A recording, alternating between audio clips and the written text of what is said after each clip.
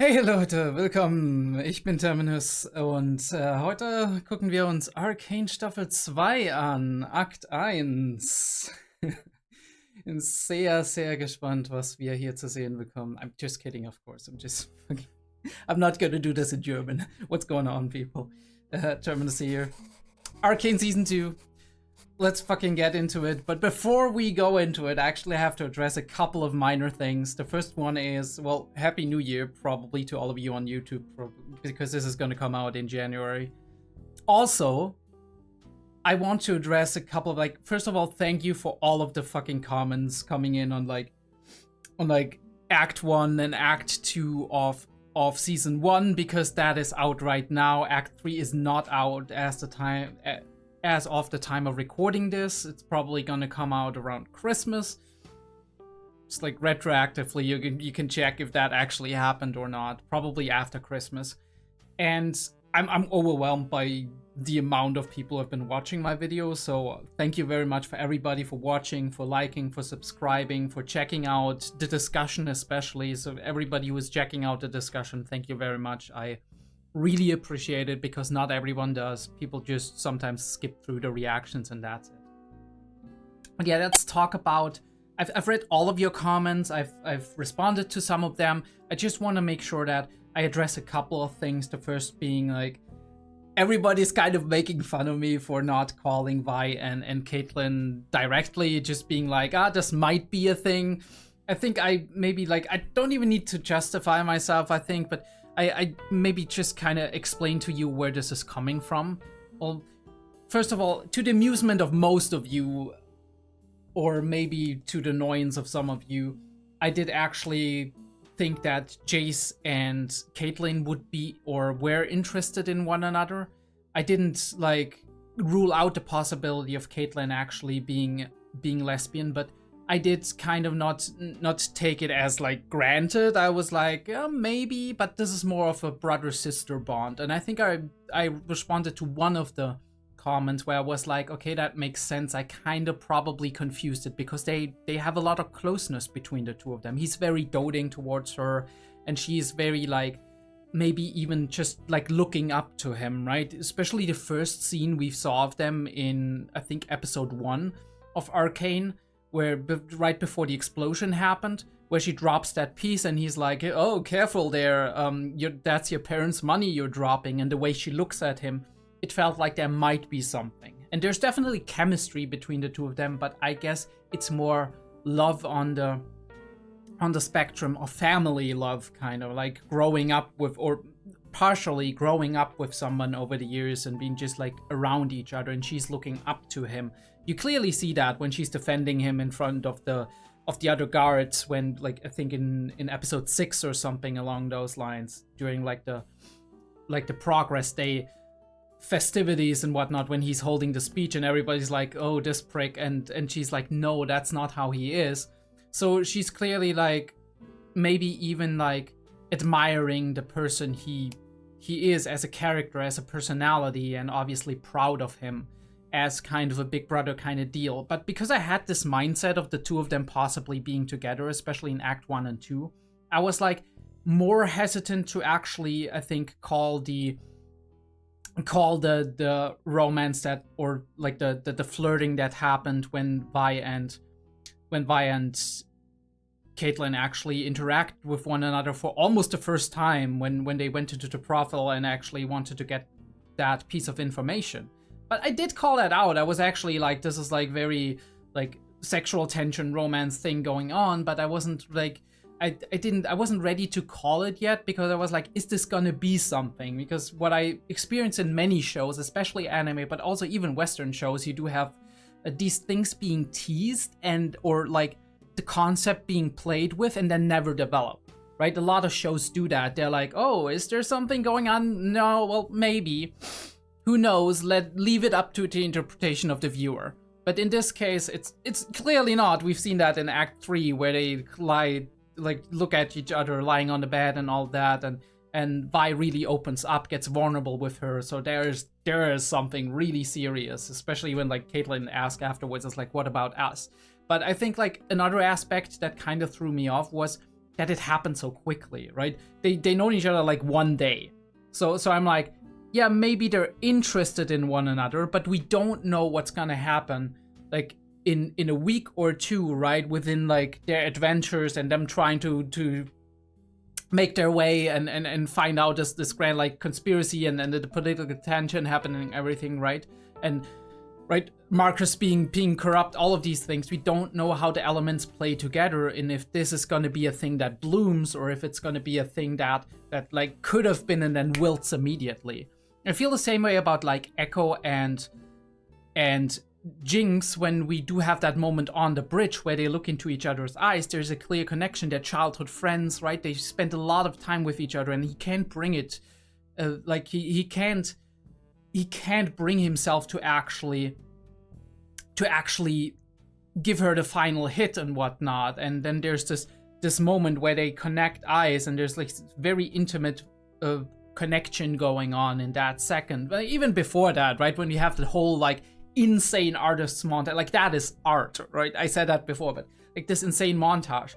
And I feel like it's similar with like Vi and Caitlyn. They like, but the difference is Vi and Caitlyn know each other all of like 2 days, and so I wasn't sure to actually immediately call that. Like I was 100% sure that people immediately would ship that, and I personally, for myself, I already started shipping that the moment when we had that like the wall slam thing. I'm like, oh god, there's something going on, right?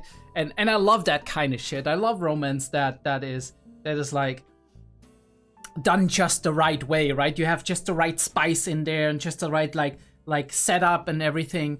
And the only reason I didn't want to call it was like, first of all, it, like I said, it happened pretty quickly. Second of all, I had that mindset that I went in before, that Chase was interested in her at the very least. I wasn't sure about Caitlyn being interested in Chase or not, right? That I think I said that in my Act 2 reaction. Not sure. Maybe I said it in Act 3. That's also a possibility. But yeah, I wasn't quite sure about that. So I was like kind of leaning on the side of like, let's be a little bit careful before calling that, being like, okay, this could be a really great friendship, right? Like best friends kind of deal, or it could be a really great romance. But I was also unsure before, like the Mal thing, where I was like, okay, is Jason Mal, is that going on, right? Is there something developing? But sometimes I'm a little bit insecure in calling these, because sometimes like I feel like if I constantly start calling romances, it feels weird, right? I mean, I have shipper goggles oftentimes, but I do also, I've made the experience talking to other people or watching reactions that sometimes people are like, oh hell yeah, they're into each other and this is a thing, but the creators didn't really confirm or deny it, or maybe even sometimes the creators are like, no, we don't, right? That is not something we intended, and it's still kind of like the headcanonship of like some of the fan base, and you're like, okay, right? Like, is it like, aren't we deviating at this point in time from what the creators actually wanted? But yeah, Act 3 happened, and we clearly saw this was something they wanted to really go for, and I like how it developed so far, right? We do have that, even like the jealousy element that was coming in with Jinx, where Jinx was like, it's very interesting because this is not a jealousy on like a romantic level, right? This is a jealousy on a level of, this is a person who could become as important or more important to me. Like, I could be replaced in the sense of attention and affection that I'm getting from that person that I care very much about, right? So this happens often, I feel like, in some dynamics, be that like siblings dynamics or like parent-child dynamics, where it's like, okay, the son or the daughter brings home the first girlfriend or boyfriend, and it's like being really like apprehensive towards that and feeling like, right? And the other way around too, right? Like you have a parent that is a single parent, right? Maybe the father or the mother died or whatever, and they go out dating again, and then the children get kind of jealous when somebody new is coming in and kind of just hogging that attention and just like receiving all of that affection and attention. And paired with Jinx's already established like tendency to have those abandonment issues and to feel like to have her self-worth tied very much to what she can provide for people and how she's like how much attention and affection she gets from them. It's really hard probably for her to see these things happening, somebody else getting so much affection from Vi, and just standing by and thinking, yeah, this is okay, right? Because it feels like Vi is taken away from her, right? Even more than she already was, right? She just found her again. She just realized again that she was actually alive, and then all of the doubts are creeping in, right? The stuff that Silco established, which like Silco isn't the kind of character who's like he's somebody who has, I guess, I think manipulation and gaslighting partially, right? Using people, instrumentalizing them. He has that baked into his personality at this point, into his MO. He can't change that behavior that he exhibited for a long time, that he like lived and breathed.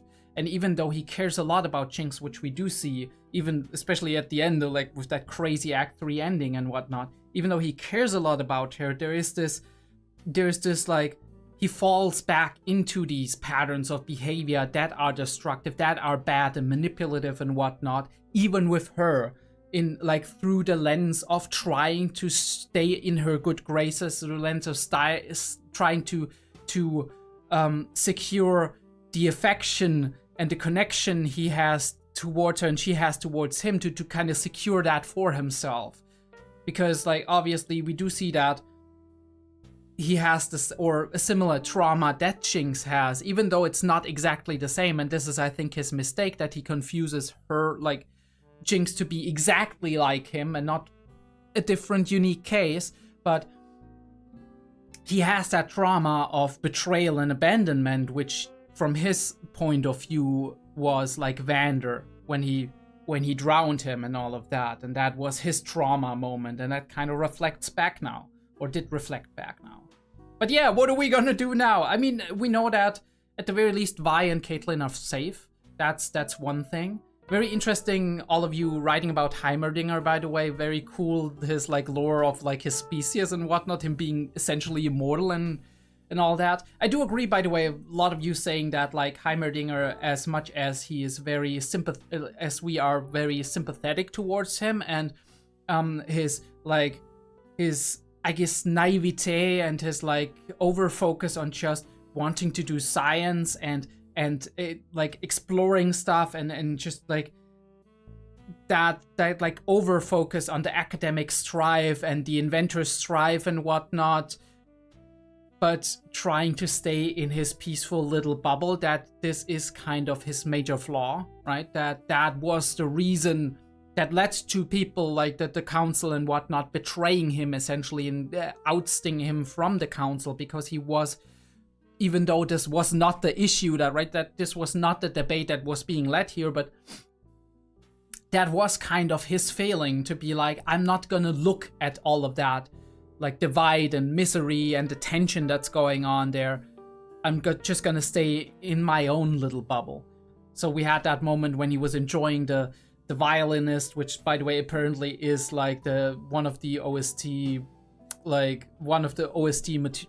musicians of the entire show of Arcane, which is really cool that he has like a guest appearance. Same with like the Progress Day people in the little blimp, which were like drunk screaming, those being the directors of Arcane. It's really cool. So a lot of little nice nods. I mean, of course, like the art is beautiful, the composition, all of that shit. Big thanks to Studio Fortiche. I think that's how it's. I don't know. Maybe I'm a little bit too poignant with my French accent. No, that's not my French accent. I think I need to get into this French accent, and sometimes it doesn't sound quite right, but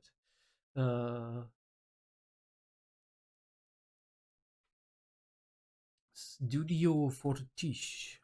Yeah, I think that's how it's called, Fortiche. Yeah, big big thanks to the studio, which did an amazing job with this first season. I can't wait to see how we go, like with the second season and all that. What Heimerdinger and Echo actually meeting is gonna do to the world of Arcane, how Caitlyn and Vi will proceed, and how their stance will be towards Jinx after all of that happened. Now, who of the council is still alive and who of them died, right? All of that shit. Because hell is gonna break loose now, and the question is, what kind of lessons do different people who have power within the city, who are still alive, take from this event happening?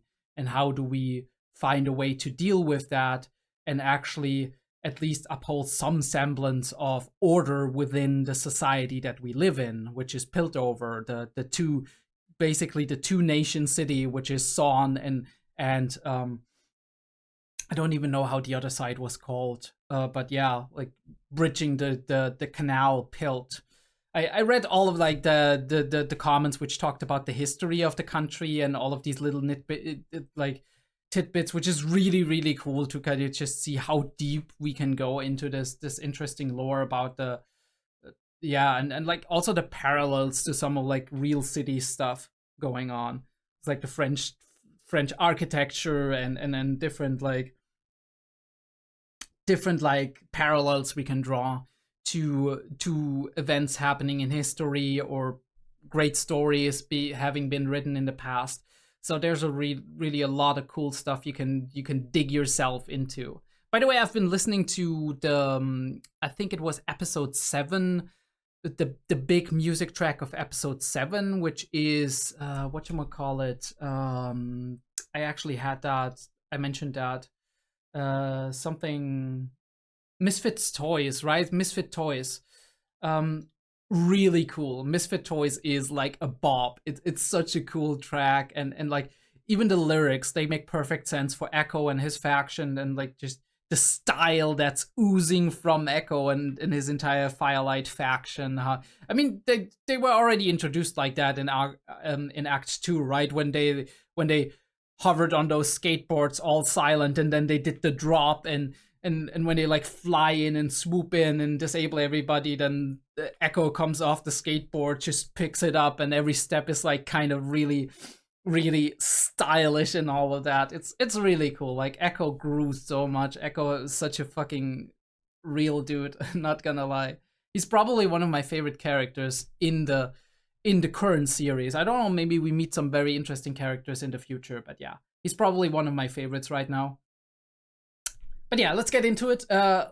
We talked long enough. This is going to be episode 1, 2, and 3 of Act 2 of Arcane.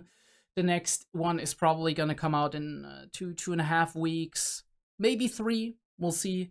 I do appreciate that you're all being patient with me. This is like 3-week chunks are big, right? And especially with other stuff I have on my plate right now, but I'm bringing them out as we go, as I can, and I do hope you're enjoying every one of them, clicking every one of them. Maybe you stay around for some of the other shows that I'm watching, although they're quite different at the moment. But yeah, stick around definitely for February or like late January, start of February. I might be like keep an eye out for potential polls that are coming out on the series that's at some point going to replace Arcane when season 2 is over.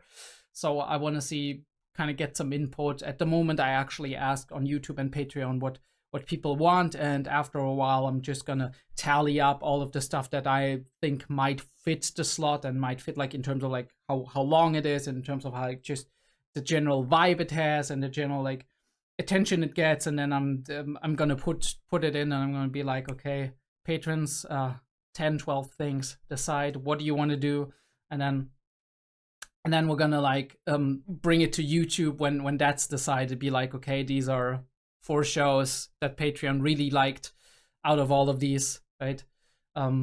Voted like, obviously we have a rating system on Patreon. We're gonna do it like T-Boo style maybe.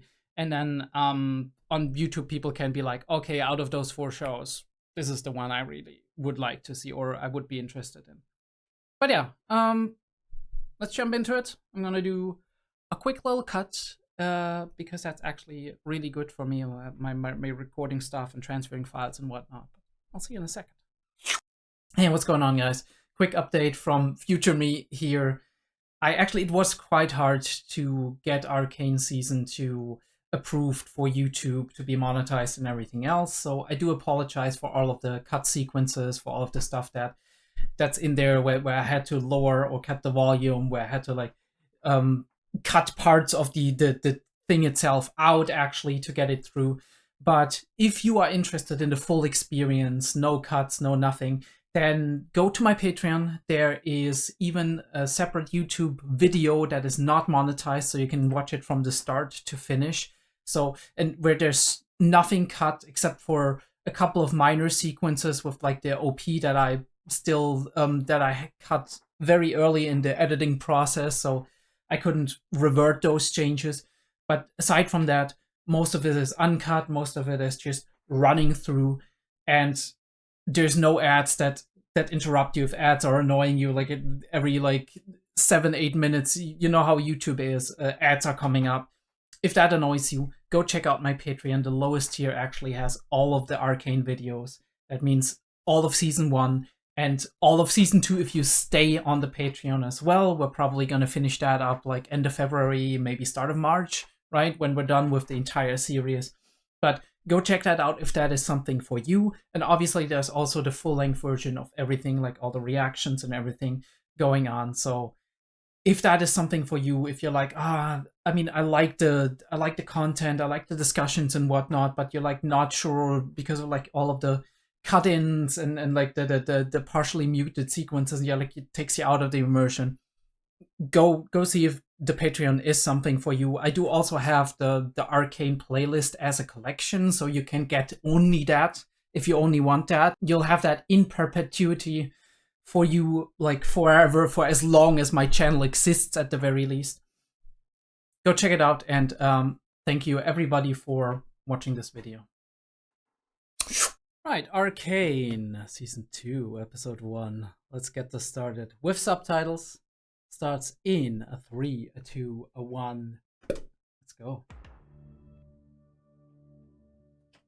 And the new Netflix logo, of course. Guys and gals, this is not a market substitute. Go watch it on Netflix. It's an amazing show. Support the creators, please. Or buy their Blu-rays or whatever of the series. Buy the merch. Yeah, you know, support them in some way.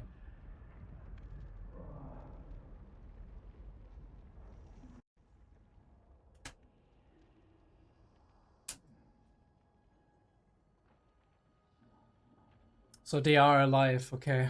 Holy shit, but... Ooh, maybe they're not. Oh, if she dies, she's gonna fucking lose it. She's like a pillar.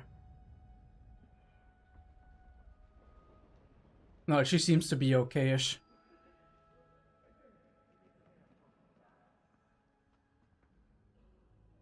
This reminds me so much on the start of Season 1. With the bridge and all of that. Just the other way around. Holy shit, she's shell-shocked. Oh shit! Holy shit, our gas, bro, no! He literally got released into the atmosphere, what the fuck? Bro's, like... Bro's flying up in the clouds. Fuck me, dude.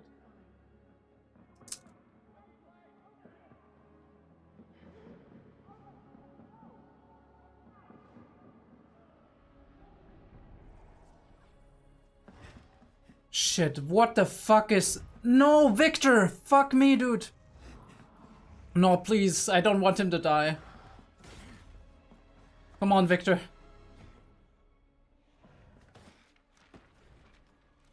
Ooh, Chase is gonna help. Ooh, no, it's reacting to him. Is it gonna restore him?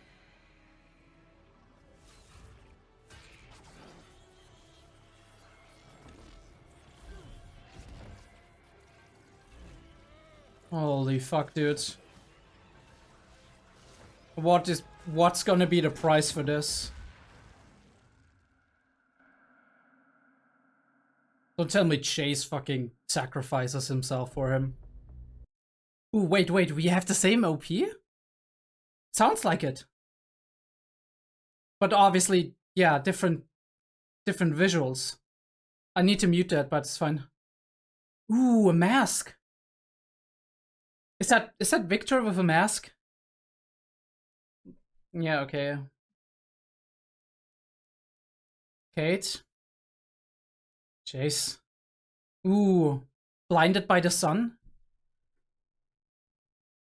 Rose wilting. Ooh, what does that mean? Jinx with the flag of revolution, what?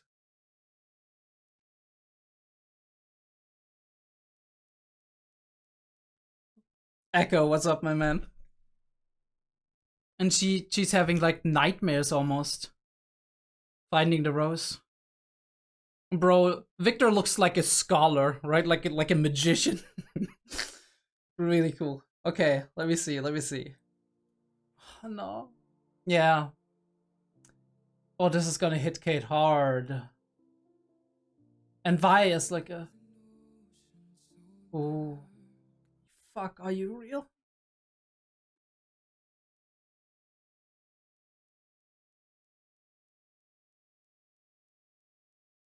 I love that with the monochrome. And Vi is the only thing in color.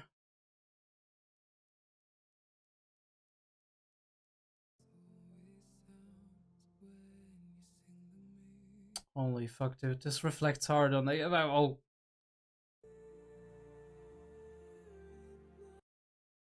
I wonder what those flowers are, right? Which ones they are.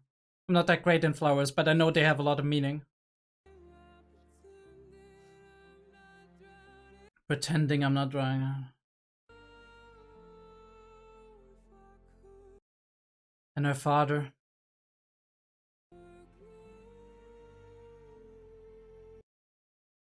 She's gonna blame herself 100%, and Vi's gonna blame herself too.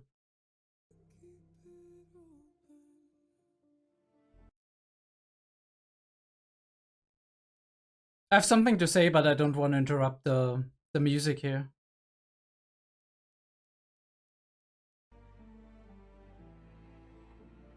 It's really hard to see somebody hurting when you can't do much about it, right?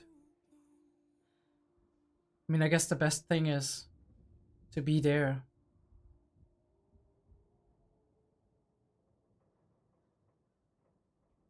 Holy shit. Before that starts, right, we have like a little bit of a pace interruption. The thing I wanted to say is this resonates really hard with me because I feel like these are like a lot of the moments that we experience that are kind of, I don't want to say traumatic, but like significant, right? In maybe in a negative way. Moments that we experience that happen that we do feel, maybe even just in hindsight, but we do feel, I do feel like sometimes it's palpable that you are experiencing a moment in your lifetime that is fundamentally going to change who you are or where your life is going to go, or right, that is kind of like, it feels like a paradigm shift. That I mean, weird way to put it, but paradigm shift is like the thing that feels to me like it's the most fitting word for it, where it's like, I do feel like these moments are sometimes really like experienced very weirdly on a visual level and on an auditive level. And I feel it resonates very hard with me and my personal experiences that moments like these can be experienced in hindsight, right? Remembered in monochrome, in like toned down, saturated, like non-saturated colors. Everything seems to be still. It seems to be frozen in time almost. That there's like a gray mantle that has kind of like lowered itself over everything that you're experiencing around you in your immediate environment.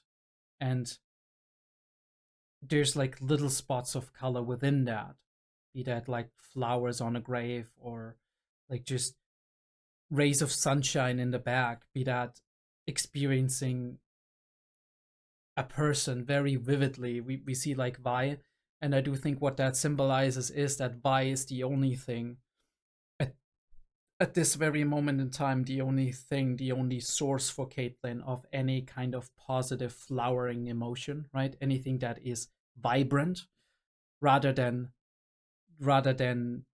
depressive and drowning, basically, like the song is saying. So there's like really, really powerful imagery in that, and I really feel for that. And the way I know Vi, the way I know Caitlyn. First of all, Caitlyn's gonna blame herself that she couldn't stop it, although she literally couldn't have done anything about it, right? And like her mother being a counselor had nothing to do with her and Vi actually being confronted with Jinx. But obviously, her being involved in that and actually being in the moment with Jinx and Vi and all of that is gonna make her blame herself that she couldn't figure out a way to actually prevent that from happening. And the second thing is, I think Vi is heavily gonna blame herself. On the one hand, gonna blame herself to the person that Jinx has become, right? Like the place Jinx is at and the things she has done, reflecting back on what she failed to do with Jinx and that she failed to reach Jinx. And also, I do believe that she feels very bad about dragging Caitlyn into this, and that her sister, right, her like inaction or whatever she failed to do that led her sister to actually attack the council room is a direct cause of grief for Caitlyn right here, for her mother dying. Which, if anybody can empathize with a parent dying, it is probably Jinx and Vi, right, who have lost not one but three parents, right? Mother and father in that revolution when they were little, and Vander later on. So there's going to be a lot of self-blame, and so far Vi's modus operandi, her standard mode of behavior when she encounters a situation like this, as we've seen as early as episode 3 in season 1, is remove myself from the situation, right? Thoughts like, I am responsible, I'm not good for them, if I stay with them these things will keep happening, right? I need to fix my shit and my stuff to keep that as far away from her as possible, to keep her out of that. That's what I see happening here, at the very least, if Vi hasn't changed in how she processes these things and how she deals with these things, which is like, I'm gonna go away so the person I care about isn't gonna get hurt more. We saw that as early as episode 3 when she moved away after she hit Powder, and we saw that last time in act, I think it was in act 3, when she and when like the council thing didn't happen the way she wanted to, she removed herself from Caitlyn and was like, right, oil and water and all of that, and made the split and tried to do her own thing. Maybe it was act 2. I think it was act 3. But yeah, let's get back into it. 3, 2, 1. She was a great woman, a good friend. I don't know how we'll face this crisis without her.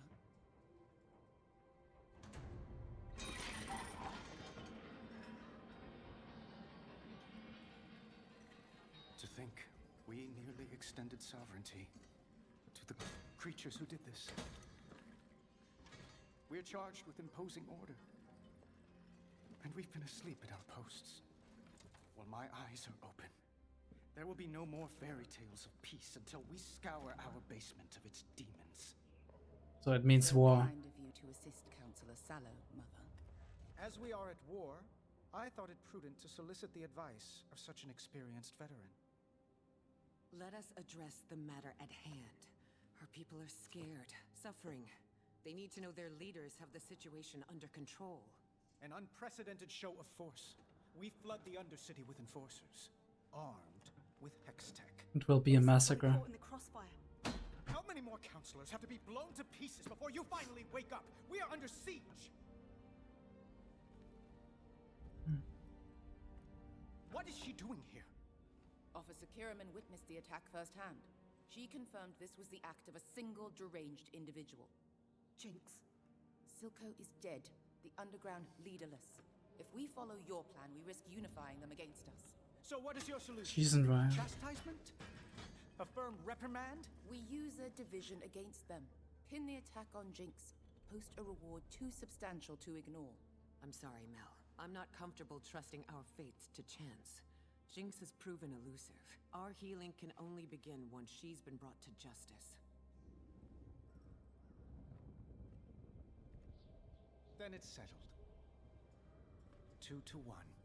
Where's Chase? If I may, in crises such as these, it's imperative you present a unified front to the public, whatever your personal feelings. How wise. She doesn't like The this Gate approach. endorse the invasion. But I draw the line at Hextech. We have an ethos. Such force must be a final resort. Agreed. So the enforcers go in with normal tech. Then it's settled. 2-1.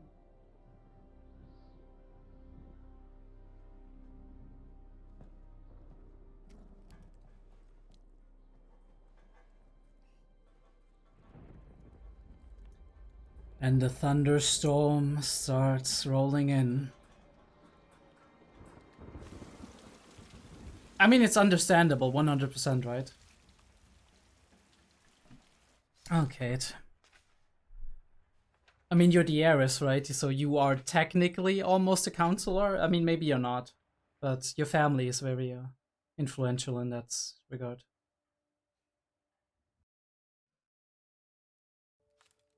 Thank you very much, subtitles. I didn't know melancholic music was playing.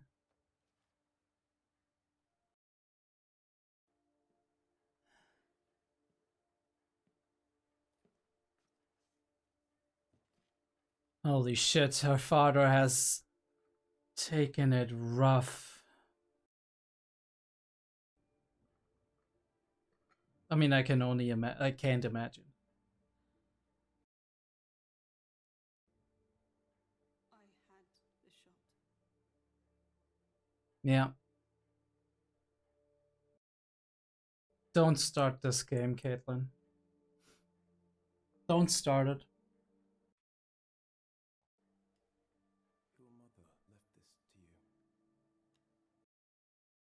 Kieran Key. No, I'm not.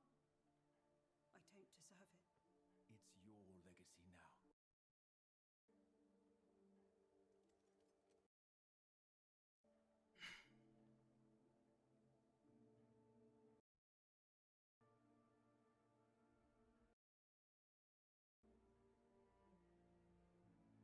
What is she still doing here?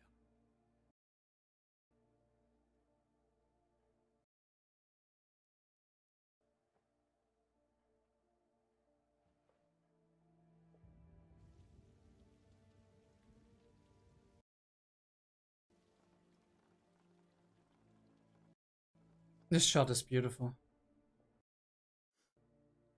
The reverse shot too. Holy fuck.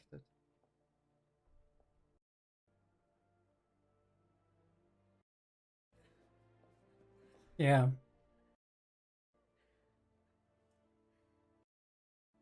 I knew that she wasn't gonna blame her. That's 100%.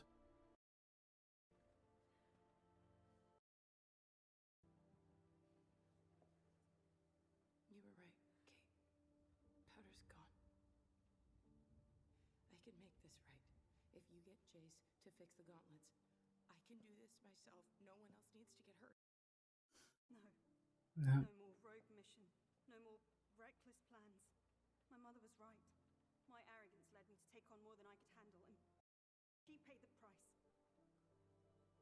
They both blame themselves, and that's so tragic. All the enforcers after Jinx. I'm going with them. Please, I have to help. You can.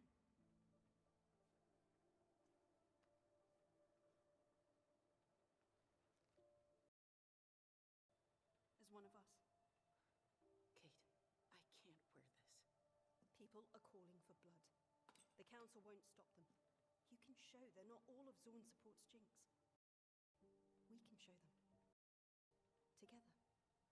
I watched them you have any idea how Yeah. that feels? Yes, I do.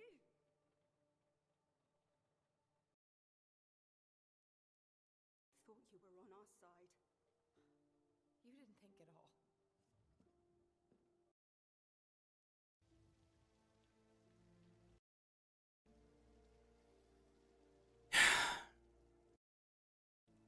It's really hard to separate that, right?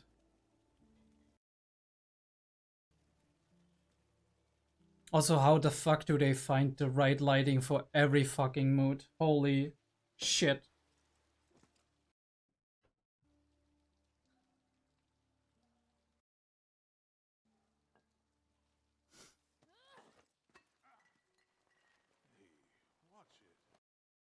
Who are you, my dude? Sorry. No, you're not just a random. Not my first. Ooh, new character? Or old character?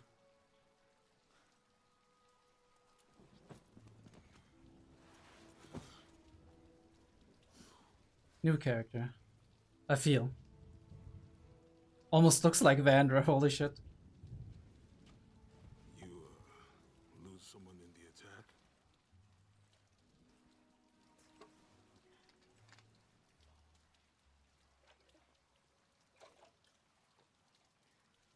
More than one person.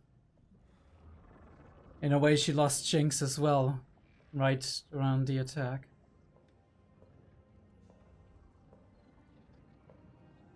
Oh yeah, Chase is tending to Victor, I'm stupid. Of course he would. How is he? Same as before, breathing. He's alive, but we don't know. Beyond He's that, not conscious. your guess is as good as mine. Holy fuck. He's evolving.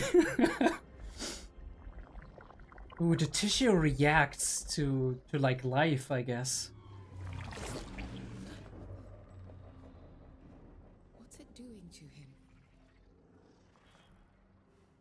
The hex core's been evolving, shifting through runic patterns faster than I can keep up.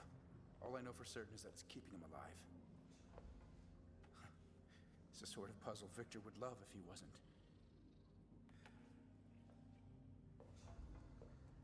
It should be me up there instead of him. Don't say that. He'll come back to us. I still don't understand. He was right next to me. How does the explosion do that to him? And I just walk out without a scratch. Survivor's guilt. Everywhere. Everybody's got survivor's guilt Sense now. to these things, Chase. Fuck me. How'd it go with the council? My mother's entered the game. She's already gotten her hooks into Sallow, using his grief to make a play for Hextech. Mel, I promised Victor. Never again. It's all right. I handled it. I won't let them corrupt your dream. I think it's great that he's holding on to his promise to Pay her a Victor. visit. She hides it admirably, but the poor girl's in so much pain.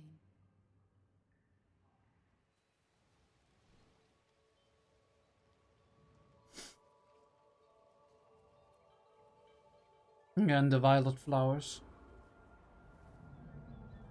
Maybe they're a symbol of their family. Do let me know if you know, like, if the violet flowers have a specific meaning. Unless the show's gonna explain it to us.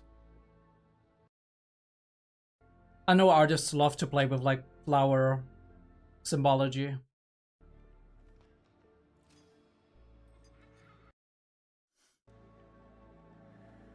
The way she's got, like, demon eyes, it almost reflects how Jinx has been seeing her.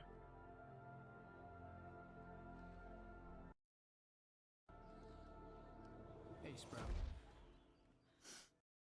Replaying it in your head. How'd you find me? Hey, Sprout. Mother and I used to come here when we needed an escape. A few places we never argued. I'm sorry I haven't been around. How's Victor? I can't even tell if he's still in there. Ever since it happened, three faces keep spinning through my mind. I see Mother, when they found her, and every fiber of me just sinks, like a stone swallowed in dark water. But then there's Jinx, laughing. I want to tear that laugh from her throat forever. Kate. I know. Grief, I hate. understand now how easy it is to hate them. One vicious act. Then I see Vi. I asked her to put on a uniform. Suffice to say, she declined. Vi, wear a badge.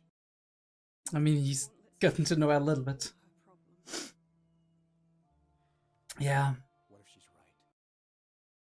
Jace is way closer to Vi But it's not what in terms of mentality. Shit, how strong is fucking Caitlyn? Understanding these things at her age, right? Me. Joined the Peanut Patrol. And I thought she had no sense of humor. Like peanuts. Her dad's right. There's no point in sticking around up here. Except, I'm the one who created the monster.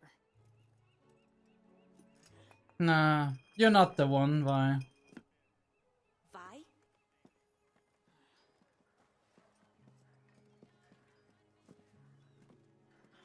Who are you? Wait, Who are you? How do you know my name? wait, I've seen you before. Officer Nolan. Maddie. And, it's written on your face. So what is it? Random search? Escort off the property? Or are you just here to waste my time? Search? No. You're something of a legend amongst the enforcers. Okay, maybe I haven't seen you. Maybe I've seen you in, like... Tried to deny your enlistment. I have to ask, is it all true? You went after Silco alone when the council wouldn't back you. Took on his whole gang.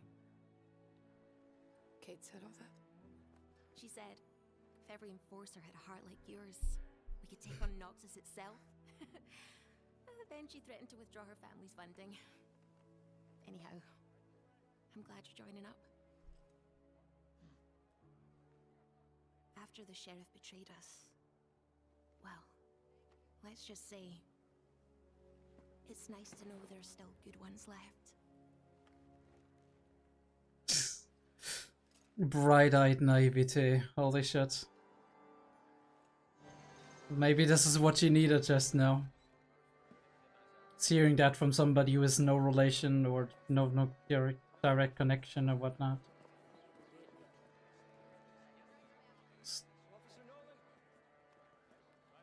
Duty calls. A real honor, Vi.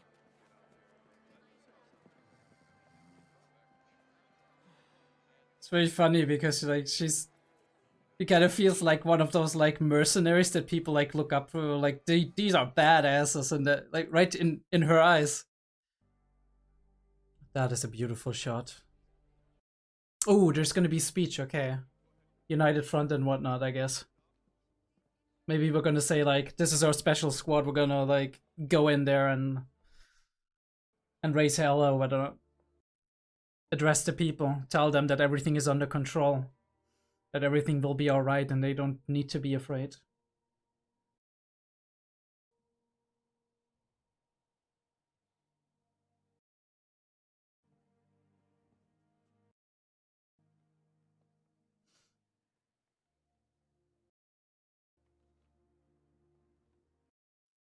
Is that like her Kate's mother's family or something? The symbol seemed similar, but maybe it's not their family crest. Is having the occasion now and again to stand behind this podium. Hold so many, joined together not by birth or dictum, but by all that we share. Yeah, I like the... Our hope, our curiosity, our compulsion to leave behind us a world better than that before. Highlight what we have in common. Share are what make us one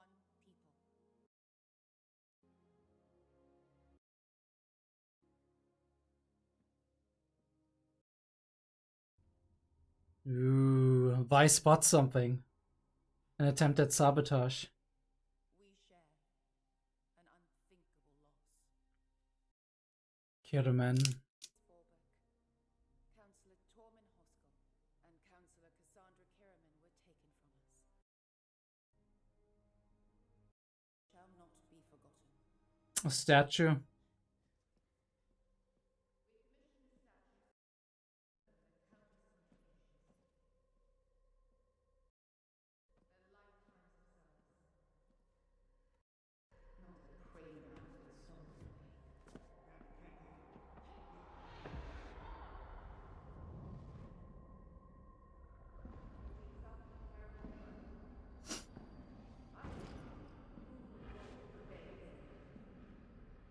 Is she gonna follow him or is she gonna look at the package? They will account for their crimes.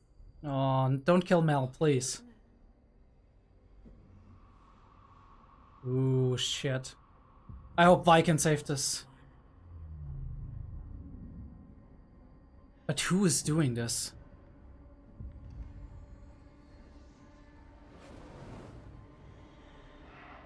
Holy shit, it's her!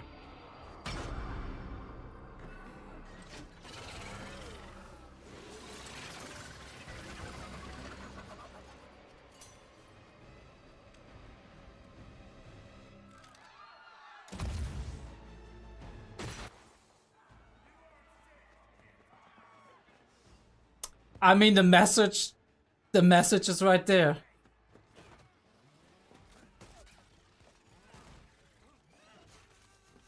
Fuck me, dude.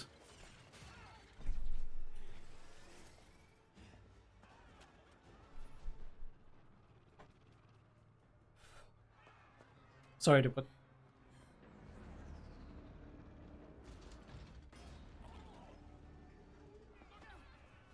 And here come the fucking Shimmer soldiers.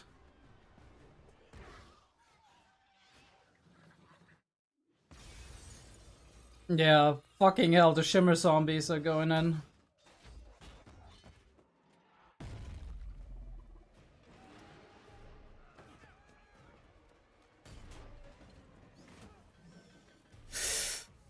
Ouch. Yeah, it just keeps escalating.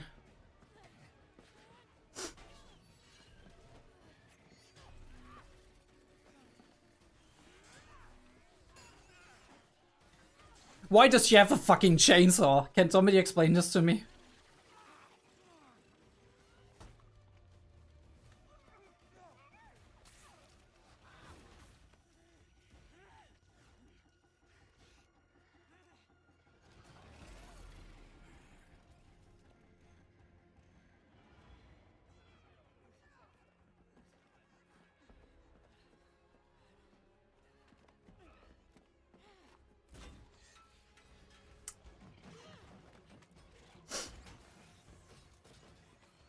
Holy shit.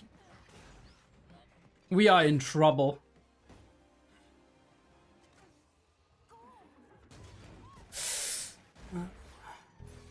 Oh, is she gonna die?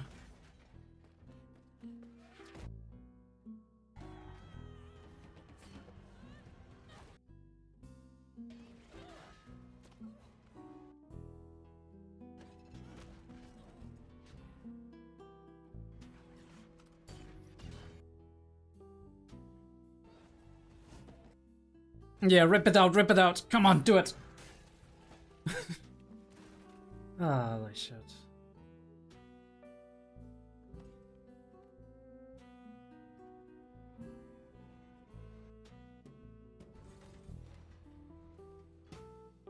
There's... Holy fuck, dude. This is so parallel to episode 1.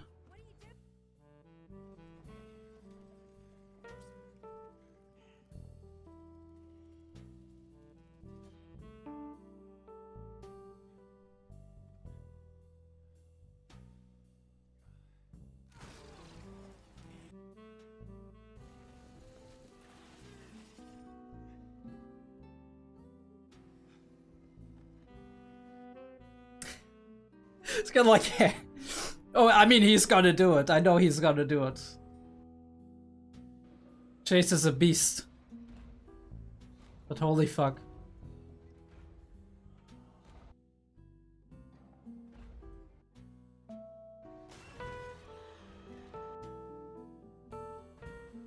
Come on, Vi. Come on, Vi. Symbol of hope. Oh, is he gonna take action? Holy fuck.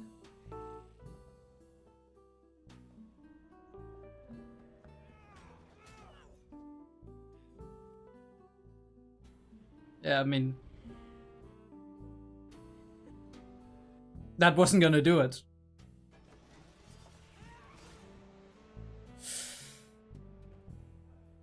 Holy fuck, dude. Well, if he doesn't die, he might be disabled.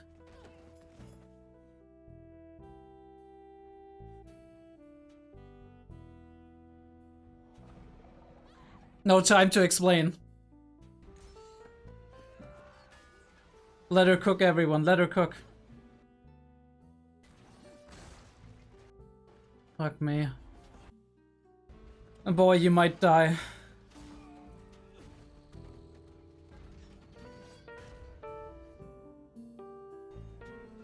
Whoa. Bro, who are you? Vander-looking ass.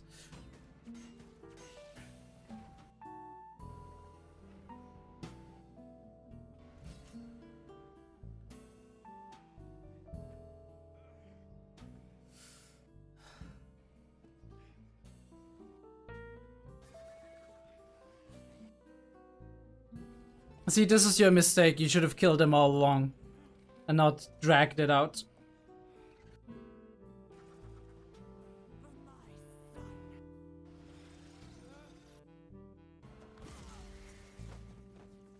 Oh yeah, I totally forgot her son died. Oh, this is gonna establish Hextech as a weapon, isn't it? It's gonna be like, we need Hextech weapons.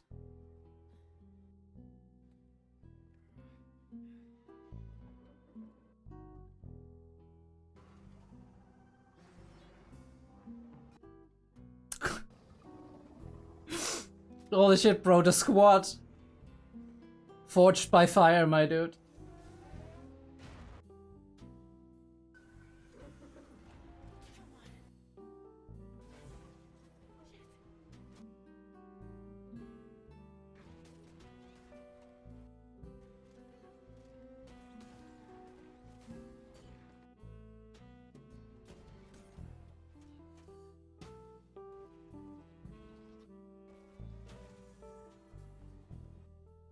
Holy shit, get out of the way.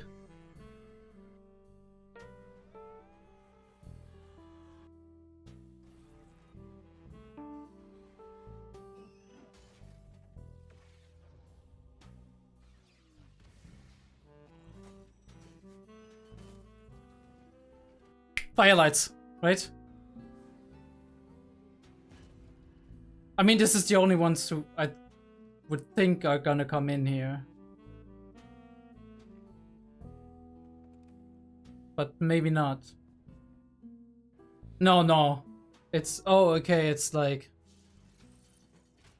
it's the Noxus people. Okay. Fair enough.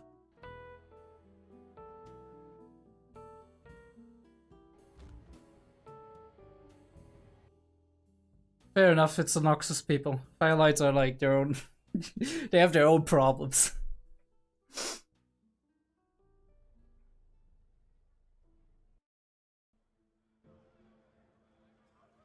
A day of remembrance turned into another terrorist attack. Escalation just keeps happening, right? People keep dying.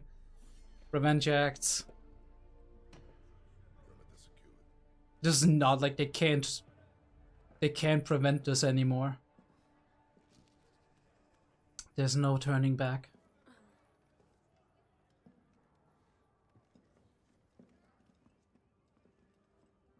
Thought for sure you were gonna get yourself killed. Oh, the shit. The amount of insecurity going through there, right? A memorial? What kind of animals? They wanted the spectacle. Alright, they're trying to scare you. All they did is piss me off. need to find a way to call off the invasion. What? This battle was on your soil. Down there, you'll be on their terms. None of this is on our terms. Maybe you should change that. Well, I don't know how, okay? She dies and leaves this giant hole, and I'm just supposed to fill it. Like she was never. No, you're there to not. begin with. You're not. Hey, It won't fill. the hole gets smaller, but you never It's- fill it. It's gonna be a scar. Right? This is what it I is. was wrong to spring the badge on you. It's No, just you were right. every way I slice it. If I go after your sister alone, one of us comes back in a box. It's all coming apart. It has been. Since season 1. I won't let it.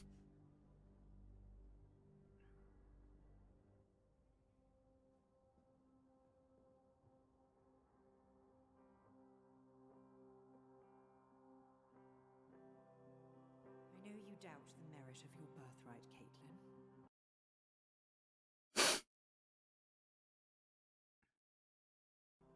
But remember, you're a Kiraman. What is this technology? Hello?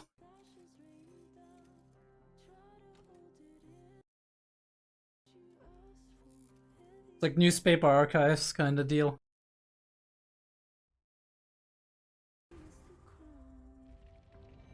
Heavy is the crown. Never in our lifetimes has Piltover's leadership been forced into the dungeons of our capital.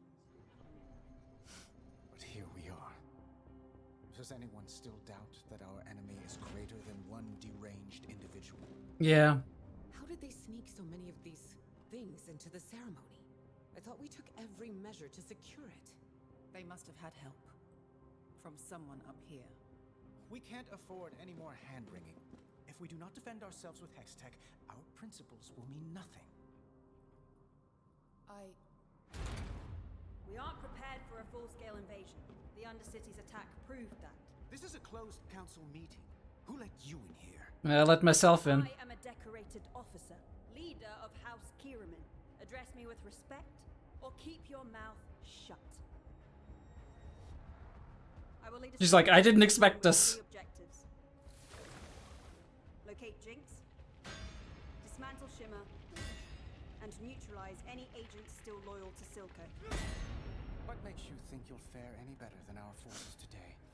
She's been down there. And she has people that were down there.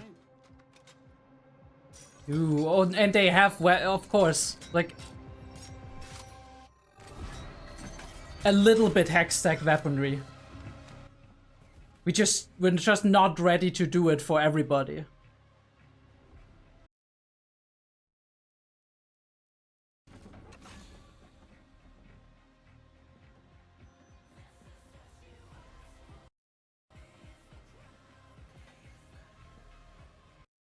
And Chase made the weapons.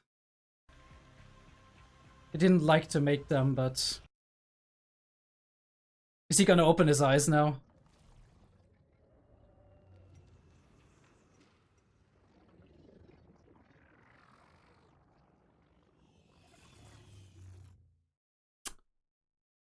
Not quite, but we're almost there.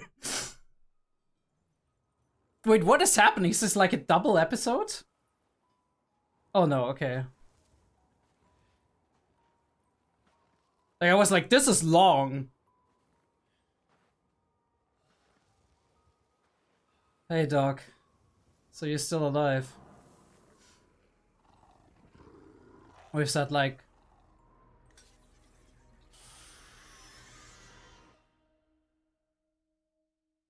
Doc, what are you cooking? I'm pretty sure Doc is probably on the side of Sawn, right?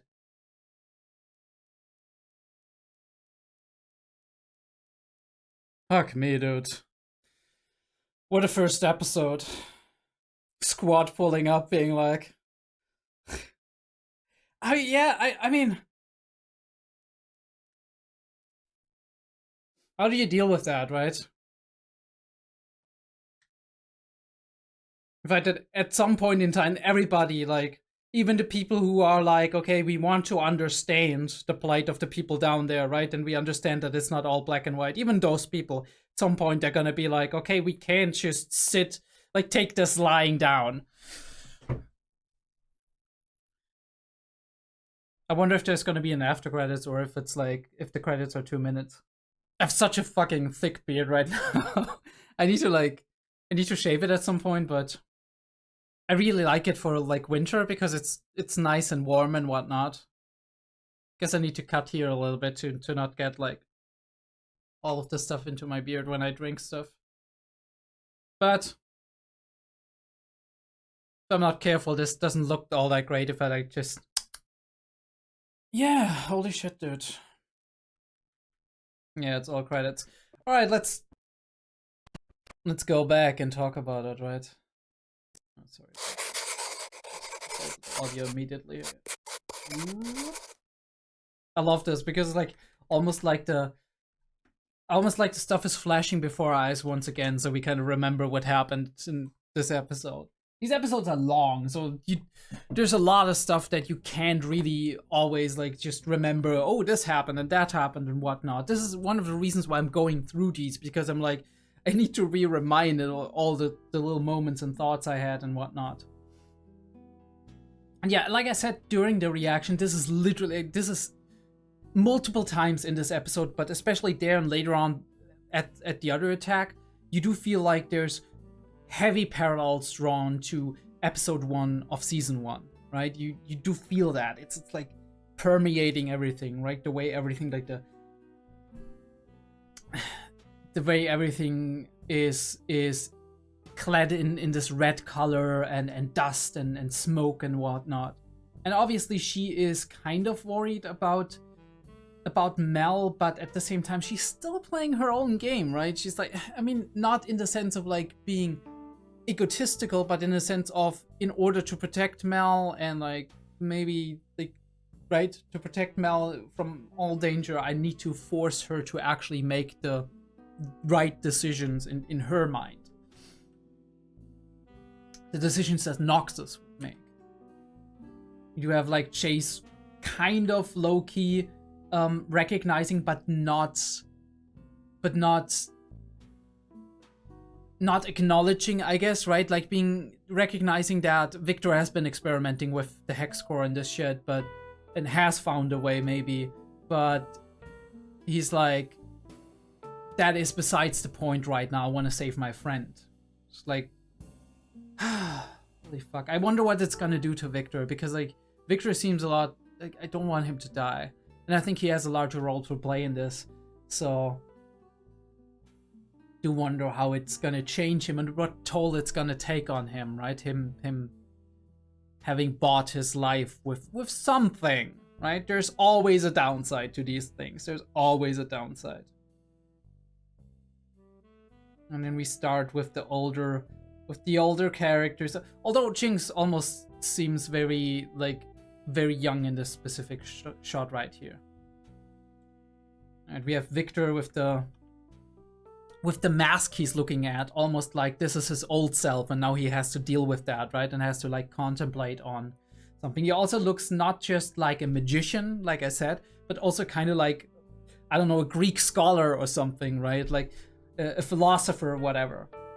There's like very interesting imagery that we use with him. She is like, as a representative of Nox, obviously heavy parallels to the Roman Empire, right? Like literally wine, lying on the couch, like this is like Roman Emperor 101, even with like the red dress and all that, and like the way it's cut. This is what Roman emperors would be wearing. Really cool way to kind of just, right, show her behind the curtain, or like halfway behind the curtain, and then just put like the credits on the other side.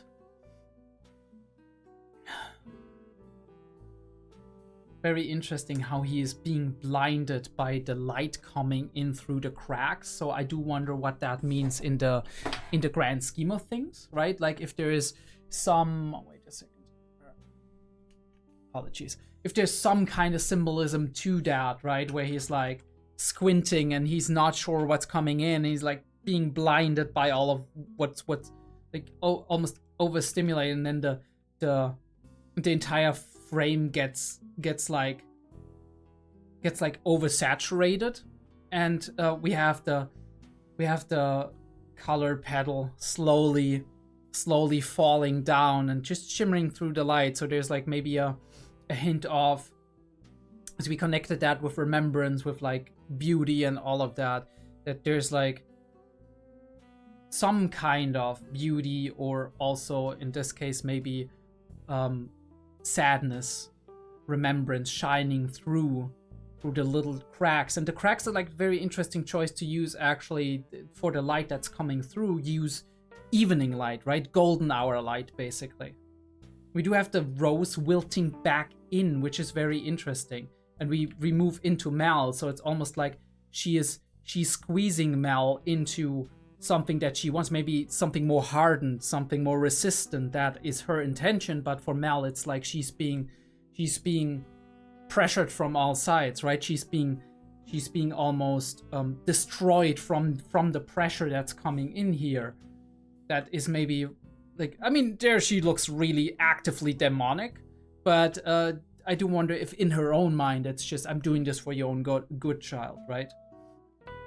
And we kind of have the same symbolism here. Mel actually, I wonder if like one side of Mel is actually modern Mel, like today Mel, and the other one is like a slightly younger Mel, because it feels like the way we split the haircut as well, it feels that way. But even beyond that, we have the direct split through the light, which is like she's split literally, like in the sense of like in her motivation and the things she wants to do and the things she needs to do, right? She's split. And at the same time, there's all of these hands coming in, which is people wanting to have power or right? Things pressuring her, people wanting to have power over her, right? Like there's external forces threatening her, basically. After the last time I saw something like that was with Monogatari, with Hanekawa. We do have that demonic looking smiling image of shimmer-induced Jinx. And then we have the next one, which is like almost reminiscent of this like Manifest Destiny America painting, that famous one. Just like almost like you connect these things with revolution, right? With like the people standing up and right, maybe toppling over a regime, but her carrying on that flag. Interestingly enough, though, while everything is clad in red, which symbolizes like danger, right, and then like like you're very, very uncomfortable with that red, there is this shimmer of blue, and it's like not a dark blue in terms of like almost like depression. It's in another like in contrast to what a dark blue in terms of like depression would be, what would like the meaning. A light blue seems to me way more like hope, like a glimmer of hope being there, something good coming in, right? Like because bright blue, the sky and all of that, right? And interestingly, that's really cool that we have a V basically on Vi's face, which kind of, I mean, I guess we don't need it, but it's a cool way to symbolize that. And then her color is obviously violet, although, well, violet, but also kind of pink in a way. So we don't know what that exactly, I don't know what that exactly means. Do let me know if you know, right? Like what commonly in narratives the color pink or violet could represent. The two hands, right? That's definitely Vi and Caitlyn, just like the hands leaning on one another, right? And we have it here, right? Just going like them looking into each other's eyes, and then they it's almost like, wait, they like embrace one another, but then they're being pushed apart by something or someone, and it almost feels like Caitlyn's shape is changing into that of like almost like a bird beak or something. So it's very weird. I do wonder what that means. And we do have like the jinxy screen distortions coming in, and then we showed this, which like some kind of symbol of a family, I would say. Like it's the one that was on the black letter that the Kiermans have, like that Caitlyn picked up from her mother's like collection of letters that weren't opened yet. And she's like almost going crazy here.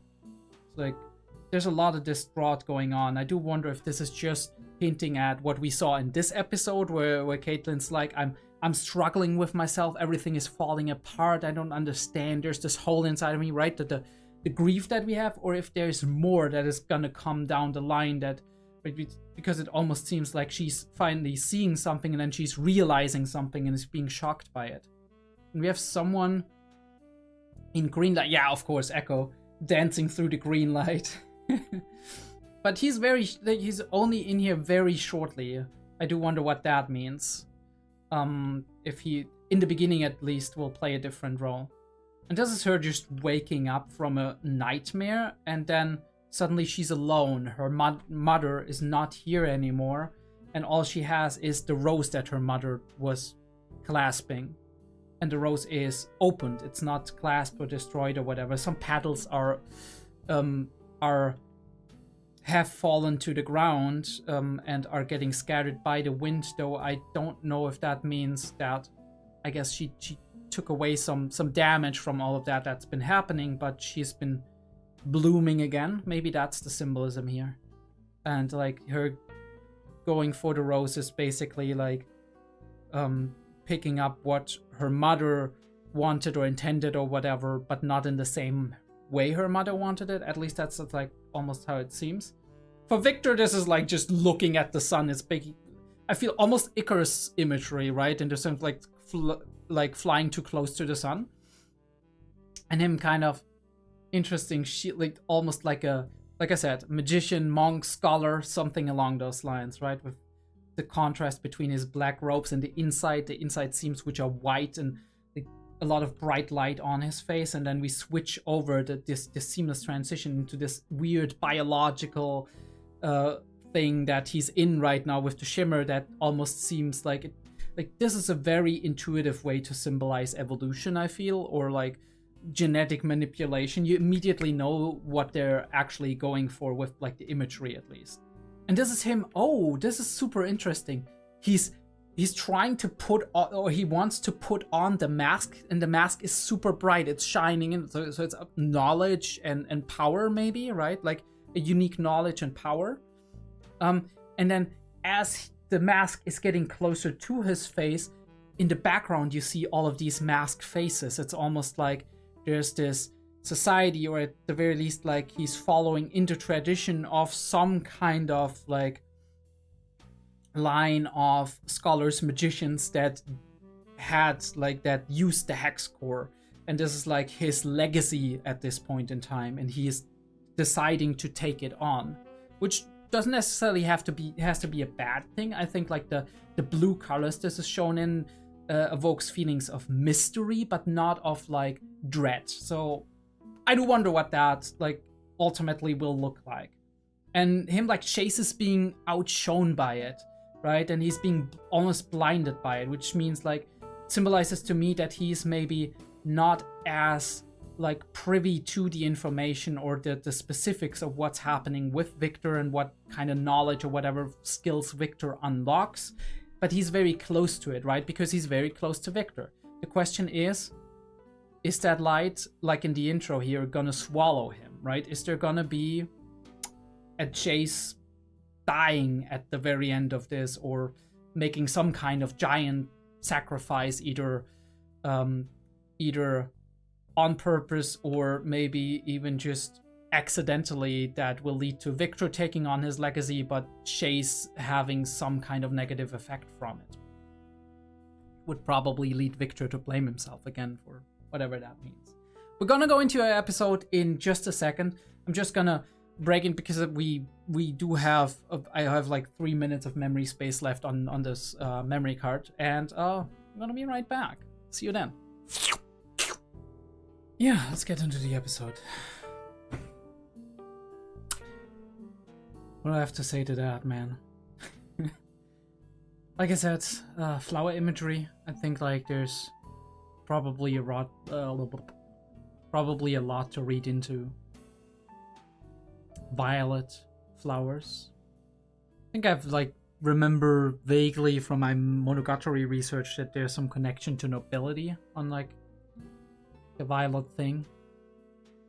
I also know there's like in Japanese there's wisteria flowers, but we don't need to look into that because this here is like a French Western production.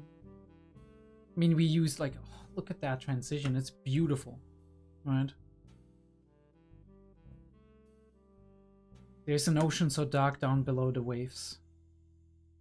You see everything in monochrome. A couple of things that aren't, right? The flower, the red bow, where you watch while these streams gently float away. Are these like memories of her? Where you watch while these stream... Yeah. And that is like her...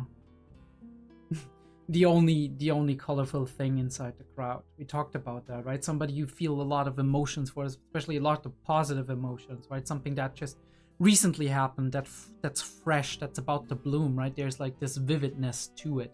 It's different than, for example, her relation to her father, which is, I'm sure, very, very, very close, but also not as vivid and as vibrant as your first love, probably. And there's a silence so soft it's only memory. A silence so soft it's only memory. That is a beautiful way to put it, right? It's like...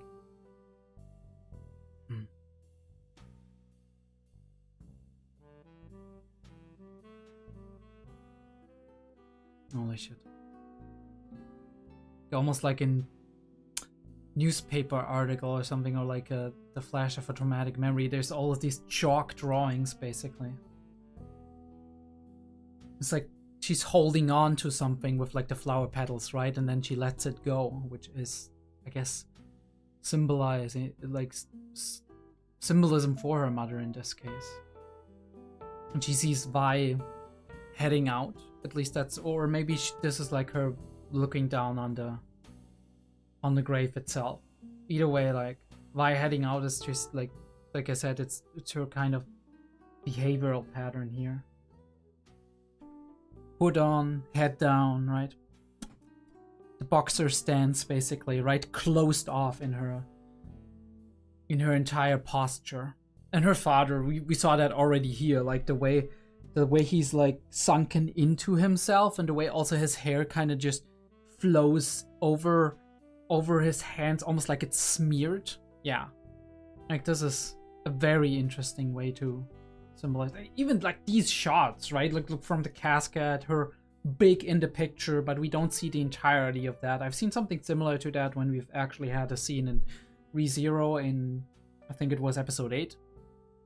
I was similar to that, right? She feels small in the frame, not tiny, of course, but smaller than the big thing, right? The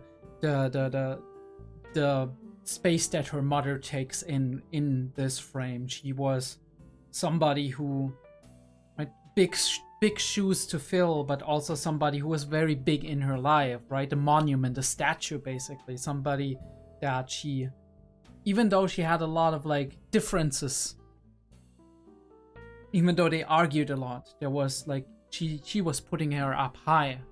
Was somebody she looked up to. And it's like sliding shot. And shortly before, this is the insane thing, right? She's looking at it and she's like mostly stern faced, but there's these jitters in her eye movements where she's like, no, please don't close, because then it's final, right? Then it's like, and we see it from inside the casket, because when we shut the casket, it's black, it's all black, it's gone. But there's this finality to that. Interesting how we reveal her from the chest and then up to her face, right? Like how slowly the casket gets carried away and the black gets carried away to a white pleached out scene. And she's like front and center, like she's directly in the middle of the screen, which is very different from how you display other kinds of scenes, right? But this matches this kind of like her stance, right? Her almost not completely, but almost stoic stance towards this, like her steeling herself towards this thing that's happening that is hurting her a lot on the inside. And then you do see in her movements how she's slightly adjusting over it, because it's about to burst out of her, but she's trying to hold it in. And Vi being like very empathetic. We saw that with Powder early on in the early episodes of season 1. She's feeling that pain, because obviously Caitlyn is somebody she cares deeply about. Somebody like in, I think the reaction or on Act 2 was just talking about how a lot of people do blame Vi for her behavior, but that it's pretty clear that the way Vi grew up, right, like on the street and having made the experience that her fist, she needs to make her fist do the talking, that this is kind of like very understandable, and I agree, right? This is like, Vi makes perfect sense to me, the way, like, the things we know about her. So all of these micro movements is beautiful, and how we can transition from that scene into, yeah, still grayscale, but we're back with the color, but it's grayscales, this grayscale scene of devastation, and she's looking at the chair where her mother was sitting. All of these eye movements going on, right? The gaze down, right? Ruminating in negative thoughts and like playing it through in your head. We have that later on. Mel kind of getting her out of that for a second, but it feels like she's like, oh, she was a great woman and whatever. But that's kind of almost like, yeah, thank you very much. But that's kind of just all reflecting off of her, because it's not a thing that helps you in that moment, is it? Helps you process it or help you do anything with it, right? Beautiful shot, by the way. How she's basically now more or less has to fill the chair of her mother, right? And the hole she talked about later on becomes apparent here, right? The hole in the chair, basically, like the hole where her mother used to be. It's like, and now the frame is almost like a family picture frame that we see that, right? Like the chair is basically the picture frame, and Caitlyn is center in it, because she's now the heir to all of that, and she has to fill those shoes, and she has to fill the chair, and she technically, I don't know if she's ever becoming like would become a counselor just because she was the heir to the Kiraman family, or if that is something that you are always just appointed to. But either way, even if it's not the counselor chair, at the very least it's the chair of her family's main, like the head of her family, kind of. But we do see even here the small clouds shining through, right? Like tiny clouds through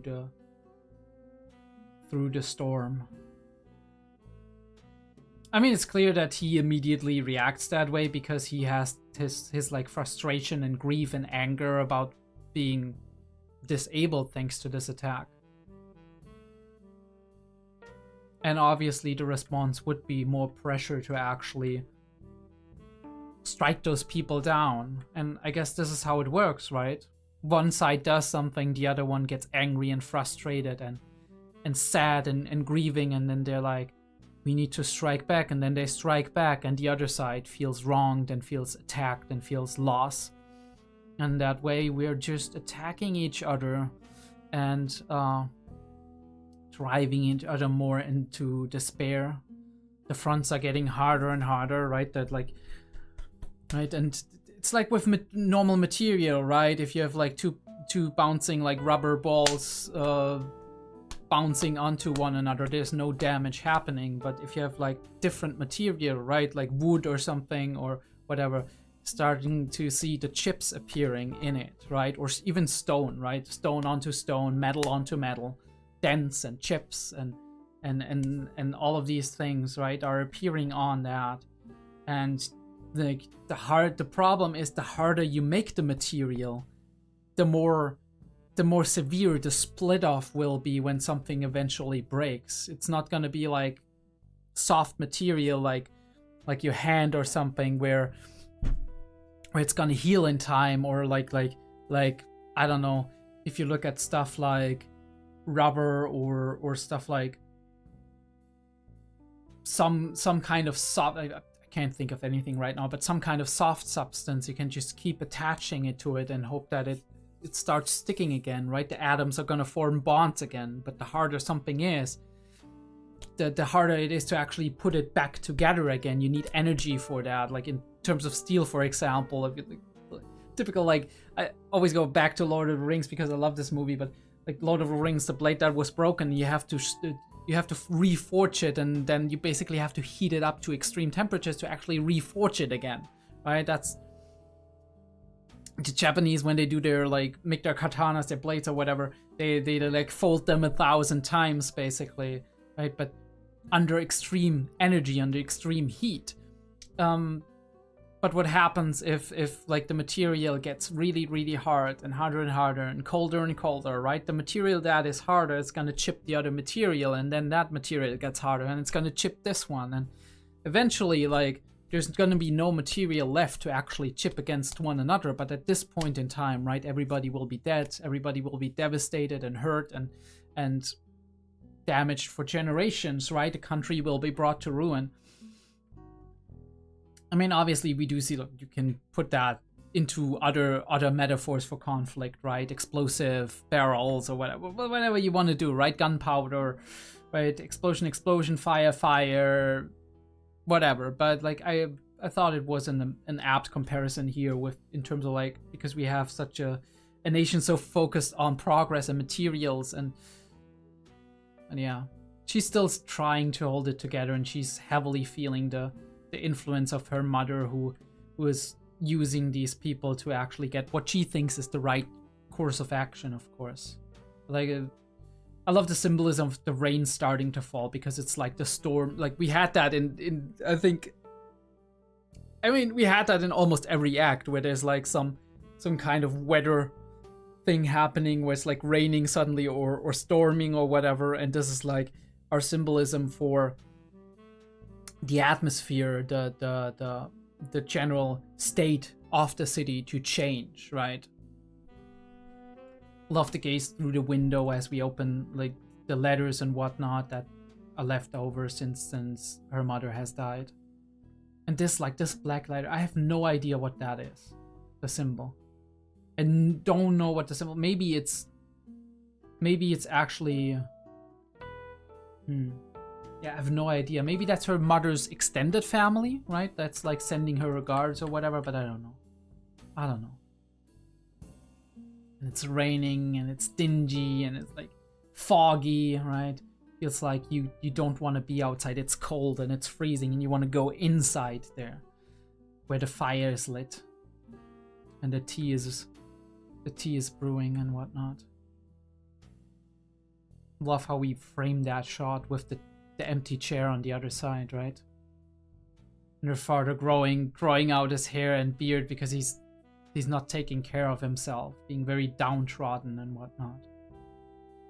It's very interesting, because the moment that Caitlin starts blaming herself and is uttering these words, her father realizes that while he doesn't have the energy to actually just say to her, it's not your fault or whatever, at the very least he can, like, he has to be there for her in some kind of way, which is him giving her the responsibility for the family and being like, this is your legacy. It's right. She wanted you to have this, which is a way to ping her, right? To connect to her, but also to put maybe hope and the power to change her fate into her hands. Obviously, he would be very upset about Vi here, because Vi represents the thing that, like, the portion of the city, portion of the state that took his wife, his loved one away from him, right?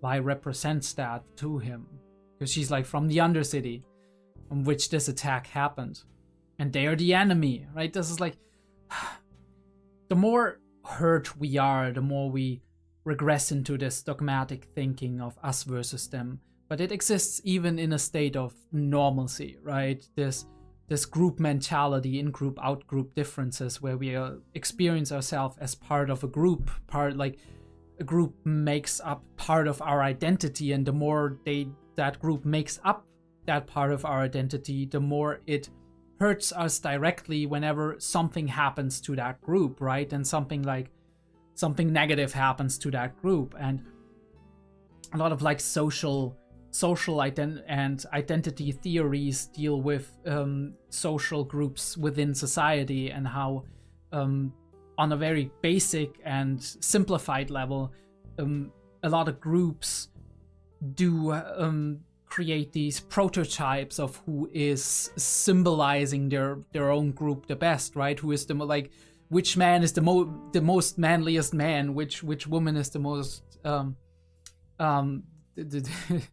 the most womanly woman, which engineer is the most engineery, right? Basically, like what is it that, like, what characteristics is it that kind of symbolize the core of this kind of piece of my identity, right? Of this group that I belong to, be that a man, an adult, a child,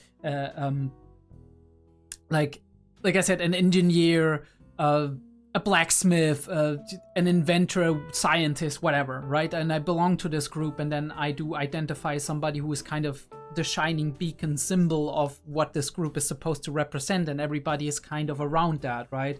Like they have some of these characteristics, but don't have all of these characteristics, right? And the only like inclusive characteristic is obviously that you belong to the group in some way, right? For example, if you want to be a scientist, you do probably have to have some kind of degree, or at least be studying something, right? So there's these entry requirements, but within those entry requirements, there's huge differences between the members of different groups. But like there's oftentimes people who are kind of archetypes and stereotypes for what that group is supposed to look like. And most, or a lot of people within that group strive to be more like that.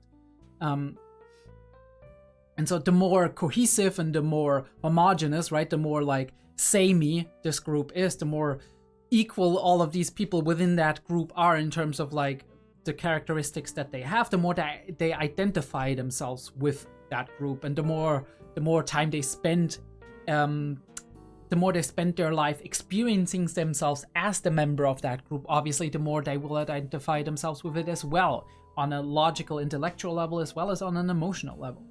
And then there is the out group, right? The group that is definitely maybe not part of my group, or maybe even the opposite of my group, or the competition to my group, right? I belong to company XYZ, and I've belonged to them for 20 years. I've identified myself heavily with them. I've made sacrifices for them. They have made sacrifices for me, or have helped me in various ways to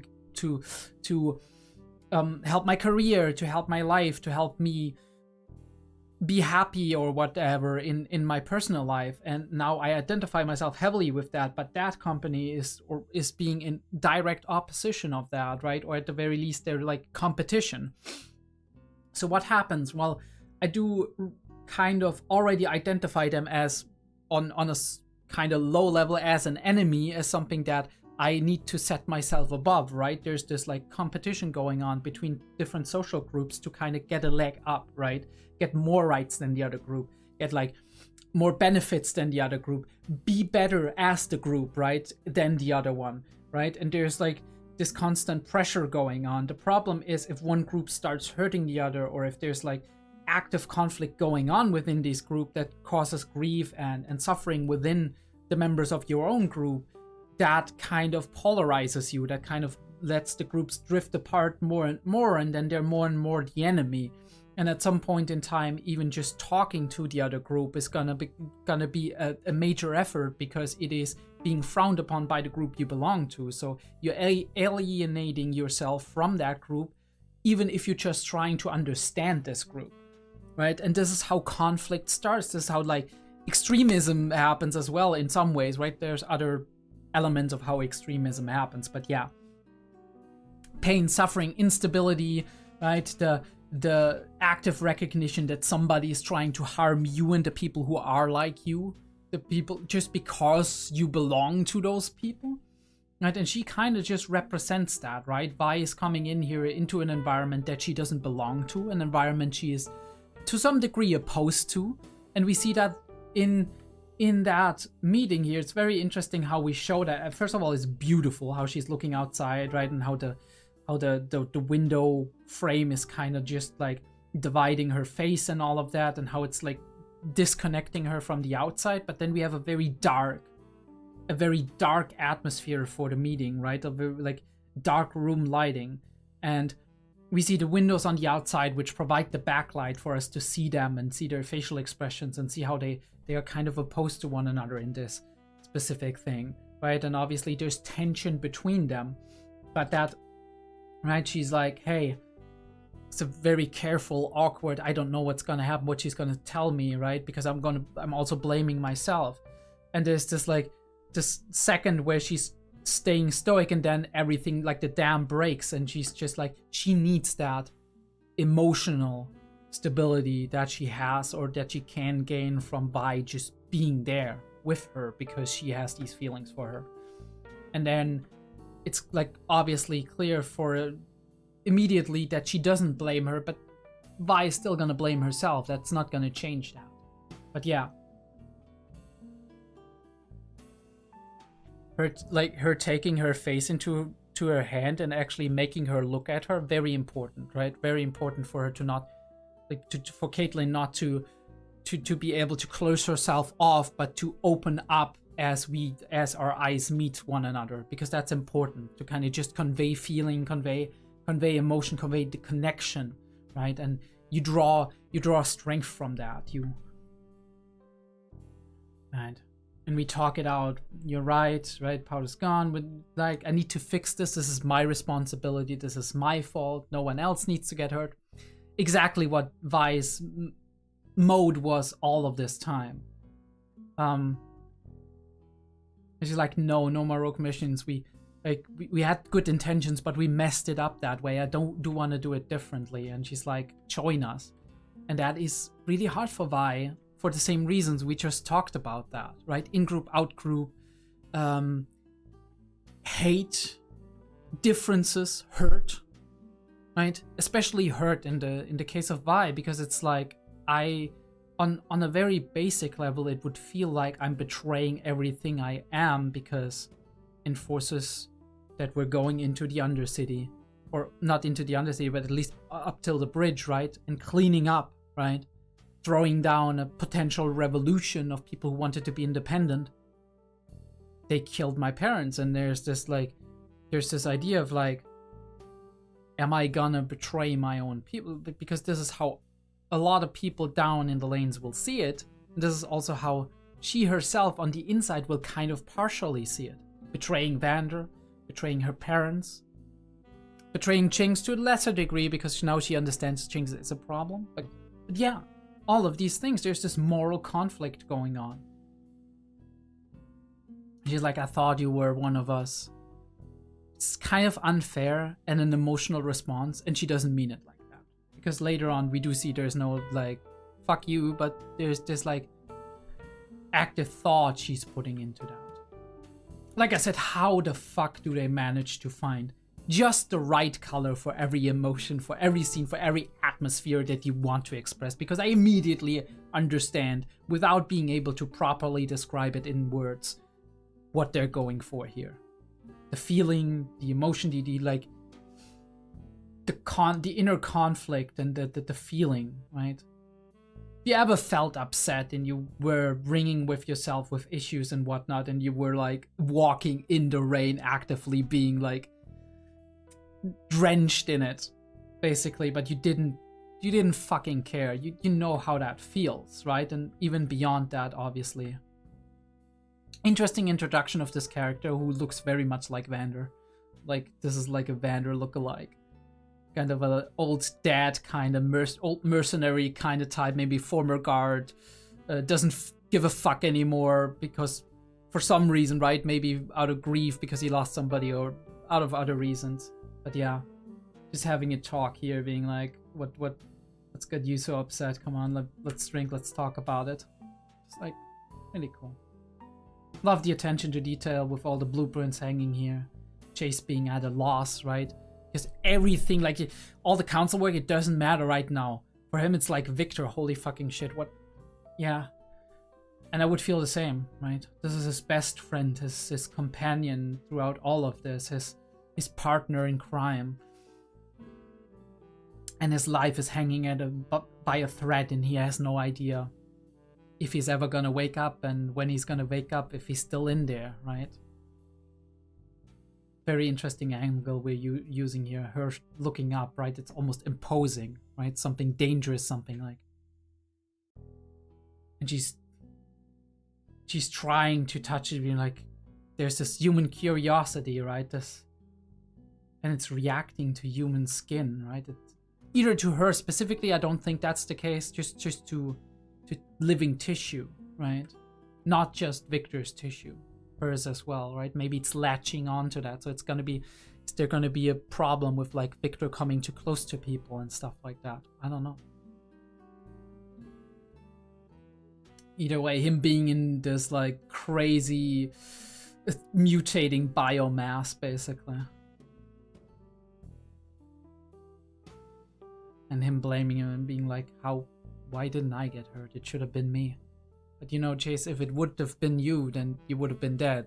And here, he's still living. At the very least, there's hope. Because it was Victor and not because it was you. Always the possibility, of course, that Victor threw himself in front of Chase.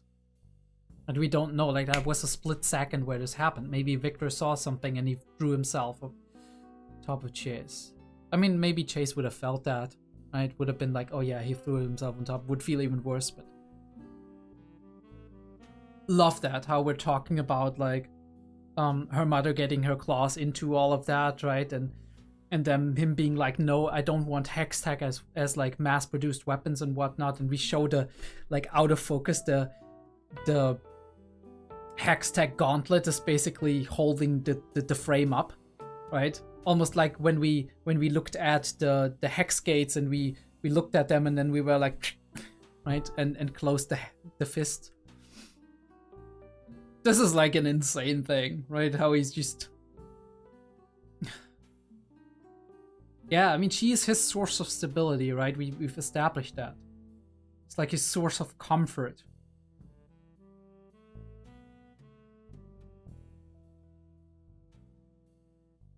Again, the petals, the scattered petals, right? Like life lost, like ash,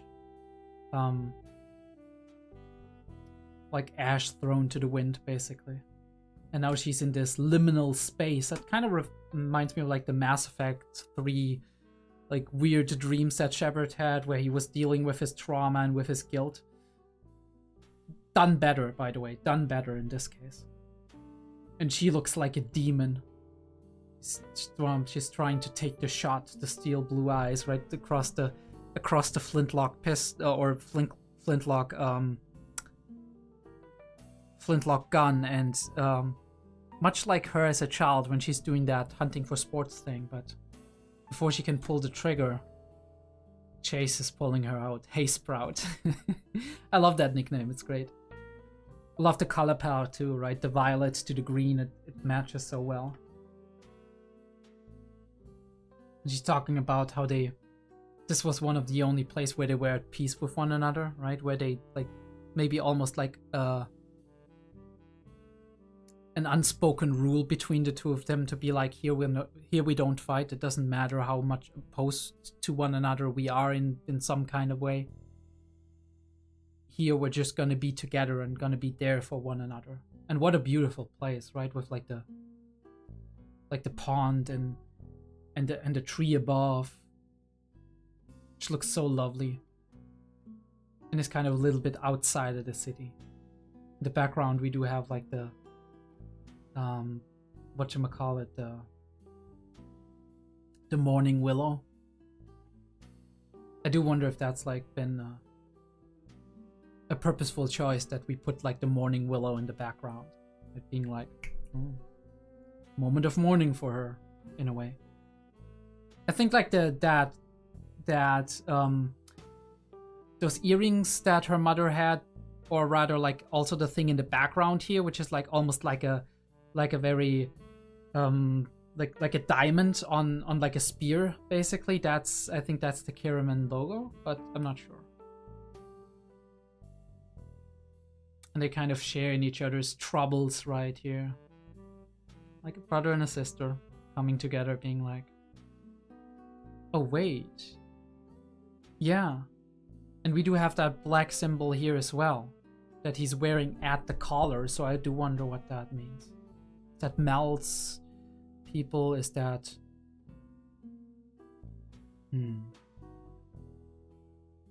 Because it's not his hammer. And I do feel like Kate has not been wearing that in any way. Oh no, she has. Actually, she has it on her belt. Okay, so it's the Kiraman logo. Alright, fine. Theory buried. I love how she's like saying, like, she keeps seeing three things, right? She sees her mother, she sees Jinx, and she sees Vi. She sees her grief, she sees her hate, and she sees her love. Very interesting. These three pillars, and what lessons she takes from it, right? And the lesson she takes from it is, there's this person that used to take in a big part of my life, right? And now she's gone, and there's this hole and this grief and this, like, I don't know how to fill that. And I have two options to fill that. One option is this incredible frustration and hate I feel. So easy to like just devolve into, I'm gonna tear you apart. Who hasn't had that moment in their life where they were like angry with somebody because they've been like they have been or feel like they've been hurt in a very, very deep way by them, and then they feel like they need to, like, they have these fantasies of like taking them apart, killing them, right, in gruesome ways. In a way, I do feel like that's way more common than you think, right? And if we have healthy ways to deal with that, to process it and distance ourselves from these feelings, then obviously that's more than fine. We are all human, but obviously there is a way, there is a path we can go down with this, where it's like we stop letting that other emotion in, and that is love, right? And compassion and understanding and empathy. And for her right now, Vi is that pillar. Vi is that symbol that not everybody down there is terrible, and that there is beauty down there, that there is love down there, that there is like that a lot of the people down there are damaged, but they are human, like you and me, with human fears and all of that. That understanding that is staying her hand, right, from being like, I'm gonna destroy and kill everybody down there. And the unique connection Vi has with Jinx obviously means that even for Jinx she has that, where she's like, yeah, if we see that, we hear that later, she voices that thought. She's like, when we go down there, one of us is gonna come back in a casket, but maybe if I have you with me, things are gonna be different. Horrible, right? Seeing somebody you're close to right after they died. Like a stone swallowed in the dark water. How easy it is to hate people, right? Just based on a single incident, right? And then we like, right, the wind did pick up and all the flowers were whirling, and now Vi comes in and it's like, love how we represent that. And I love how they can kind of talk to one another about Vi, because even though he doesn't know Vi all that much, he did have his conversation with her. He did have this one mission with her, and they kind of were working very well together, right? Like there was chemistry between Jace and Vi on, like, just on a basic level.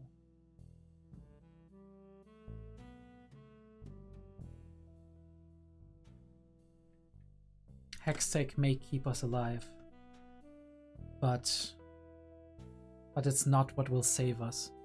And she is so...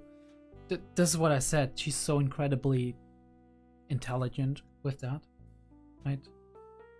Or you want to use wise, maybe, right? That she sees that through her grief, through her all of the swirling emotions she has, through her hate. She sees like, yeah, looking at this from my perspective, it might keep us alive, right? It might be like a means to an end. But if we overdo it, this is gonna spell our ruin, right? Or at the very, like, at best, it's not gonna save us anyway.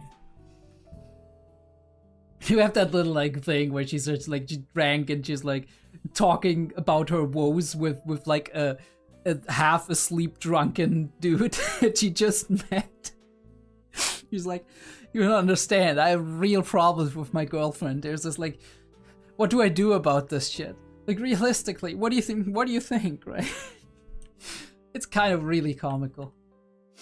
I felt like I've seen her before as a child, but maybe I'm wrong. Maybe I confuse her with somebody else, right? Maybe I haven't seen her as a child.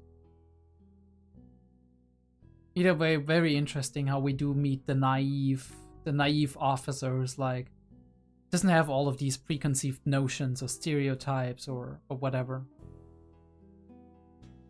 And he's like, hey, so true, you took on them all by yourself. Oh, that's really badass. That's great. And she's like, kind of just has that station of like, oh, this badass mercenary who doesn't belong to the police, but they're kind of like badass and they're kind of like working with us, and they did all that crazy shit here, right? That heroic shit, right? Kind of like anti-hero style. Yeah, I mean, that is really cool. But also as an outside perspective, right? Her being like, this is how she talks about me. This is how she thinks about me. Or at the very least, how she likes to represent me to the other people. And that's kind of very telling. Him acting the sleep drunk, but not being as drunk as he might want as he might want to make you believe. All right. Beautiful. But also symbolism, right? City in the clouds. Kinda, right? Where's Griffith?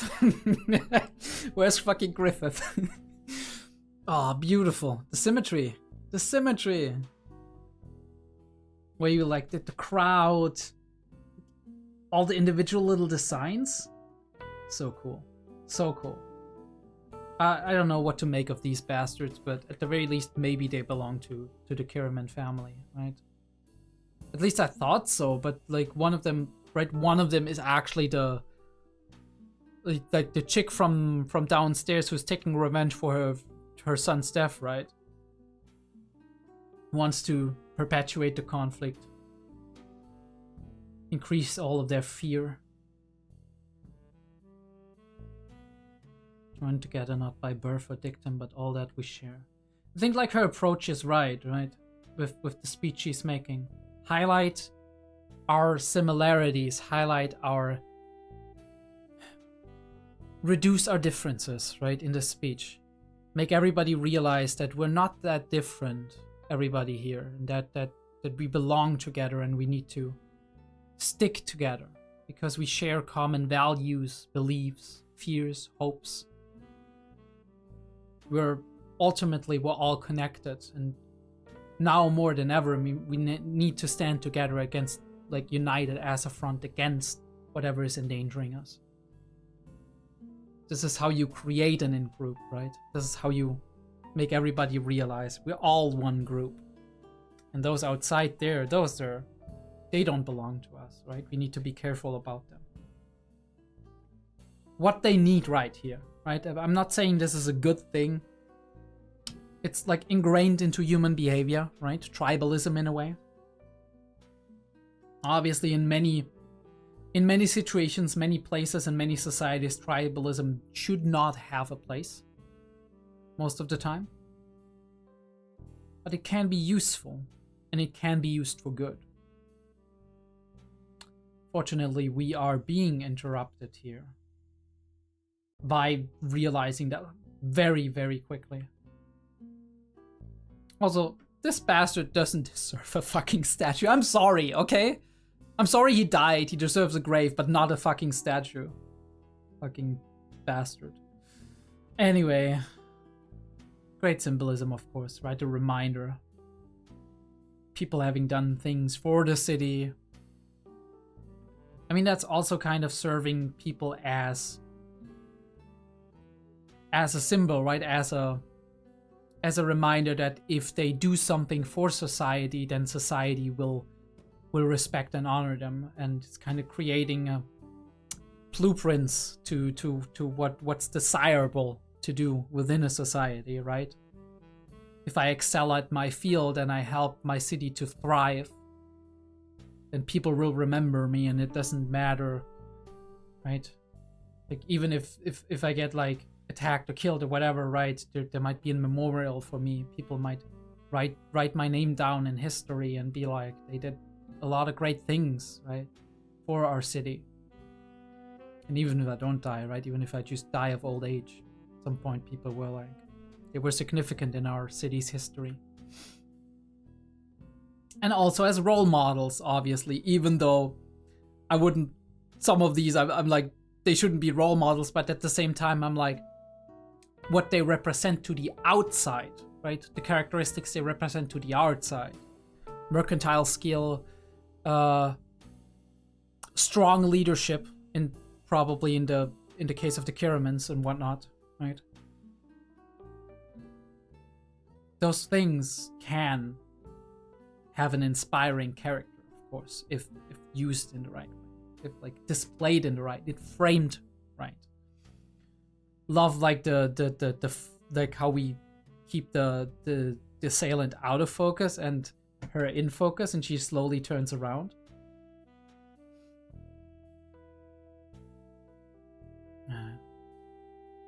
A fucking chainsaw, what the fuck, dude? Classic shot, right? But he is actually not aiming for her. He's just there to make terror, right? To get people into that state of panic. And then they're dropping them in through like airships. Holy fucking shit. At first I thought it was like the firelights or something, but no, they have green too, right? Of course. Like the weird machine zombie dudes. Holy fuck. A lot of cool action, of course, right? The animation is always really impressive how we do that, right? How she just went into the frame with her face, and then like we see the bigger attack. We have like here she's coming in, right? All the way through the screen, and we grab something, and then boom, impact frame. Beautiful impact frames. And we don't even see that impact frame. Like in the case of like the finale of season 1, we saw Jinx and the impact frame of her ultimate weapon, right? Shout out to the person who told me that it's her ultimate in the game. But yeah, this one we didn't see, right? It was so quick, but it has an effect on us because subconsciously we do see it, right? Even if something is so quick that we don't see it, there's an effect that's missing if that is skipped, right? If that frame didn't exist. Holy shit, look at that. Yeah, exactly the same, right? Look at that. And now look at it in admittedly sped up, because I don't wanna get a visual claim or whatever on the analysis. But right, we can maybe we can go back for a second. I feel like. Let me just boom, right? See, you see it for a second. It's there, but her like with the spit coming off of her and whatnot, and him ripping away one of her like probably life, like the life sustaining things that she has there for whatever reason. Very, very brave of her, right? Just shooting that. It's like it is a blimp. It isn't gonna do anything, right? But it's like that symbolism, and then the transition to another scene, which is really cool. And you do see that all of them are in dire straits, right? All of them are just being pushed back constantly. They're on the defense. I was like, oh, please don't kill her. And we didn't. Thank God. Right? I don't want like always the bright, naive character to serve as the necessary sacrifice to symbolize what we lose in war and conflict, okay? Like, please don't. That little detail of her screaming because she's putting the last bit of her power into that, yeah. And the symbolic helping each up or helping her up and giving each other the hand. Love the green, like the green shimmer in the dark. But yeah, he's picking up the little hammer, and I was like, okay, he could do real damage, but he expected more from his one attack than he actually got, which unlucky.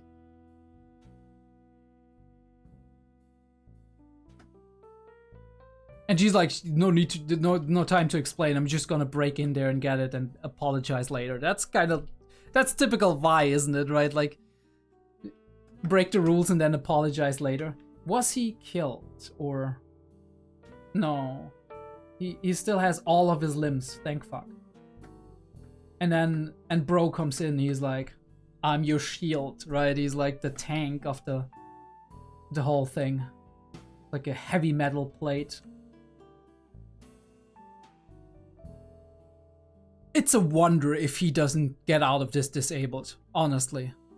Like, actual not being able to walk or whatever.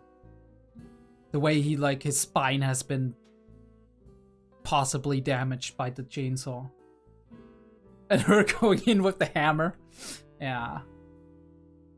And we see, like, all of the larger-than-life statues, like almost giants or monsters kind of looking down on them. And we have that, like, them being surrounded.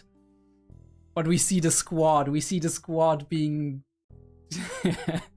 the young rookie who is bright-eyed and whatnot. Maybe a good shot, I don't know. Caitlyn with her sniper skills.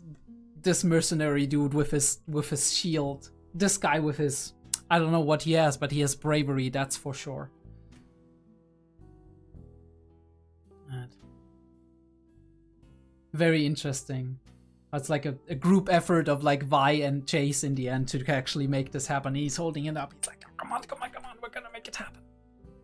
But then obviously the Noxus people come in and they're like, we're here to save the day. I love though that we're not going in the direction of, oh no, now this happened, now we have to do what the Noxus woman is saying, or what what the other consulars were advocating for. No, we consistently push back and we're like, yes, you're not wrong, but let's think this through. And I do love that we have these voices of reason in there. Caitlyn and Mel and Chase, who for a while almost seemed like he had so much hate and like pressure in him that he could have turned the way of fuck all of them, we need to eradicate them, but actually through Victor and Mel managed to kind of just put on the brakes and understand that this is not all there is to it. Trying to scare you. All they did is piss me off. You need to find a way to call off the invasion, right? You'll be on their terms. It will be even worse, right? You'll just be in over your head here. You just go in with the enforcers and they're gonna guerrilla warfare the fuck out of you. The hole, and I'm just supposed to feel it. Imagine that, right? A lot of conflict happening, a lot of suffering.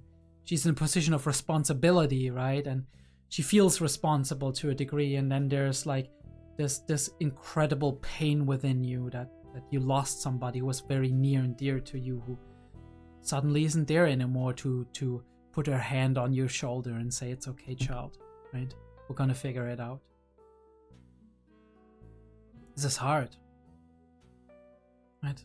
And it's even hard, like it's hard enough to be like, I don't know, a teenager and then growing up to be an adult and having to take responsibility for your own life, right?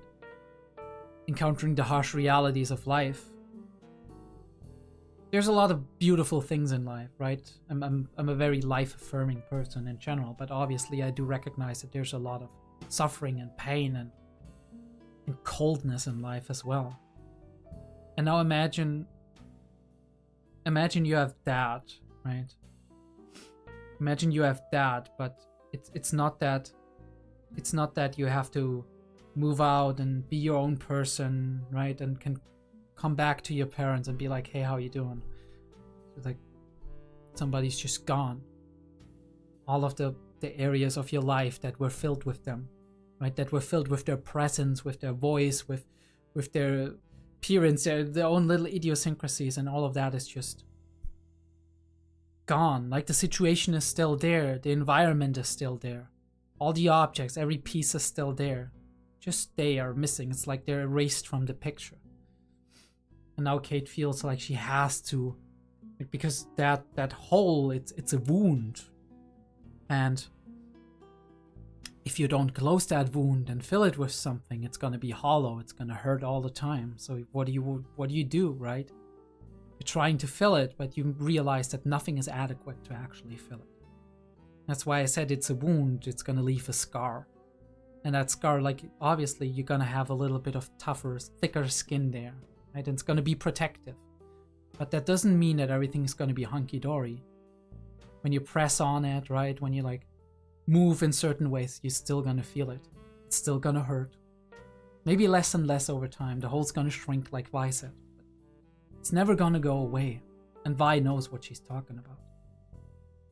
And this is what she needs to hear here. This is what she needs to feel. This is what she needs to have in that moment. To have somebody be there and be like, yeah. Not like, I'm sorry for your loss, or I'm sure it's gonna be fine. Just be honest and frank with her, but in a feeling way, right? In an empathetic way. In a, I know how you feel kind of way. And just let it stand. Not trying to make it better, being like, all I can do is be there. And I know Vi will feel like maybe that's not, or will have felt, I don't know if she feels like that right now, but at the very least she felt, and maybe she even feels even now, that it's not adequate, right? It's not enough. She's not doing enough for her. But this is all she can do. This is the maximum she can do. And as such, it is the only thing she should be doing.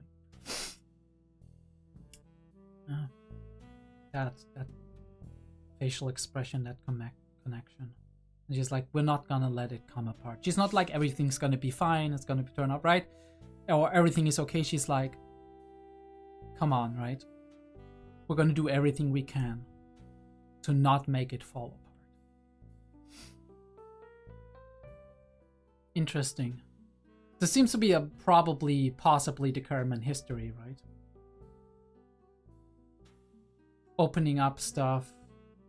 I wonder what's like those like almost plague doctor like beak masks are, and where they come from and what they have to do with the Careman. Right. This almost looks like what's happening to Victor or whatnot, but I'm not sure. And we have this like weird, look at that. It's like a demon out of steam or something. I don't know. People being hurt. Wonder what that means. Does she have some kind of power that we don't know about? Maybe. I don't know. Or some kind of technological family history. I'd be very curious if we get to see that in one of the future episodes. Love the framing here, right? Everything else is black and we only have that little archway down there, right? That being pressed down by it even. She's equally in the middle, right? And both of them on either side, and she's actually turned away from them, which is interesting in terms of like symbolism. Because she's not open to what they're saying, right? That's like not always true, but oftentimes true, that we're like, if you're talking to somebody and they're like turned away from you, there's like a lot less openness going on there, right? Because you're like, the person who's turned away, she's not, or they're not interested to see how the other person expressing themselves, right? How they look while they're doing the posture, the mimics. And then we're coming in with the beret. It's like hit squad, like military specialized hit squad kind of deal. And she's like saving Mel here, right? She's like, because Mel would have agreed, she would have been like, okay, we do it, right? We go in there, we clean shop. But she's like, we clean shop, yes, but specialized team. I don't want all the enforcers down there and this to be an absolute massacre.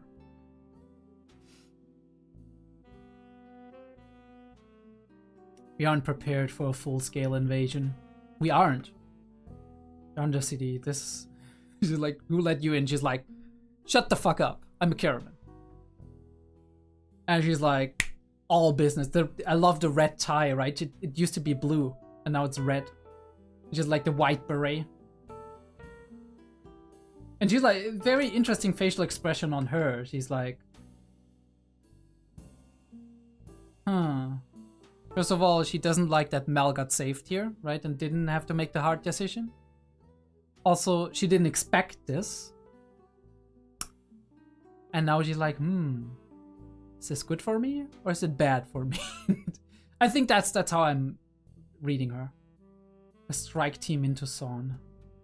Locate Jinx, dismantle Shimmer, and neutralize any agents still loyal to Silco. Right? So this is gonna be a special operation.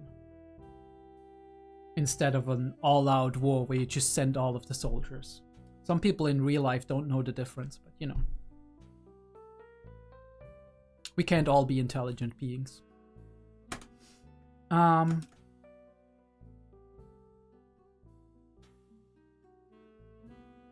Hextech weaponry. And she's like, yeah, we use Hextech weapons, and that's the only reason she could convince Jace, right? But it's only gonna be a select few people that we trust to use these, right? And we have the 3 of them, which were witness and helped in the situation, actually survived it, right? That is something. I don't know what their talents are, but I'm sure they're talented to a degree, especially our big dude, but those two, right? Even the newbies, kind of. And obviously, we run it all up. It's like the gauntlets of like, yeah, she's coming in all badass and whatnot. And she's actually in the Enforcer uniform, which like took a lot of probably, I mean, obviously it took that incident for her to actually be like, okay, we're gonna do this. And I'll just have to rethink that, right? I have to understand that differently within my own being, right? What a squad. Holy shit. That is something. We have that last tease of Victor slightly stirring. Is he gonna wake up next episode? We don't know, right? I already this is already more than 2 hours. Holy fucking shit. Okay, we're gonna jump into episode. I'm kind of stupid, right? We're gonna jump into episode 2 and watch that one, and then we're gonna jump into episode 3 and watch that one. We're probably not gonna talk as much about the themes and all of that stuff after the next 2 episodes. We're gonna talk, but not as long as just now. The first episode is always kind of really full of stuff, so we have a lot of material to play off of, but I'll see you then. Alright, Arcane.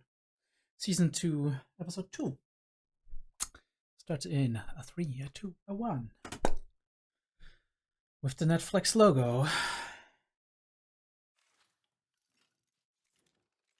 And a good old record player with Jinx and Vi on it. Beautiful intro, by the way. Love it. Well, it's all going to shit. Hello, Jinx. Cambarans warring for control of the lane. Wannabe street thugs squabbling over scraps. What are you literally... Just like when Vander shoved off. She's literally having Silco You aren't here to put it all in the back river. together. Because she shot her. Could someone put all those holes in you? She's heavily disassociating with this. What the fuck? Insane. I used to say I could fix anything. Before I broke everything. She used to say a lot. Her and you. Always bossing me around. Now it's so quiet. What am I supposed to do with that? Nobody giving her direction. So she's She's giving him a sea burial, basically.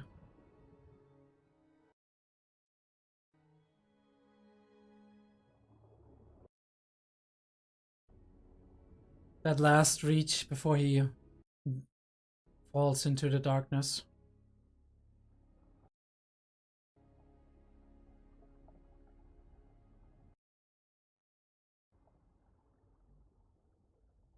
Have you had enough?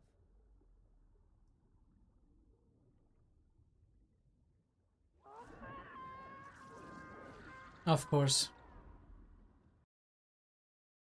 That's crazy.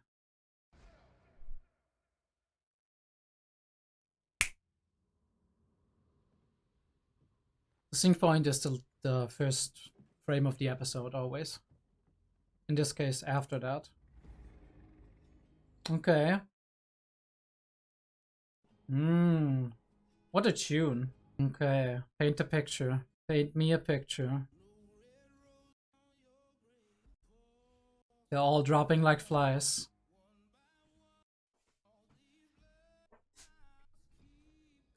Sevica is still here, right?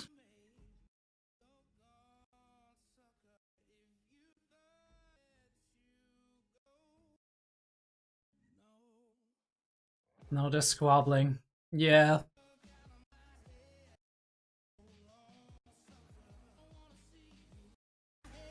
Chaos. Unrest. Struggle. Ooh, I love this. Holy shit. I've seen you before on thumbnails. A ton of rats. She looks kind of like a little powder.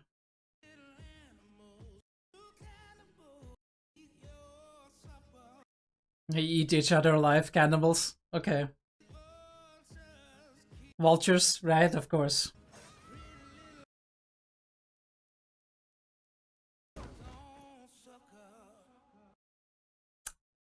Damn. Almost knocked her out.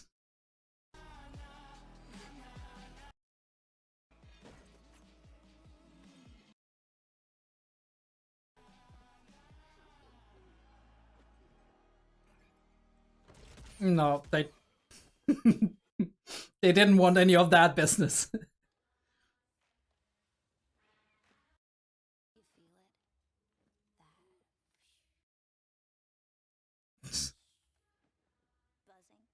behind your eyes?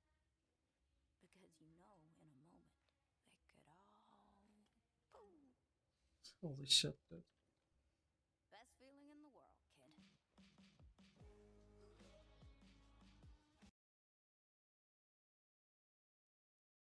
Yep, that's me. You ever need a curse a sibling or a family or a society? I'm here for you.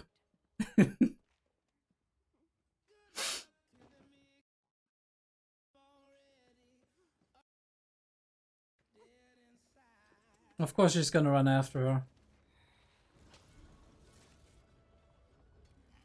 Just... Far be it from me, but you hired me to run the numbers, and ever since we've gone up against the other Chem Barons, the numbers are in the... Cam Barons. Not exactly the term. You ever wonder why fat brains like you always wind up working for grunts like me? No, never. You only use half your head. Plotting moves, calculating odds. You know how Silco took hold of the lanes? With his bare teeth. It just, seems, hasty. Last count, Margot had at least 10 hitters guarding his stash. Margot and Cross can buck all they want, but in the end, I'll be the one smiling. Alright, Mr. Red. Your only job is to make the numbers work.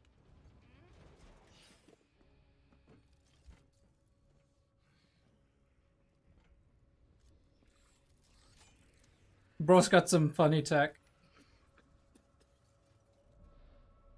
The gray. All the way up here? What do you know? Cleared the place out. Might have made our jobs a whole lot easier. No, we can't. What's a gray? Factory smog trapped underground. No more, no less. Thank you for explaining.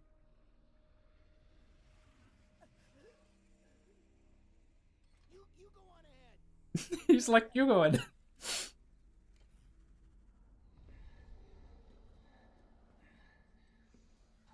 Rest in pepperonis, dude.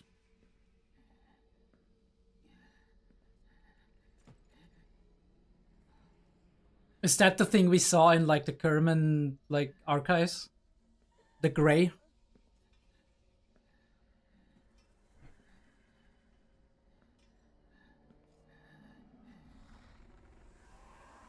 Ooh, it's like a monster.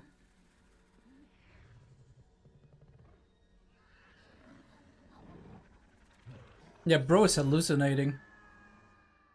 Bro's like gone. Like gone. I know you're all fantasizing about sawing each other's heads off, so I'm gonna get right to it. These turf wars have to stop. These two have been the aggressors. I've only defended my interests. Playing coy doesn't suit you, love. You started this dance when you raided the Rapture Walk. What could I want with your boulevard of filth? Topside is the real enemy. Us killing each other is playing right into their hands. Our best shot is to put aside these petty squabbles and join forces. Ally with these two? I rather favor my chances with Topside. Even together, they outnumber us 4-1. That's before all the recent casualties. Might matter up there, but they don't know the first thing about fighting in the fissures. Savica could really be good for the lanes. She's right. We don't get Topside off our backs, we don't last. But I got a different solution. We give them Jinx. That's all they really want. We don't hand over our people. We? Interesting stance from her. Do you, Magpie? Bird without a wing's just a funny-looking rat. Struck a nerve, did I? Okay, I'll make you a deal. You help me put a bow on Baby Blue for our friends upstairs?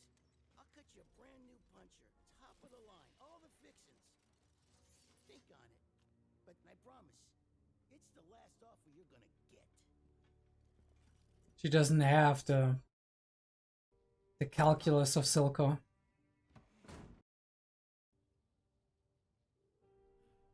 Perfect for the right-hand woman job. Not perfect for the top dog. Is that it?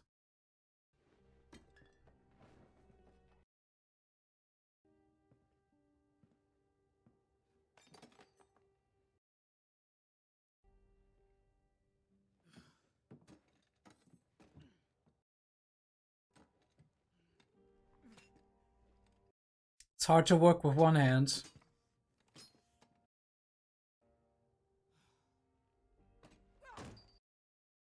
I can't believe you're dead, and I'm still mopping up your messes. Jeez, lady, you crazy? Talking to dead people.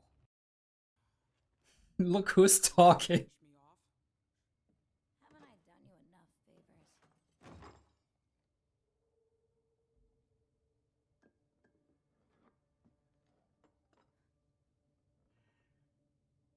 Same time every day. Big baby couldn't do it himself. He could.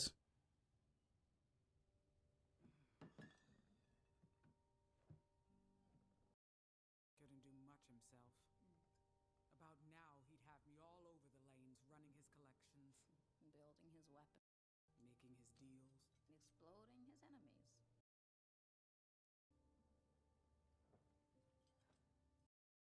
He dips out, the whole world flips over.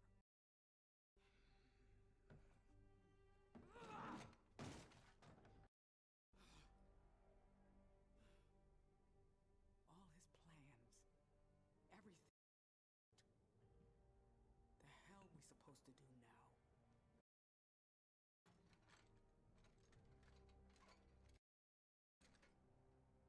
Watch it all burn.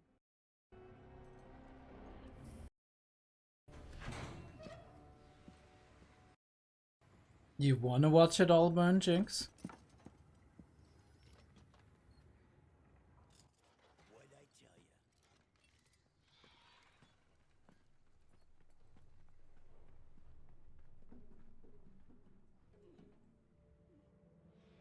you? Hey, little one.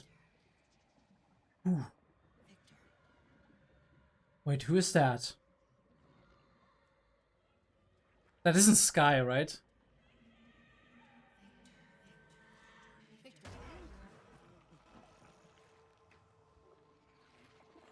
Alright, hello, Victor.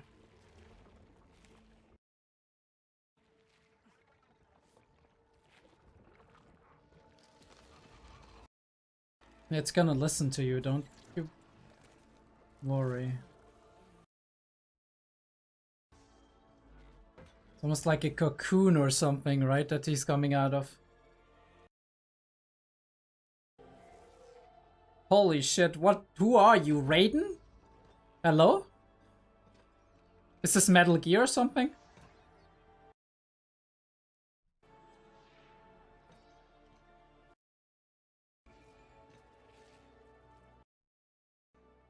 Bro turns into an android.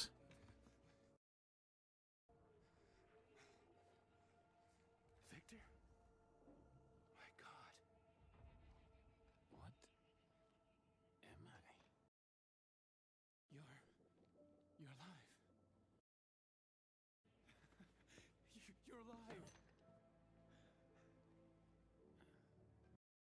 Does he remember? Or did he forget everything? You must be cold. He's not.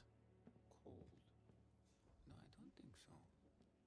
I sense a charge, a potential, a recursive impulse. Pleasant, but cold isn't its name. So, it looks like a picture frame, right? Or...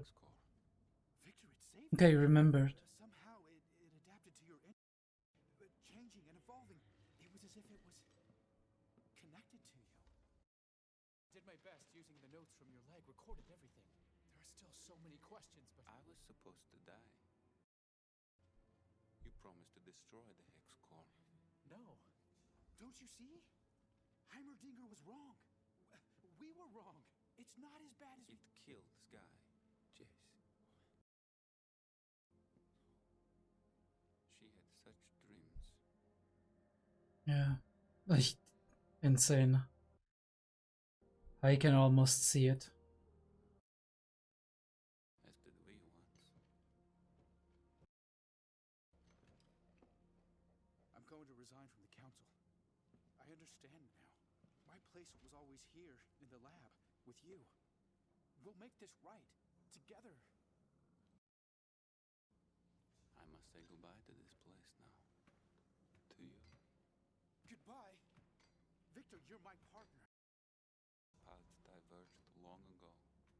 It was affection that held us together. You think it's so easy? To turn your back while your whole city looks to you for salvation? To cling to principles while your best friend bleeds out in your arms? I never asked for this!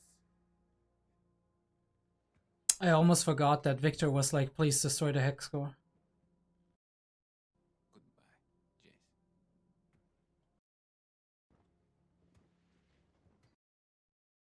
He seems to be somewhat devoid of emotions, right?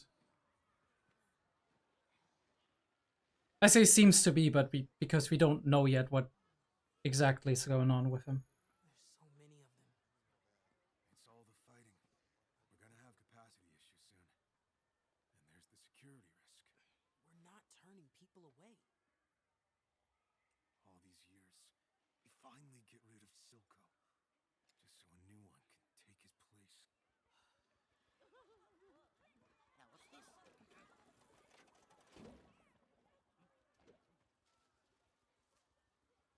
Does Echo feel like stepping up?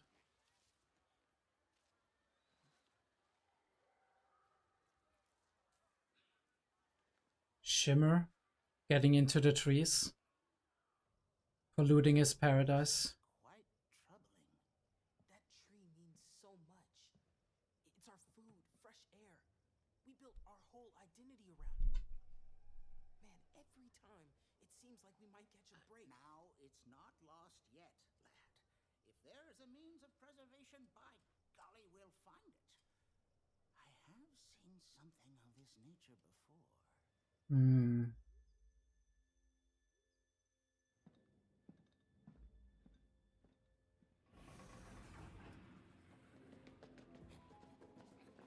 Is he like literally? Is he like literally infiltrating through the vents? Bro, why don't you just step in?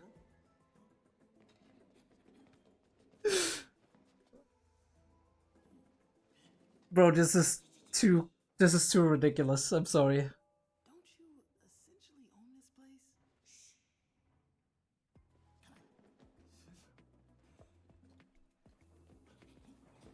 Just humor him, Echo. Just do it.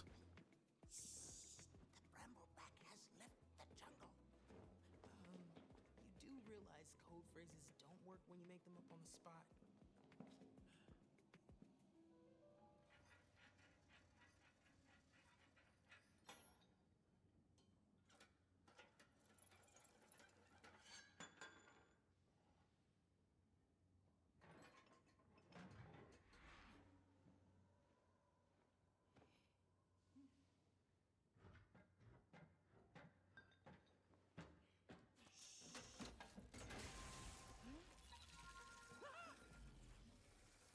Professor! Yes, of course.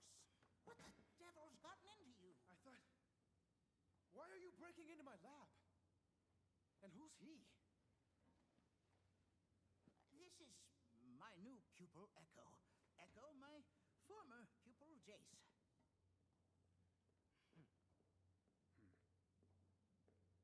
I apologize for the intrusion. We were attempting to sneak in. Oh, pish-posh, like you've never done it. Were you sleeping here?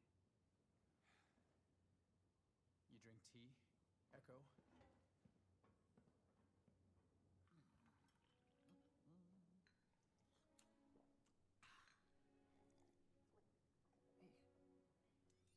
You're right.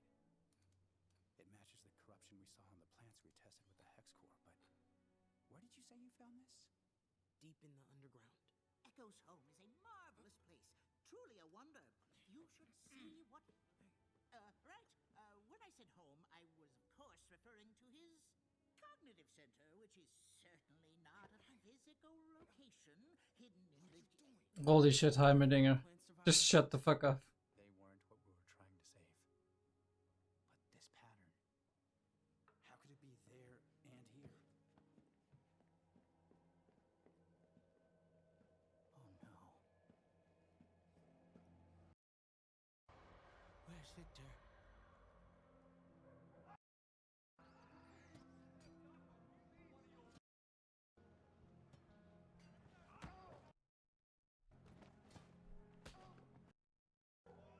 I wonder what he's doing. I mean, it doesn't seem like he has any nefarious means. And it seems like he knows more than we at the moment.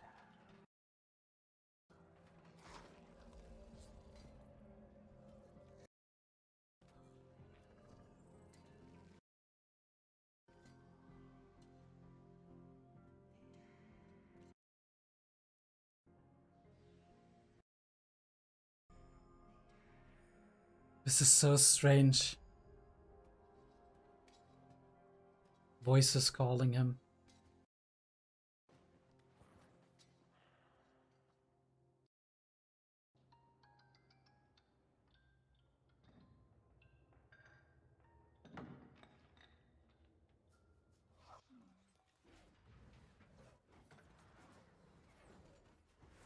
Okay. We speed up her assembling the thing new. Don't know if I like that scene, but you know, it is what it is.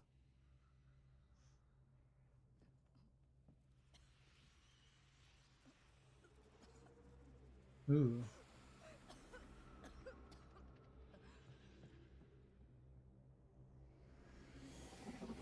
What is happening? It's almost like the smoke itself is an entity.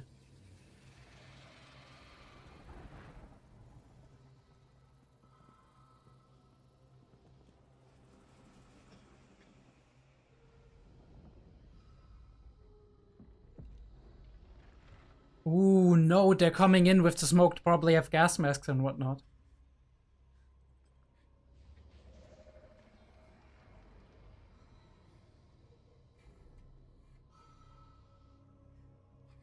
I guess Caitlyn. Holy shit. We're going back to the enforcer trauma, holy fuck.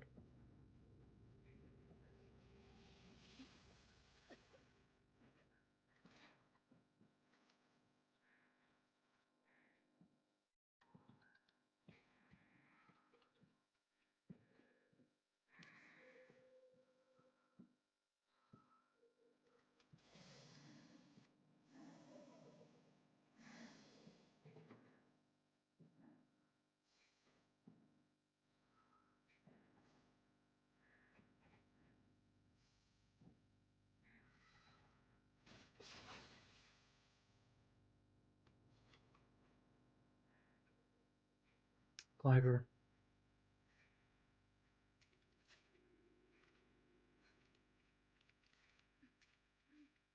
Can't.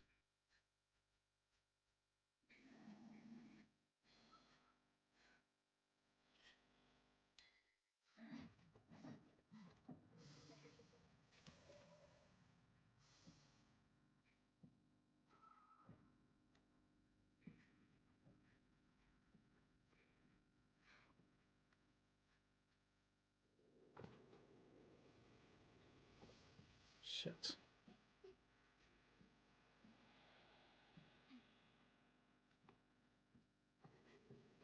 I wonder what they're using. I mean, I guess industrial waste smoke or something. Holy fuck.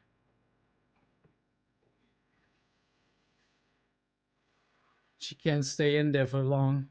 Her eyes are already getting red.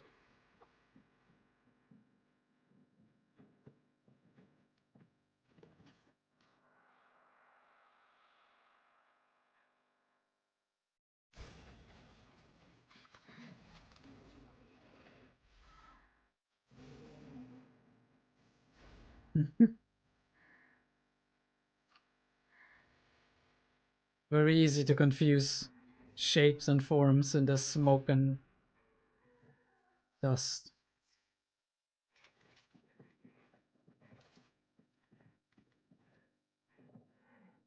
Oh, this is cool. It feels so claustrophobic.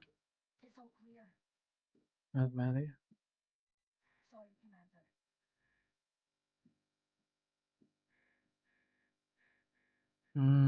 Yeah, she has issues too.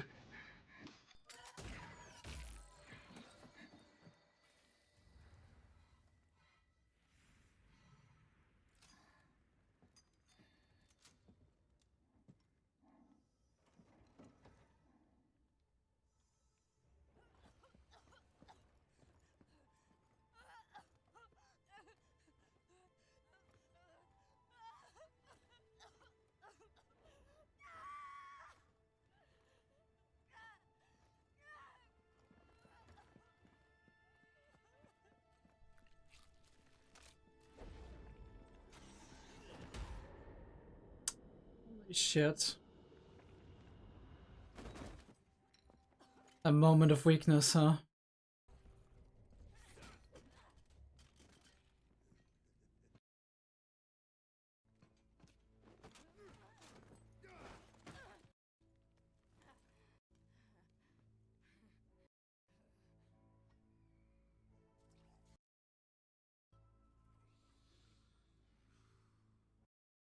Be blue. Right through their fingers. You must be part eel. Just means I can up my. There's always a deal to be struck. They want you alive.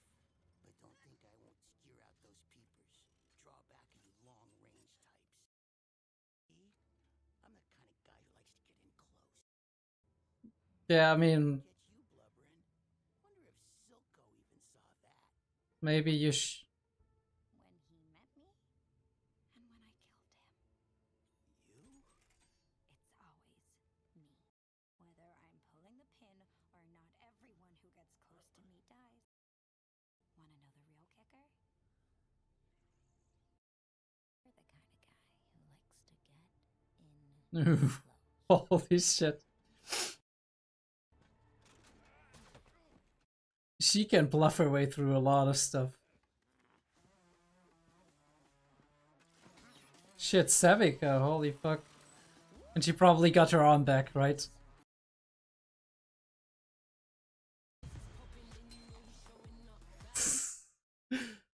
Really cool.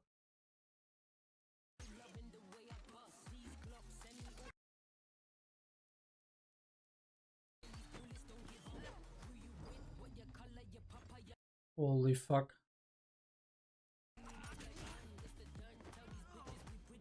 Oh, of course it was the arm, it was a gift for her.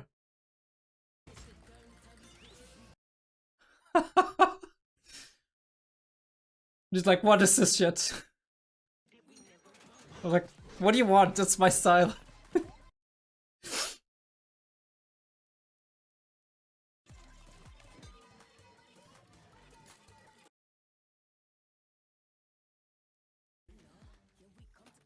Yeah, you're down.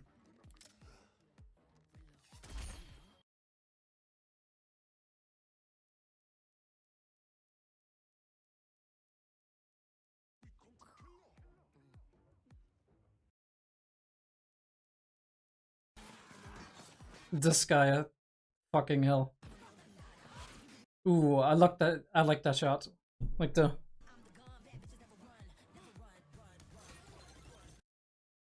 Of course it's a fucking slot machine, what the fuck? Jinx, why are you so extra?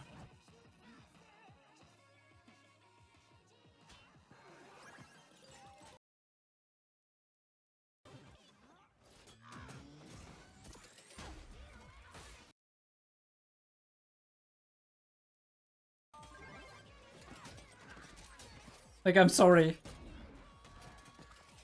Did we just literally build in RNG into this arm?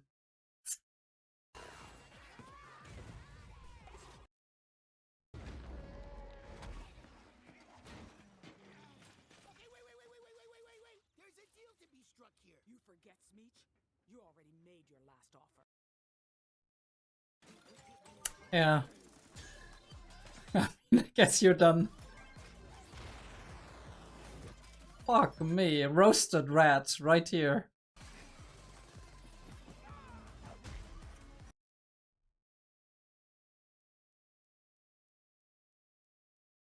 Tell me, who's a funny-looking rat now?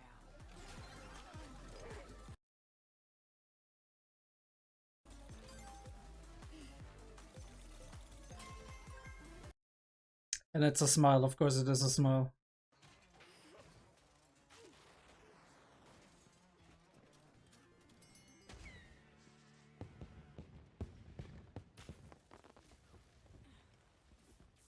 Fancy meeting you here.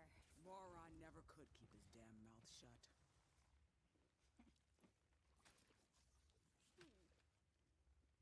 You could have just let me eat it. Haven't I done you enough favors? Oh, I like this. It was something I could fix. You got that look in your eye again. What are you planning? To finish what's left of my family. And maybe she's gonna come along for the ride. Ooh. Yeah. Victor, what are you doing? What's happening here?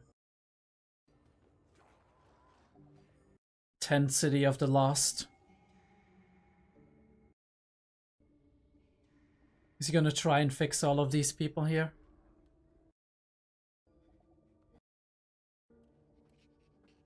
Careful not to creep up the gear.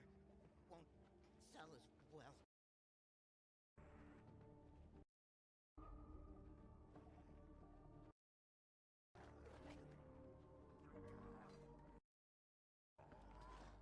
Nothing personal, friend.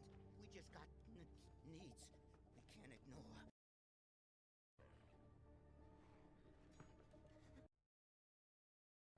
So much senseless pain.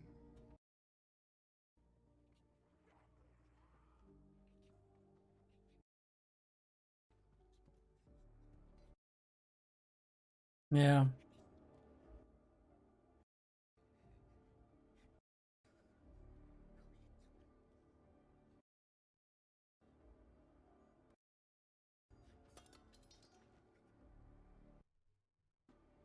It's almost like he has like some kind of aura around him. Like that blue hue.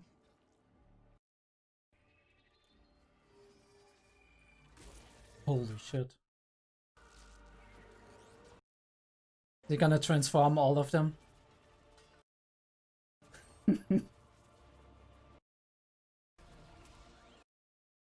That is insane looking. What the fuck?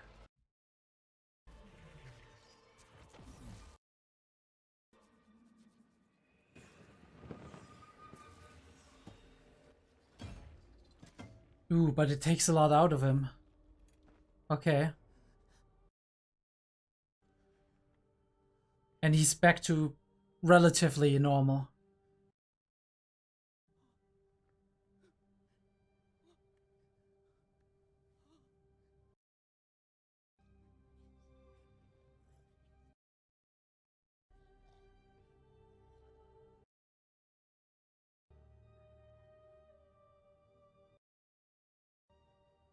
You need not suffer.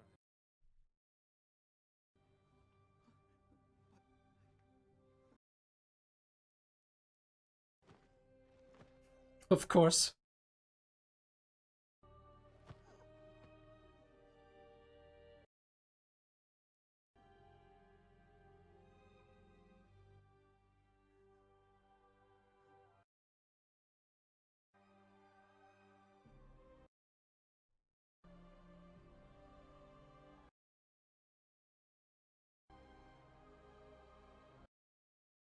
Like a holy figure, right? To a cursed land. That is incredibly powerful imagery. I wonder what these like pillars are there. If that's just fancy stuff or if it has significance. The fuck is that? The doctor?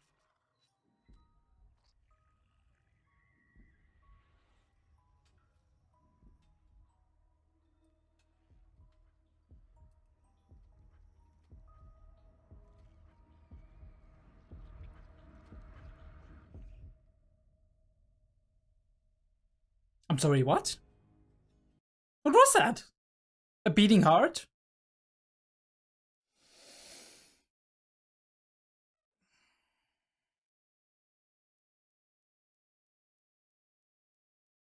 Oh yeah, the Jinx theme is great. I mean, most of the League of Legends, or most of the Arcane music is amazing. I think it's really great how every character theme has his own style, and so far they nailed everyone in conjunction to how the characters feel, right? And what we know about them and how they roll, basically.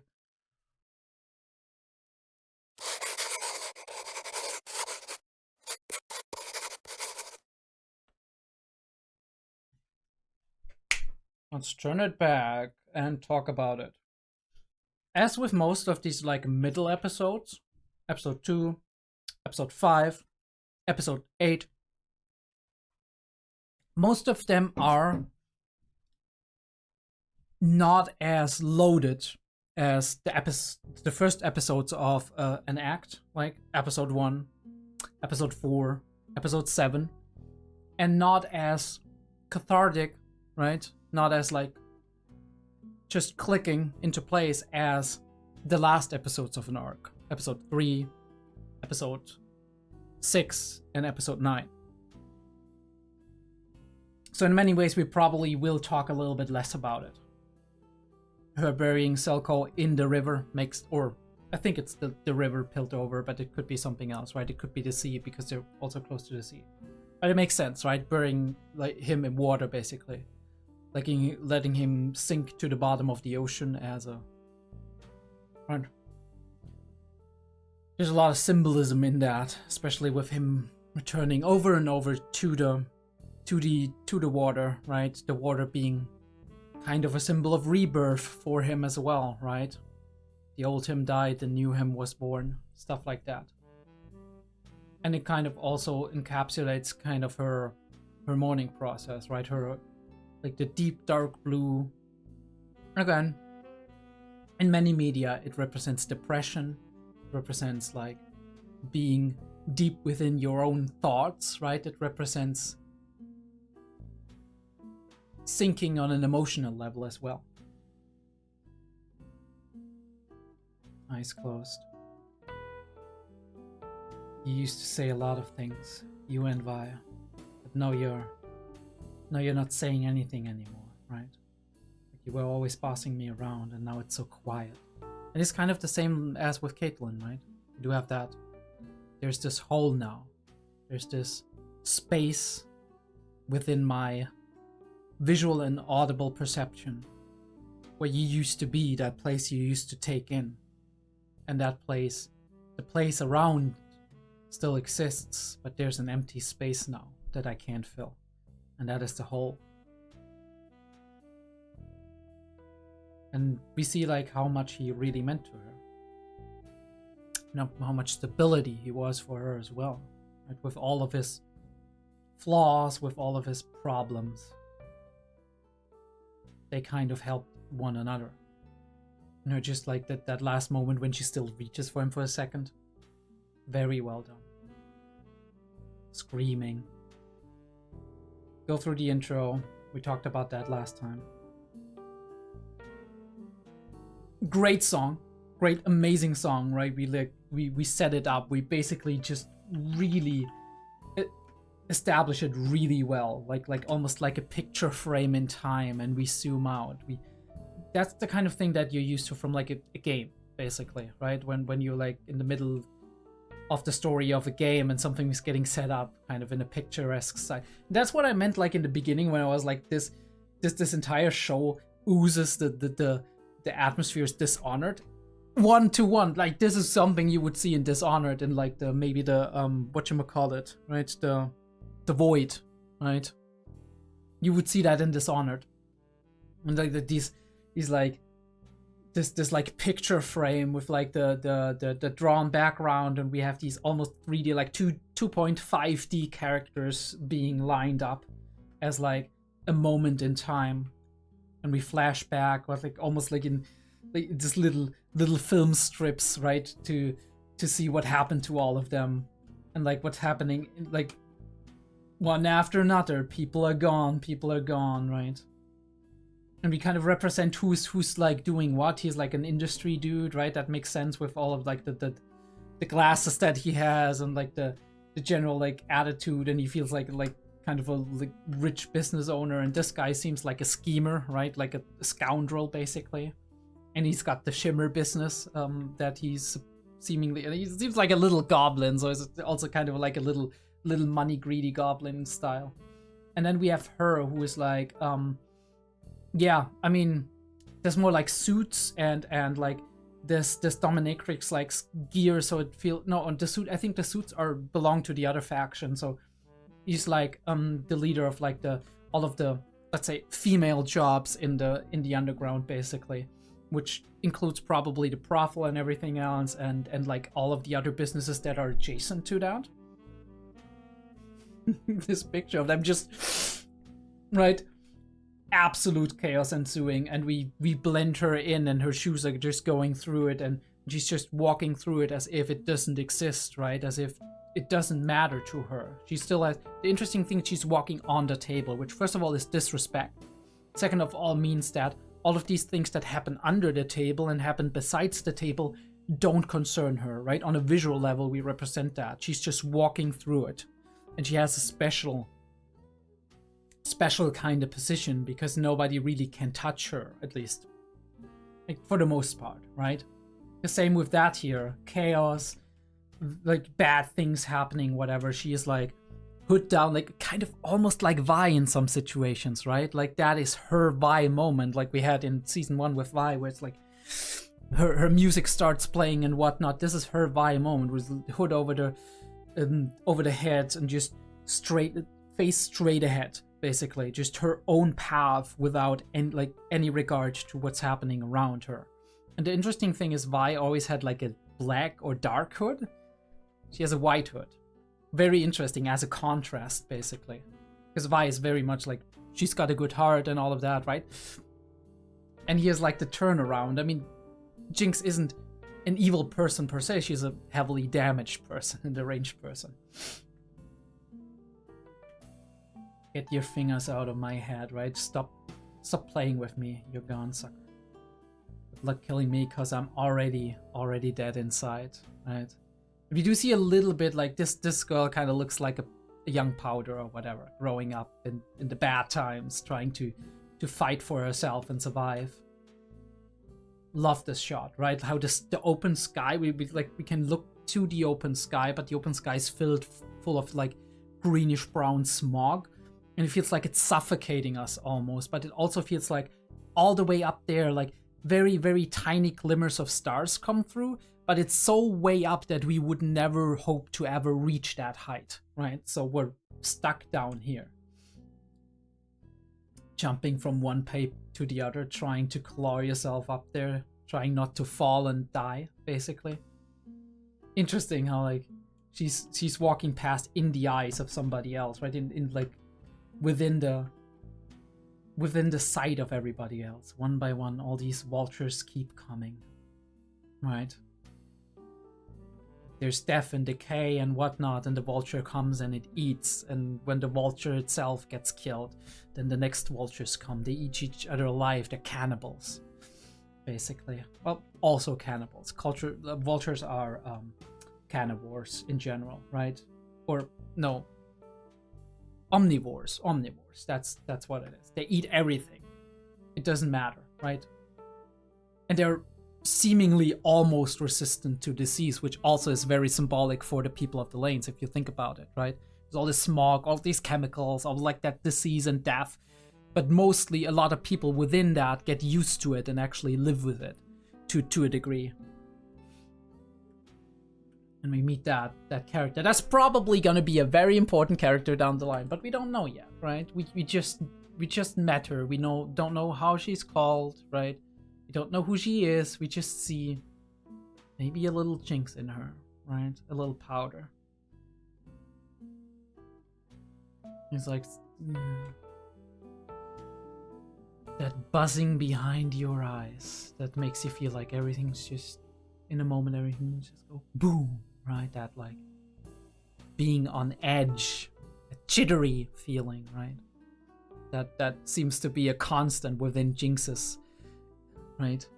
Within Jinx's experience, that constant hyper-vigilance, basically.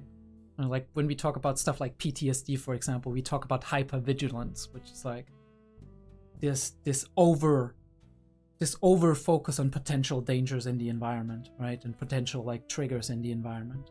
We talk about that in like when it comes to like panic disorders and other stuff as well, but it's also stress in general, right? If you think about it, right?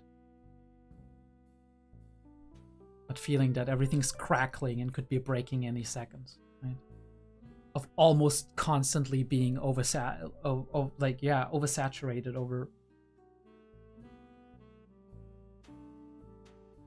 Interesting how we do these like little comic book effects now. Right? Even later on with the red guy, like the little stars around us is that? Yeah. This is not a good this is not a good authority figure, okay? This is not a good grown-up figure to look up to, girl. Like, seriously. Best feeling in the world, kid. Whatever you say, Chester. Yeah. Love that. Like these the way we draw that, right? Very unique art style in a way. Him just thinking about like he's like, Silco did it with his bare teeth, and yes, Silco kind of really did it with his bare teeth, but bro, you're not Silco. You're not gonna be the next Silco. You don't have what it takes. You don't have what Silco has. You're just a greedy little goblin. Shut the fuck up, my dude. Bro's inhaling that shit. Yeah. Okay, let me just... Because we had that here. What is that? I start coughing and then it's like... The gray. all the way up here, right? So down in the depths, there seems to be the gray. What do you know? Cleared the place out. Might have been the it's factory smog trapped underground. No more, no less. He's like, it's fine. But they're kind of dying from it. So the question, yeah, we've seen that in the archives, right? In the Kerman archives. So the question is, how did they weaponize it, right? And how did they get it? And what specific cocktail of stuff is that they're actually using here? Because obviously they all have gas masks, right? Kind of use the bad stuff that they're already partially used to against them, right? And it's insane how like lucid all of this looks, right? Like how psychedelic when you go into it, and everything like just feels like there's monsters in the smog, basically, which later on we find out is the squad, basically. Really cool. Beautiful picture here. All these wallpapers, man. But yeah, Sevica's like arguing for peace. She's like, can we all just fucking chill down and see who the real enemy is? But no, we can't. We can't. And they're not gonna be okay with that. I mean, she hasn't played a huge role, I feel. Same to the other dude here. Only he came up, right? But the other two are still alive, so there's like the possibility of like, they might play a role down the line. Until none of them is done. And she can't repair her arm on her own. I think it's very interesting how they kind of low-key bond over Silco. Very interesting, huh? Back and forth and whatnot. Would have never expected that, not gonna lie. Right? Like, we did all of the shit for him, right? He didn't do anything of himself. He dips out and everything falls apart, and they kind of bond over that. They bond over that frustration and anger at that, the grief. Because she liked Silco a lot as well, right? Aligned with his ideals. Was loyal to him to a fault. You're like, watch it all burn, because that's her philosophy. She's like, it all goes to shit, let it all go to shit. Walk past it, right? We're gonna stay there. We're gonna survive. We're gonna come out of the other end, right? I don't know if that's the right philosophy, but it is a philosophy for fucking sure. I didn't have that in mind, and when he actually attacked her in just a second here, that obviously Sevica was around the corner, so obviously we didn't know she would intervene, but Victor coming out of this mesh, looking like fucking Raiden from Metal Gear Solid. Holy fucking shit, dude. Watch it, fucking Raiden. But yeah, he seems very, I mean, he has empathy, right? In the sense that he knows what's happening, right? Suffering, the pain, all of that stuff. But he seems a little bit less of himself, right? He's still himself to a degree, but there's some other part that changed, and now he's on a mission. He hears ghosts and whispers. He sees Sky right here. It's very interesting.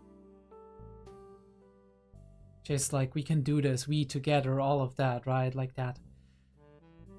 And Victor is like, I need to go, right? I have a purpose. Our paths diverged long ago, right? When I took up all of that with Hexcore and whatnot. It was affection that held us together. Maybe longer than we should have stuck together. Even though, like, I think like he understands the idea and the purpose of being there for one another, but he says like, we both have our separate purposes, and for that we need to go somewhere, do things. And I need to go. And you have your duties as well, your path that you are meant for. Almost feels like he's connected to the fabric of the universe, but we don't know that, right? We don't know how much he actually is in tune with everything and how much he knows, or if parts of that is just he believes he knows, right? We don't know. It feels like he knows everything. City looks for salvation, to cling to principles by a best friend. I never asked for this. Yeah, he didn't, right? But with fucking Spider-Man quote, with great power, right? And that goes for inventions too. That goes for genius too. Goodbye, cheese. Right, don't follow me. I have my purpose. I do wonder if he's ever gonna come back, or if this is gonna demand a huge sacrifice for him. If this is gonna be a I'm going there and then I'm gonna do my duty and then I'm gonna be gone because it consumes me, or if it's like just I go there, I need to do this, and then later on maybe he's back to old Victor. We don't know. Echo being a fucking boy wonder saint, taking in fugitives and all of that shit. And Heimerdinger is still being kind of like a goofball. Not, I mean, I'm not saying change your very nature, but he's a little bit too goofy and carefree for all the pain and suffering and problems happening around him. I mean, he's always helpful, right? He's not cold. He's very warm in the way he is, but this like carefree way of him that makes him so sympathetic to all of us. At the same time, on the flip side, kind of sometimes seem almost out of place for situations and times like these. I mean, it really needs people like him sometimes too. For other reasons, right? To keep up morale, hope, dreams. But also, you ask yourself what's going on inside of him when he's sneaking through the fucking vents playing secret agent. Like, hello? You are like 200 years old, my dude. Just stop being a child. I mean, I guess we needed the break in tension, not gonna lie. But yeah.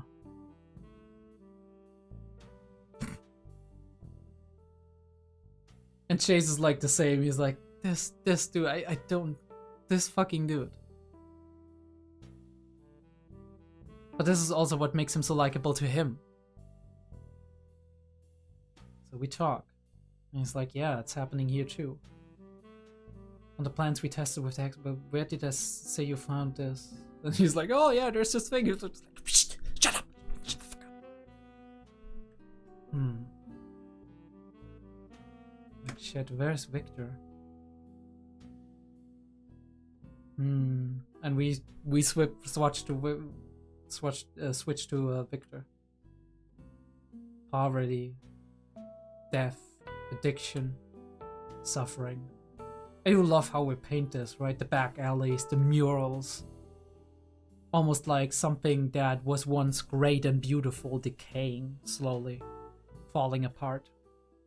And him like walking towards us, the mural in the background is almost like this is like a Jesus picture or something, and he's like the center frame of it. Switch over to Jinx, which I didn't immediately realize that she was having a present for Sevica. But yeah, cool. The squad rolls in, all in green, all Enforcer style, and I do love that little detail that when they come in, it's actually like, first of all, they're like these shadows, and right, like these scary things. But when they step in, and like the lights of their goggles and like the devices start shining, there's like this moment when we have a 1-to-1 from episode 1 where it's like this, right? The grimaces suddenly come back, right? And it's so beautiful the way we display that with the squiggly lines and them just moving out like, it doesn't make sense, but it's like wires basically, right? We have that tense moment. You're just wanting to do it so much, right? Being like, but hesitating, of course, because like crying at the end, and then tear drops down and she looks up and she's the last second she ducked away. Caitlyn fighting her own demons here as well, right? Having to take that shot to release the tension. Beautiful shot how we frame that, and then focus pull back to her. And the hand on the shoulder. The little details. Screaming at it. I can't even imagine what's going on inside of her here, right? Like the frustration at not being able to pull the trigger. The betrayal. The stinging feeling of the smog in her throat and her eyes and everything, right? The possible psychedelic effects of the chemicals as well. Maybe even the sight of seeing them together, though I don't know if she actively saw that. We never really get that 100%. But even seeing Vi again alone can have that effect. And this is like her being emotionally maximum vulnerable.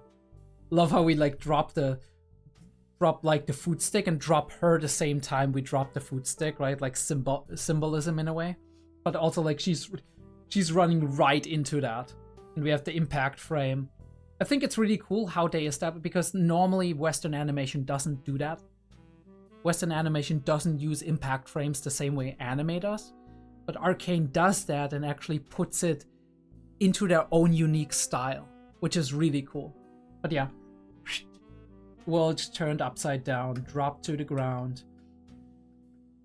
in the most vulnerable moment. Look at these facial expressions.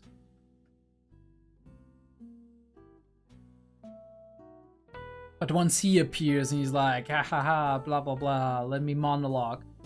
That is obviously when she has regained her composure and she's like, funny you say that you're getting up close. And she's bluffing, of course. Buying time. And then Sevika to the rescue. Holy shit, look at that. Look at this shit. Slide down the floor. Pick up the gift, throw it out. Catch it. Cap one behind her. And she's like, let's fucking go. And we're like, holy shit, it's going down. And then she's like, what the fuck is this shit? What the fuck is this RNG bullshit? And you're like, sorry, that's just me. Oh, I love it because everything is her style basically. But Civic is like, holy shit, I'm fighting his fucking arm. Beautiful color explosions, right? Distraction, capped his ass. He's constantly pulling on. He's like, fucking shitty damn slot machine. Fuck me, dude. Boombox. He's only like, cool, right? Cool. It's really cool. No, it's not. Fuck you. It's like they don't jive with each other at all, but at the very least, like these are the things they come together for, right? Like, because like rather with Chinks than with all of these fucking rat bastards. It's like, oh, here it is, it's coming, it's fucking coming, and the smile, and we don't even show it. That's the funny thing. She's like, what the fuck's happening? I love that. Jinx also like looking back, being like, and her just being completely full of that, like whatever chemicals those are. We talk about, should have just let me eat it. Love that framing of the shot with like the arm and the two of the other side, the backdrop, with the light in the background. So beautiful. And she's throwing back that line of like, haven't I done you enough favors, right?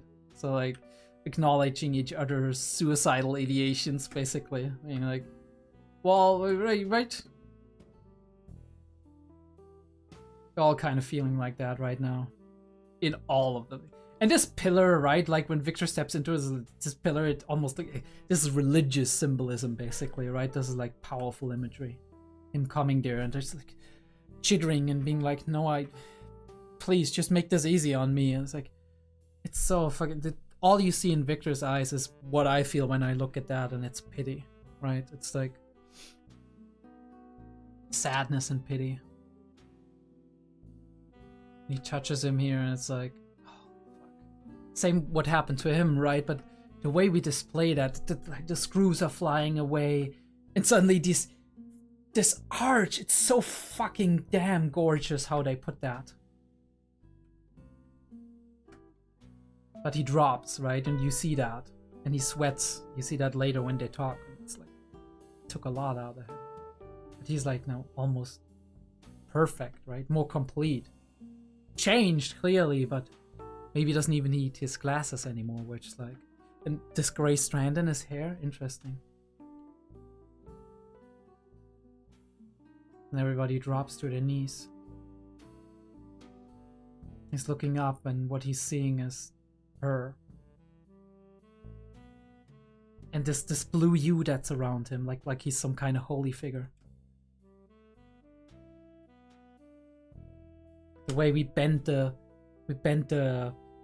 ground to have him actually be on the highest point and everybody else below, right? And like a almost like this entire frame that we see is the earth basically with its curvature, and he's at the peak of it. And now these pillars are coming out that are kind of almost crowning him. Beautiful imagery. Even like especially with the sun coming down here from like in these kind of almost cave-like canyons. And we have a last shot. I want to see that for a sec. That's Doc, right? So we looked at it and he's still experimenting shit, and he's seeing like that shit's replicating or whatever. We have all of these like body parts, and then we have like a double heart or something like that, and like he's pumping the chemicals. I don't know what his plans are, but whatever, right? He's cooking something up. We know that. Alright. You know how it goes. See you in a second for episode 3, and then we're done for now, right? Stay tuned. Welcome back. Let's get in there. Let's watch episode 3 of season 2 of Arcane.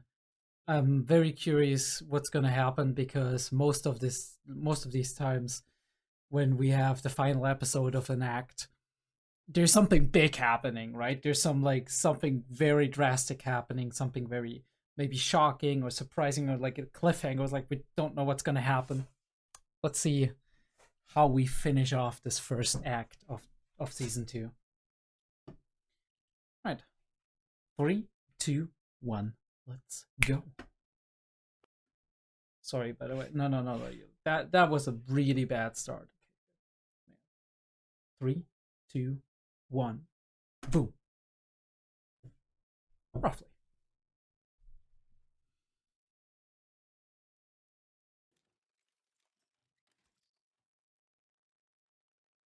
Alright. Ooh. Okay, we see what that is all about. Interesting.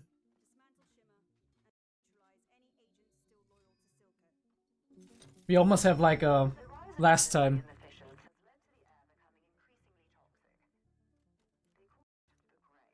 The gray.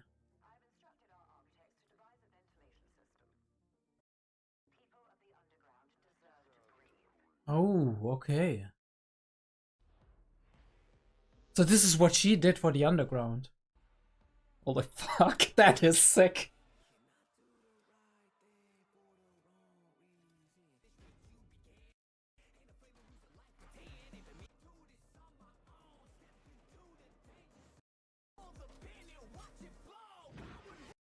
Is this her song? What the fuck? Doing the right thing for the wrong... Okay, that fits. This is so punk. This is so fucking punk. I would think this more as a Vi song, but apparently not.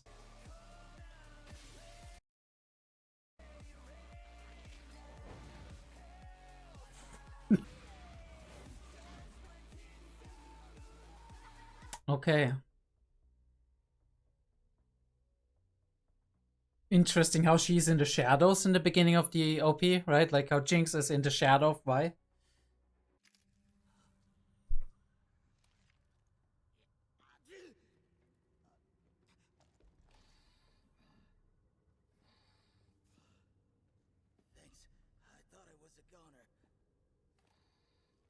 Your smeeches, man. Was. Not anymore. Name's Henot.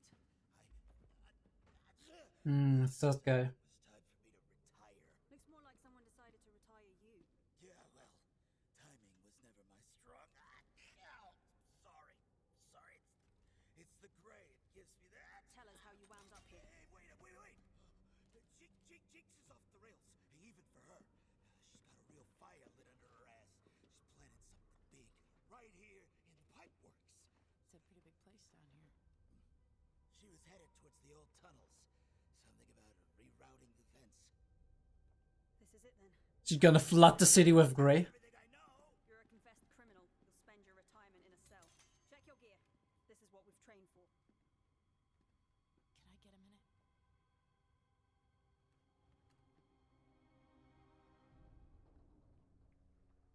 She's on a mission. Request for an audience is uninteresting. Ambassador, that's her name. Appropriate for someone of your station. The third, plain annoying. People have lost their heads for less. Who wants an audience? So tell me, Amara, what does a member of Piltover's Merchant Guild want from me?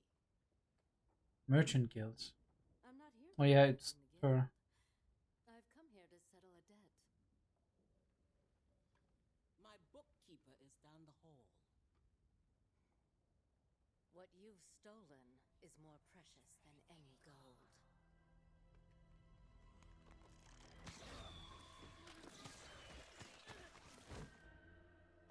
Did you truly believe Piltover was beyond our reach?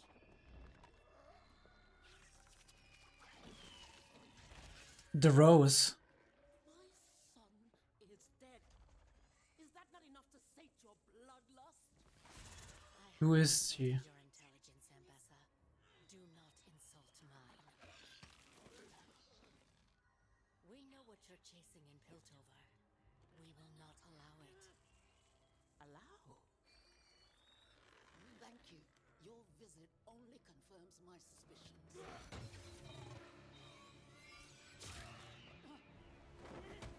Try to stop me. Witch! My death means nothing.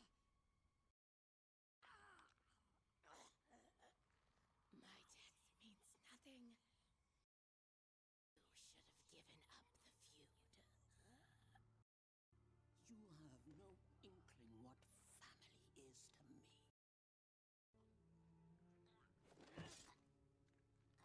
We have no idea what that is about. It seems to be forces outside of Piltover, right? This will have consequences. Connected to her son's death. Now. Solo isn't ready.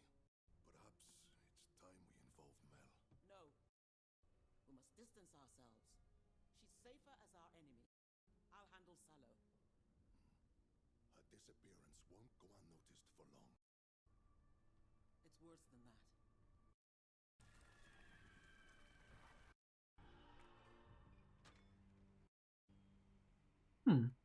Okay. We'll see, right? We have like 6 more episodes after that. I think we should cut the others loose. Listen, if that Henot idiot is telling the truth, Jinx is gonna have surprises in store for us. All the more reason to bring backup. Hmm. Smell their nerves a mile away and find a way to use them against us. Tell me I'm wrong. I can't let her get away again. Are you sure you're My ready? sister is gone. There's only Jinx now. It has to end. Hmm. I'm so sorry about your mother. I'm sorry I can't bring her back, but please just... Everyone in my life has changed. Promise me you won't change.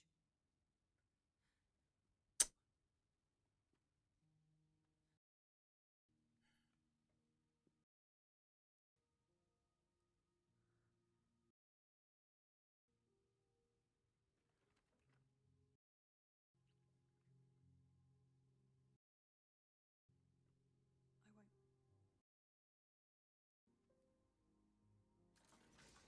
That's a big promise.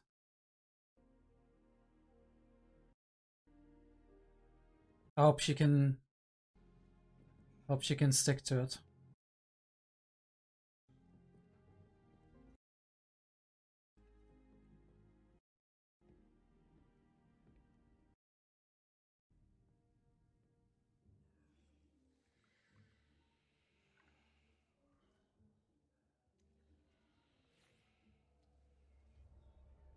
What are we doing here? Savica or who is... No, it's... Holy shit. What the fuck are you getting done, Salo?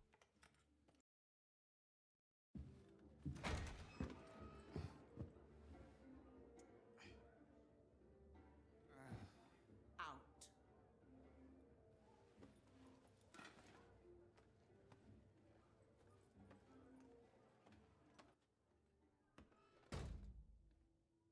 You realize how easy it was for me to track you down here? Well, I do own the place. It's enough work propping you up without you dulling what few wits are left rattling around in there. If you propped as well as you prod, maybe I'd have better uses for my time than sitting around waiting for an update on Princess Kiraman's underground escapades. She's gotten no closer to Jinx, but that doesn't seem to steal the stars from anyone's eyes. Perhaps if you hadn't let a child overpower you in your own chamber. It's not the girl. It's the name. It bewitches people. You should know. Do you really think Mel could have succeeded with it?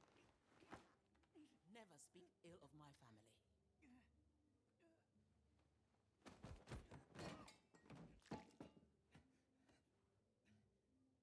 Why are you here? To sober you up. Mission accomplished. I don't know what to think of him. Time. Rally every house and family with even a modicum of influence. Can you manage that? Wait, for certain? Yes, of course. Whatever you need. There is another matter concerning your guild merchant, Amara.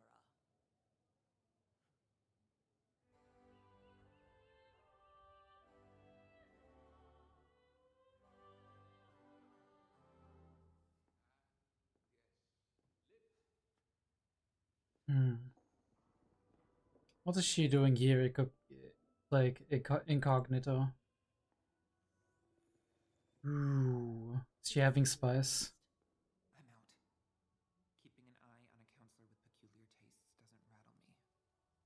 But that woman... You met my mother. What did she want? I don't know. They kicked me out before I could hear any of it. We both know you heard every word. I'm sorry, but I really can't. Lest, this is vitally important. I need to know. This was never about Sallow. You're using me to get to her. And then what? You take what you need, hang me out to dry? I'm expendable? No, no one is expendable. That's what this is all about. Everything with my mother is a calculated risk. I'd love to promise your safety, but I can't make any assurances other than this. If my mother gets what she wants, the whole city will suffer. And right now, you're the only one who can stand in her way. They're setting up some big announcement. All the who's who, aiming to take over and put Sallow in the hot seat, but... we know who's really pulling the strings. I caught a name. I don't know what you make of that. Here, brand new cocktail, all the rage. It's made with shimmer, leaves traces on the body. That should be all you need to shut Sallow down. Thank you. For what it's worth. Dangerous as she is, your mother was spooked. Could smell it. Like a cat backed into a corner. Yeah.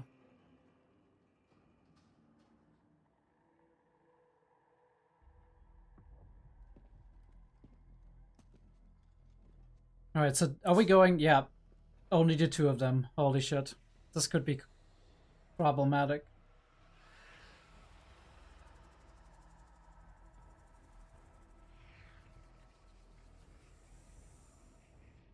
Victor hypothesized that there may be something he called wild runes.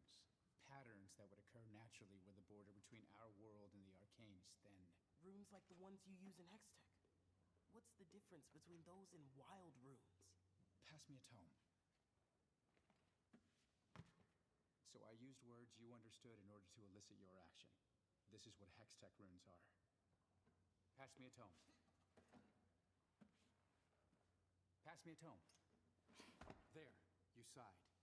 Still a kind of language. A sound, but not words. Something raw, natural. That's wild runes. Most places Feeling. Arcane is dormant, but here and there, it's more active, and wild runes are... Sort of like its fingerprints. Exactly. So you're telling me that pattern is on my tree because you pissed the Arcane off with all your demands? That's not what I... No, that's not what he was saying. Every action sparks a reaction. What he's saying is... That could be.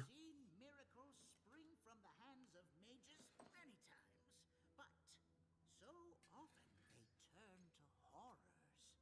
I'd always presumed it was due to mankind's turbulent relationship with power. But perhaps it is a property of the Arcane itself. Volatile.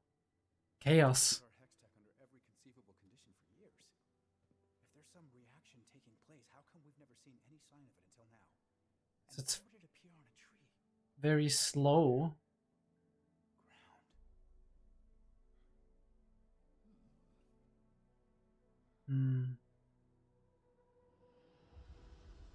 Yeah, this has something to do with the gray, right? Maybe. Something industrialization. Destroying nature. I don't know. I'm just spitballing. This seems ancient.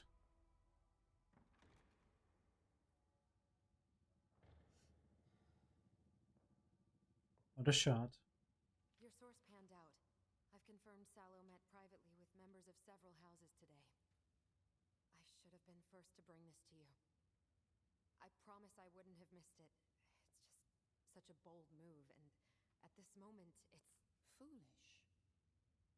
Of course, your mother is anything but a fool. There must be an angle I'm missing. Did you look into the other matter? Maybe she sees something that the others don't regarding her mother. Knows how to cover their tracks. Moreover, it seems they've managed to strip your mother of most of her holdings. She's desperate, which makes her all the more dangerous. Unpredictable. What are we going to do? Summon the apothecary. I'll want his opinion of this.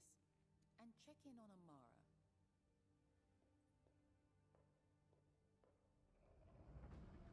This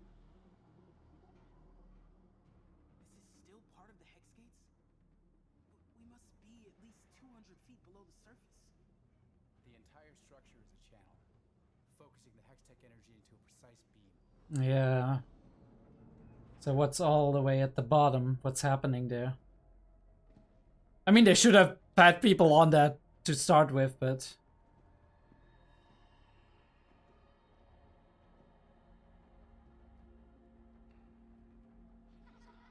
Alright, this is Jinx's funhouse now. Kate, if you see an opening, take the shot. Vi?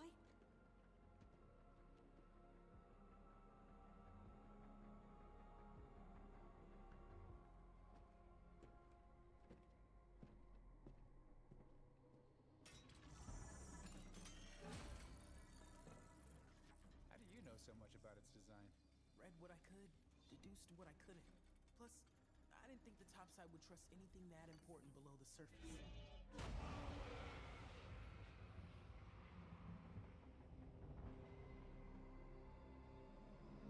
Holy shit, this is some next level shit. I thought the gemstone mesh was installed above ground. The mesh is above ground, but we weren't sure what would happen if the gate overloaded, so we installed a failsafe at the base. So instead of it exploding in your neighborhood, it would blow up in ours. We're miles from the main fissures. These are the same utility ducts that carry our water and facilitate our ventilation. And that would explain it affecting the tree. Inconceivable. You say we should feel like we're all alone. However it rains, we're the ones that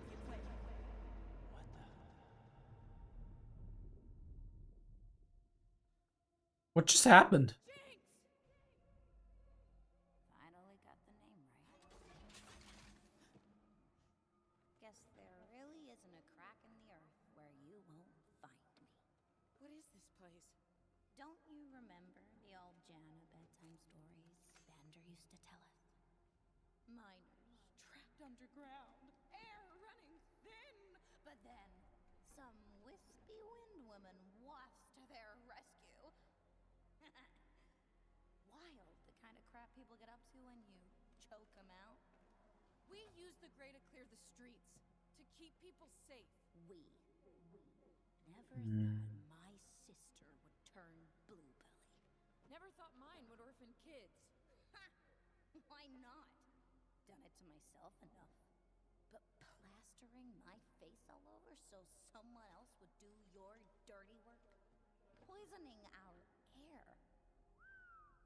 You've turned a leaf, sister. I'm done blaming myself for your mistakes. Done pretending you're my sister. You're not.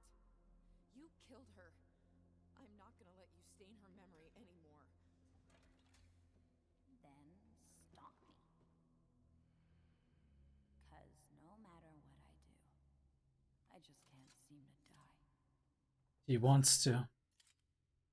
I'm sorry too.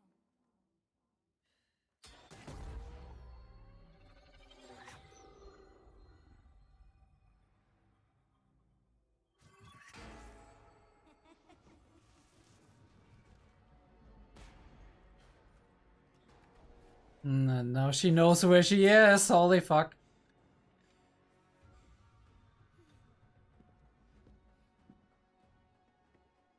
I know you're sweet on her.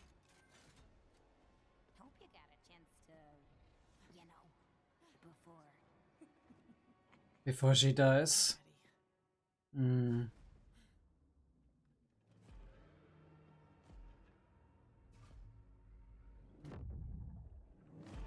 What is happening here? A wild rune? I have no idea what that is. Holy fuck.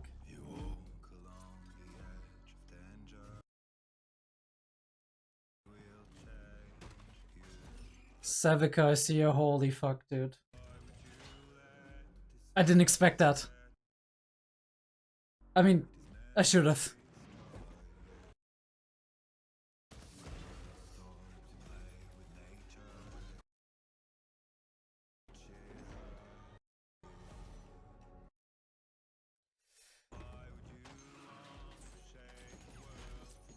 Holy shit, that is so cool. But she won again. What's gonna happen? Because all this shit is happening at the same time.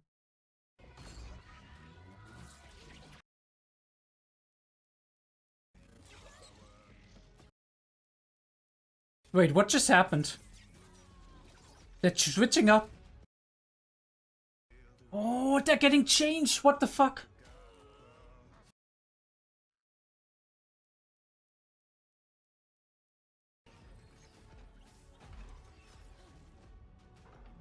But her stuff is also switching up.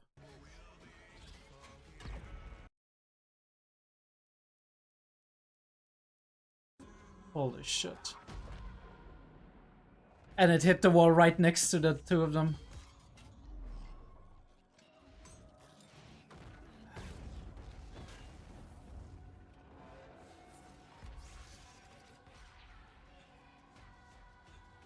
What the fuck? Jesus breaking the multiverse.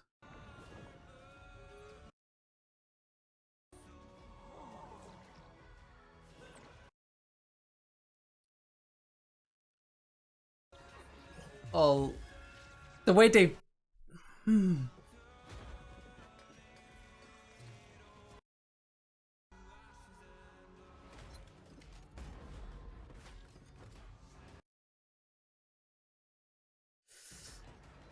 This is gonna get really raw.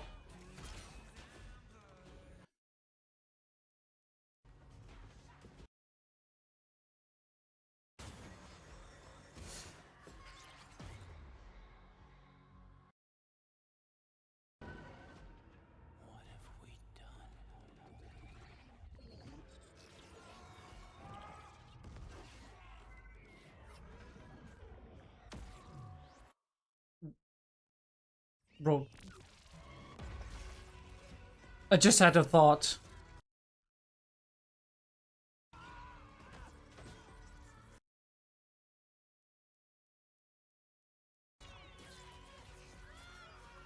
The fuck is happening here?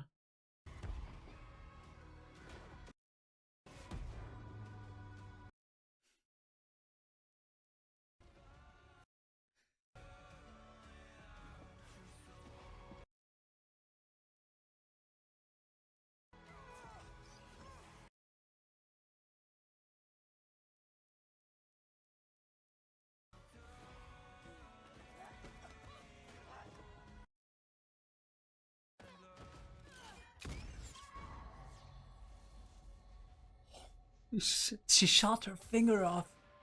What the fuck?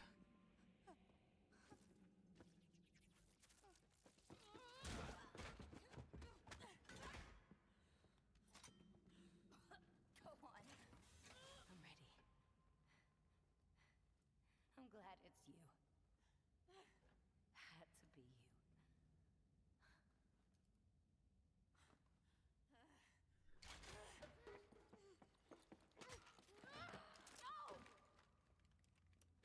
Shit.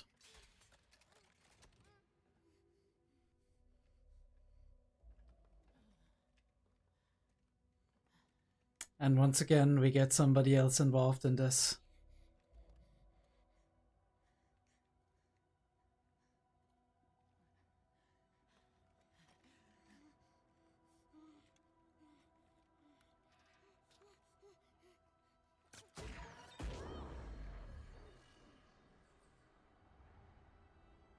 Holy fuck, that precision.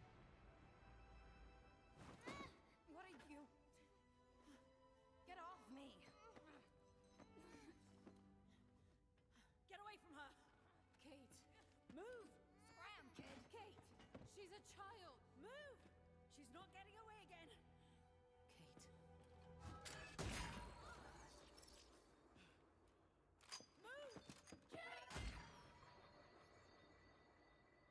Well, what the fuck just happened?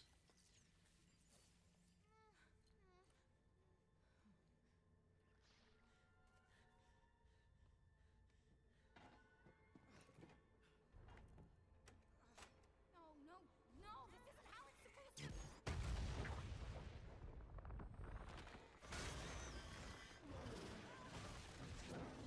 And once again,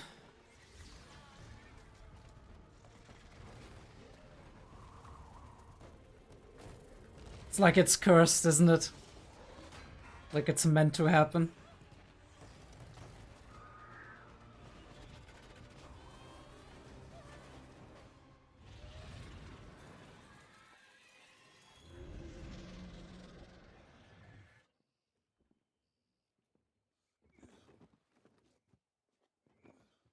I do wonder what the hex tech is gonna do to the gray. Because that's all just...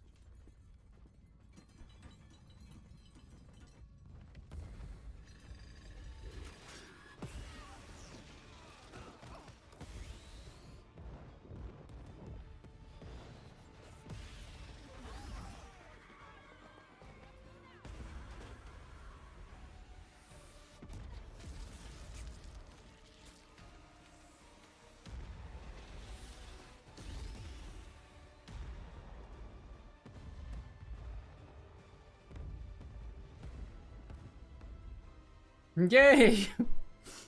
Happy Independence Day, everybody.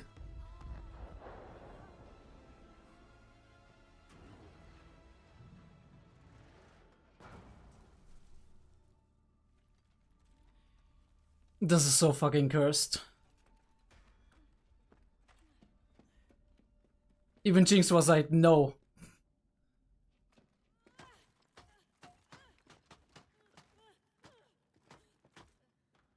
Kate. You stopped me.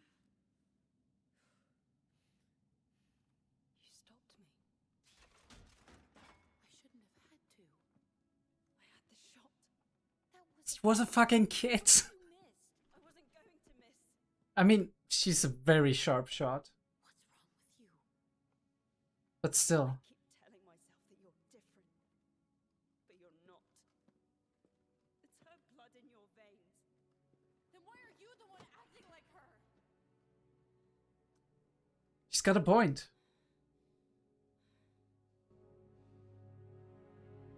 I mean, I know why, but...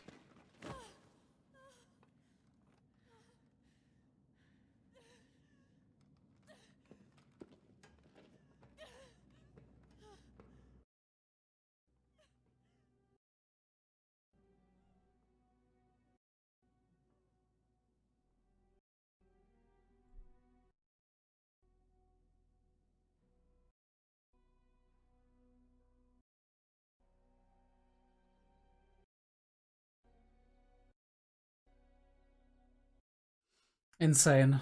That element of chaos.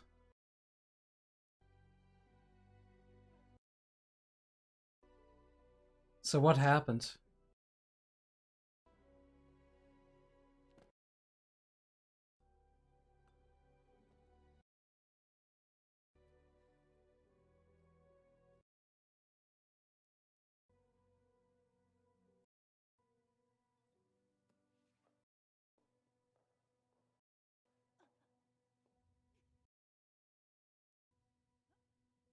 Wait, what's happening to her?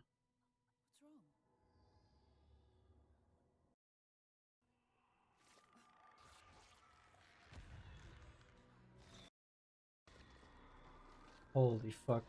So it's that outside force.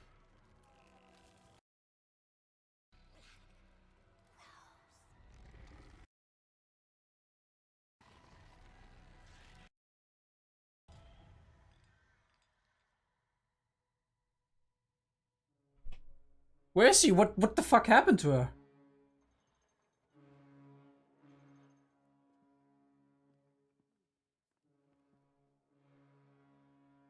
Thank you all for...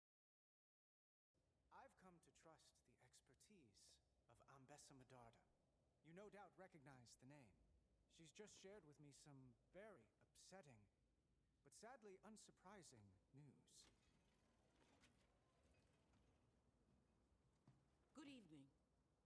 Yesterday, I met with your guild merchant, Amara. We spoke of rebuilding, restoring this great city to its former glory, when 2 Zornite assassins fell upon us. I tried to save her, but the blade... Yeah, okay. Blame game. Our families should not need fear an assassin's dagger in the night. It's time to end this. You've given Zorn opportunity after opportunity to repair their wrongs. And how have they answered? Half your council is dead. Your memorial is made a massacre. Well, no more. Wrath must be met with wrath. Fire with fire, huh? You must declare martial law. Appoint a general to lead until this threat is vanquished. Someone who will not pale when faced with Zorn's degeneracy, whose conviction never wavers. A pillar of your community, whose house has always stood for progress. Who may consider my experience and my entire detachment of Noxian soldiers at their disposal. Until all our families are safe. What is the vampire family doing here? Yeah, Kiraman. Yeah, of course.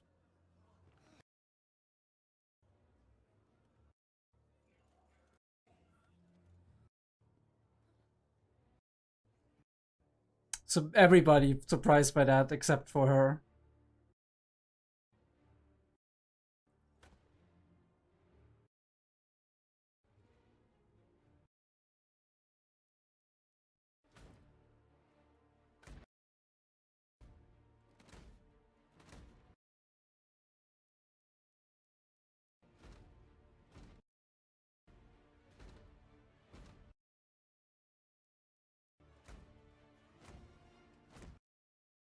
Vengeance for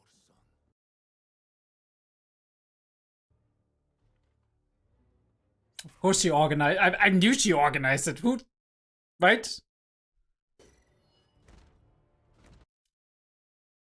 At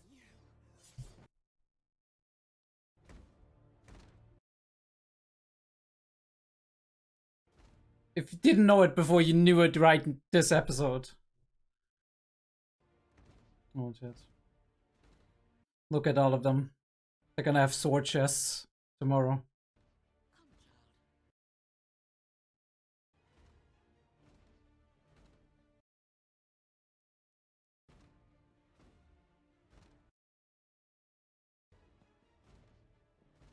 Bro's turning his back.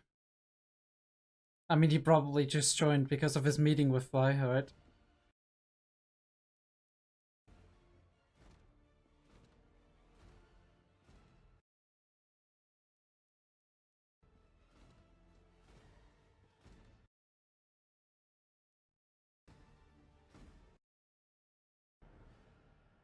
Your mother will have justice. I swear it.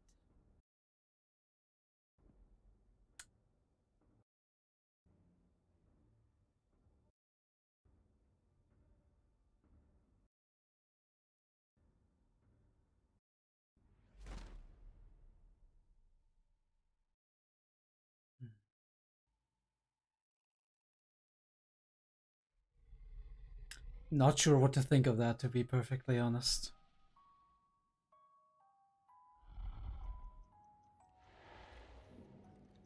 Ooh, are we back at docks? And what's happening? What is he doing?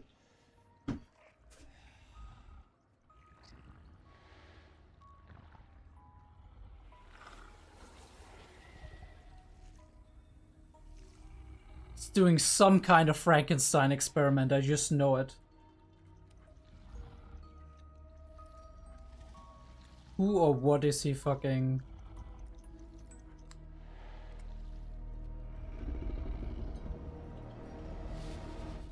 Kind of fucking...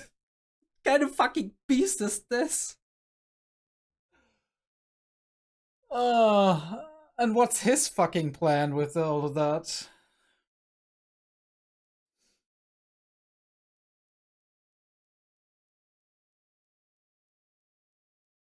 I mean, I know he was always kind of in favor of Silco, right? He worked with Silco from the beginning. But where does his allegiance lie now? Jinx? Doesn't feel like it.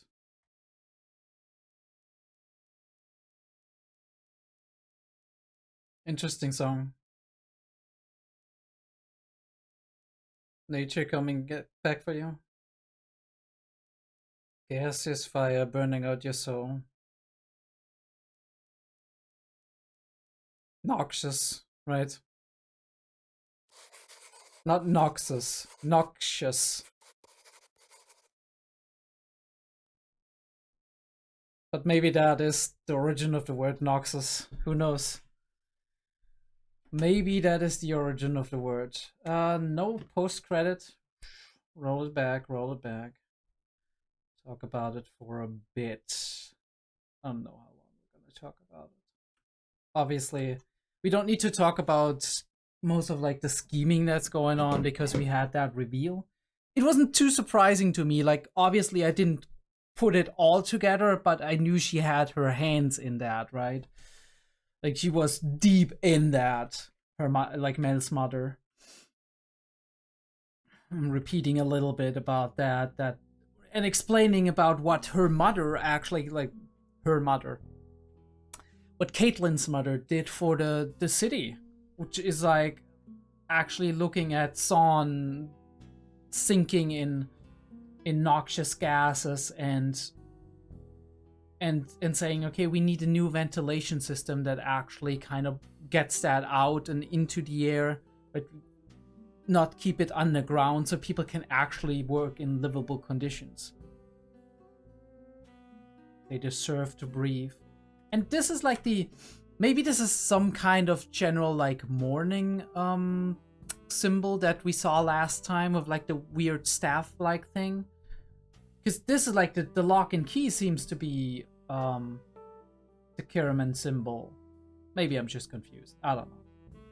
Love how we're having like these like effects on her face where it's like what she's seeing is reflecting back.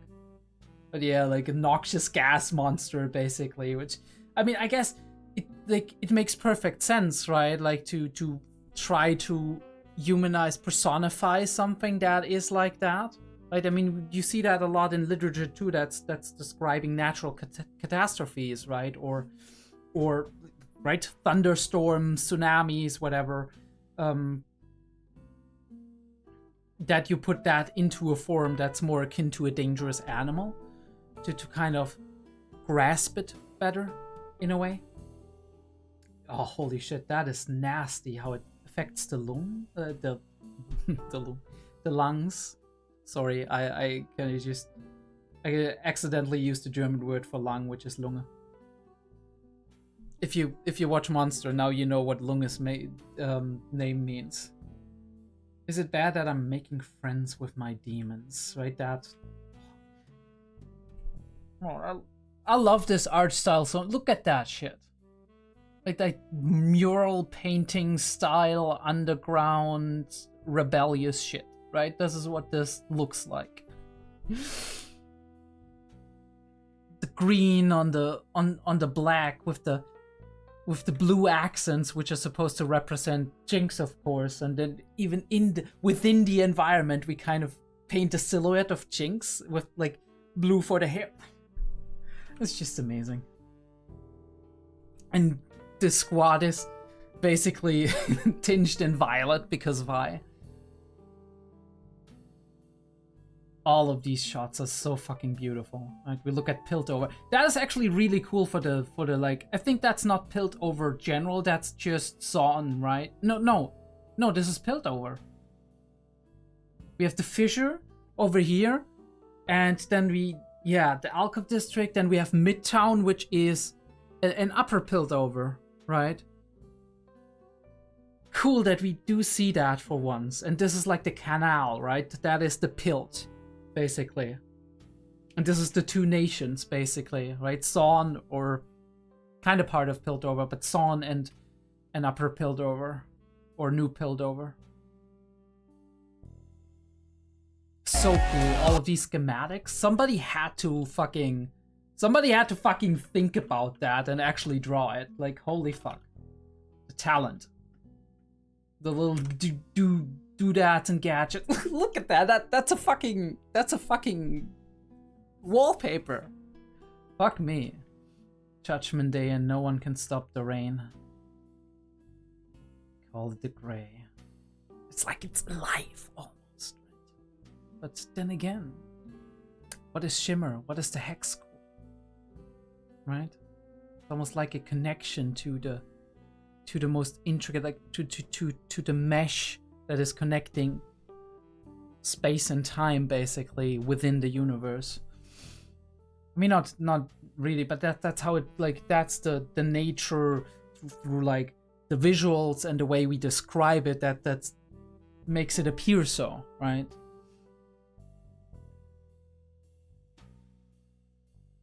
The little fucking... Yeah. The little fucking dolls hanging from the ceiling and all of them being killed in various ways. It almost looks like stop motion dolls that you would be using.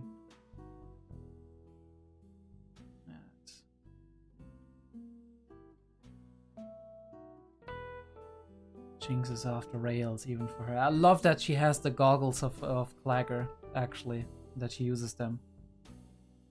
The old tunnels, rerouting the vents. This is what we trained for. She's like in. She's locked in. And now we're with her. How Ambessa is her name. All of this is like so like the entire wall, a display of weapons, right? This is like ancient Rome, warrior, all of these vibes. And she seems to be somebody of like the Merchant's Guild of Piltover, but taken over by whatever the Black Rose is supposed to be, which is what Ambassa is afraid of. Which killed Ambassa's son, but she's seeking something in Piltover, right? Hex tech, probably, I assume, right? Because that's what she's been kind of low-key aiming for in the beginning, and then it's like, oh, they don't want to, okay, well, we'll just draw back a little bit, and now she's getting desperate in a way. But yeah, this is what she always wanted, right? Hex tech, weaponry, hex tech. And she seems to be from... She seems to be like a war general from Noxus, right? And Noxus is supposedly a big kingdom, right? A big empire. So my question is, who outside of Piltover would be powerful enough to actually risk war with Noxus? Or is this more of a thing of her just being personally attacked and she's already stripped of her rank, or she only is part of like has a little regiment under her, but she doesn't have any real political power in Noxus, and so Noxus is not gonna help her if she's gonna get herself into trouble with other enemies. But this is Safer as our enemy, which was her strategy from the get-go, where she was like, I sent you away because you were safer, right? The disappearance won't go unnoticed for long. It's worse than that. She's saying it's worse than that, and then we see the black rose disappearing. I don't know what that means. I don't know yet what that means. Beautiful scene between the two of them. I love the framing, right? We start with like a zoom in on both of their faces, and then like she's on the left side of the screen, and then we blend over and Vi is actually on the right side of the screen, and in between them is a lot of open and lit up space, right? And both of them though are caged in, right? Look at that. The metal behind them, the metal bars behind them right here, the grates or whatever that is, it's caging them in, right? It's separating them from the other side of the screen. Here too, right? Like it's almost like, I don't know, bars of a cell or whatever, right? And they're like looking, well, Vi is looking at Caitlyn, but Caitlyn's kind of looking away. That kind of indicates to me, together with like her foot position not being towards Vi, but a little bit over there, it's defensive, right? It feels defensive.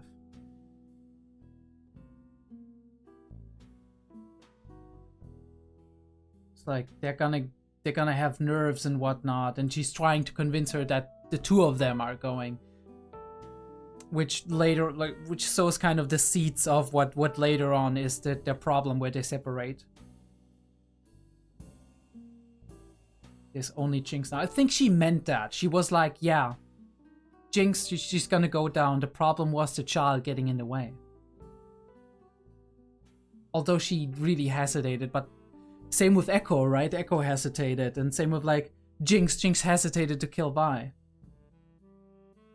Everyone in my life has changed. Promise you we won't change. How ironic when we see the last part of like this episode. I won't. And we do have this coming to fruition, and we see that like more than just a simple kiss, right? We drop the gauntlets and we go in. But we tastefully just go to black, which double standards. Or maybe we want to leave it vague, right? Because I feel like Jace and Mel had their hot and steamy sessions, so we could have made the same for them, but I do feel like maybe we want to leave it open how far they've actually gone, right? Like, how far did it go?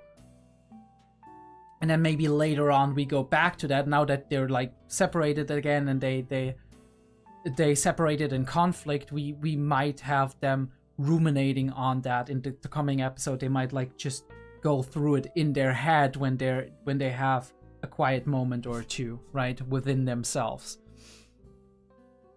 But yeah, they're sending them out to protect them, kinda low-key.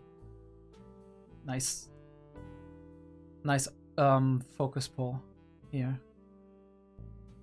He's getting himself high, which is like okay. I mean, I get look, dude doesn't have legs anymore. He can at least indulge in some shit, even if it's not that great, right, for him, that he's poisoning himself basically with Shimmer. I think it's very interesting and cool that we have such a varied amount of environments here. We have everything from steampunk city over almost cyberpunkish vibe club techno stuff to Roman Empire-esque or Greek architecture, all the way to this, which is more oriental, right? It feels like, I guess, Turkish if you want, or something along those lines, right? More Orient in that way. Persia, right? Persia, maybe low-key, a little bit Babylonian, I don't know. But it's cool that we have this variety of architecture. And she's kind of fooling him. She's like, I'm gonna put you in charge, and you're gonna be like, late, like at the last moment, she's like, Kara, man. Using him to actually gather all the people, and then just propping Caitlyn up at the last moment as she's like, kind of like a, I don't know. But yeah, really cool.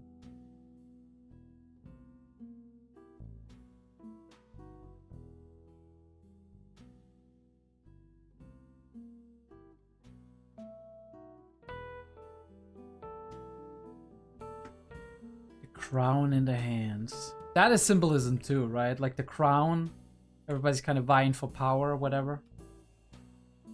She's doing her dark dealings.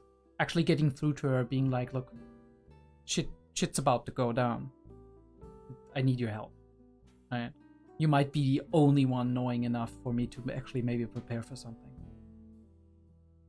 It's like always been her biggest strength, right? That she's able to have these connections and actually convince people that she does care about the greater good, that she does care about everything happening out there in the city.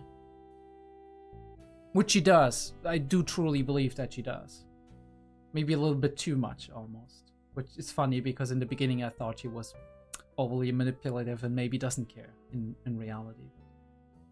Don't judge a book by its cover.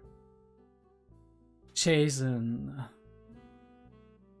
Echo theorizing about hex tech and how it works and the hex core and everything, right?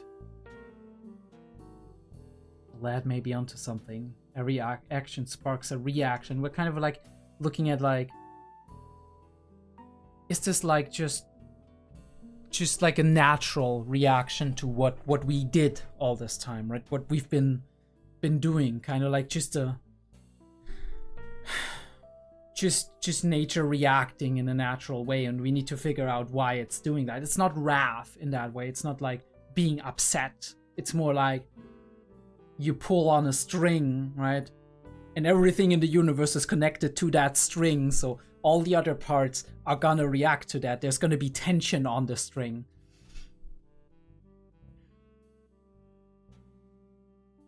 Seen miracles spring from the hands of mages many times, and they turn to horrors.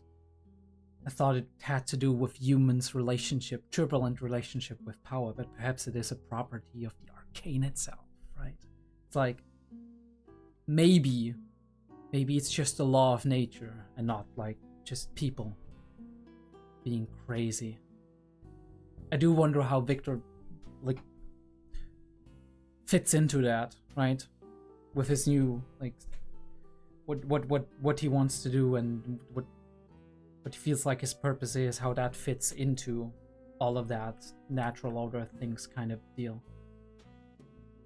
And this like looks like ancient ruins, probably the ruins of Sawn, right? Then in that specific case, we only have like the short introductions, like they're going in there into the lion's den, basically into the noxious depths, and we do have her really cool angle here that we use. Like again, her head very big, right? Very much a lot of space, right smack dab in the middle, and interestingly, like in terms of like how the lens is set, it's like looking down, right? Like something like all of these things are pressing down on her, right? There's a lot on her mind, on her weight on her shoulders, basically. There must be an angle I'm missing. There is, but not an angle that you might be able to find out.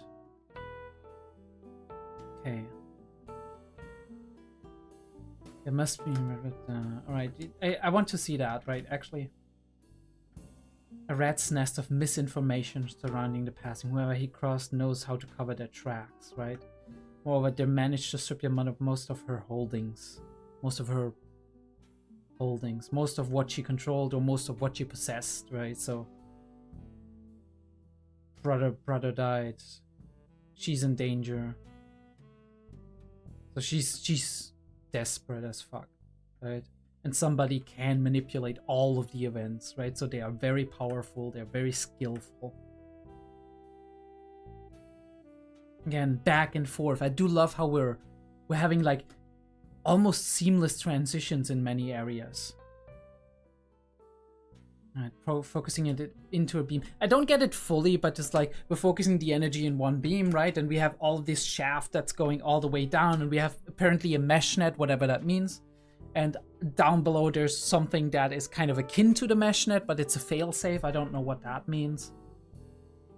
Love this, right? We have the ancient imagery of like a mage or something, like almost like an elven mage coming and being like a savior, and like all of these scribbles and graffiti on the pillars. The contrast of it makes it really, really cool. And the colors are vibrant enough and just mesh well enough to really set the scene in motion. Especially if we have the red, and we have the blue, and we have the violet, right? And all of the like red and blue together are violet. And it makes perfect sense. He's like, take the shot if you have to. If you get it, but she didn't foresee what's happening. This is insane. Also, I know where the meme comes from now.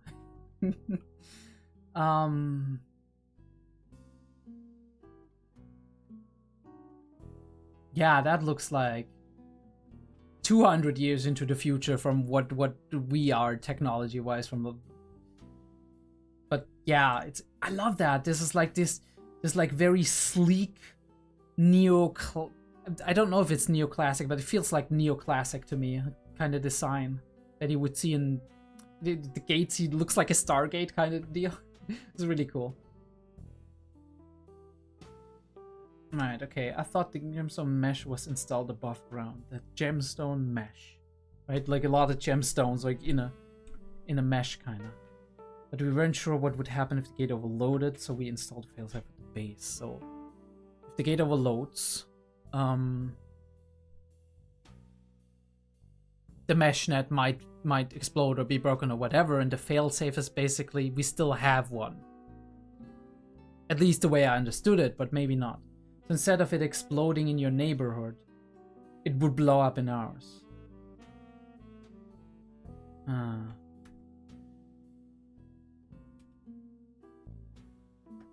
Right, so this is like just a lot of energy lines coming in and being like, yeah, you transfer your energy down here if stuff overloads up there. So it's like exploding downstairs.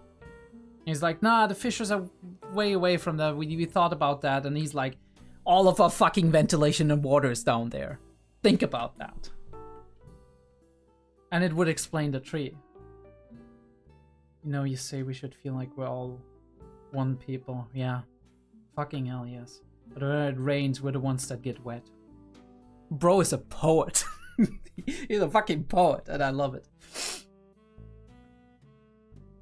And then we have this inconceivable, weird, but it's so well, like, presented, so well displayed.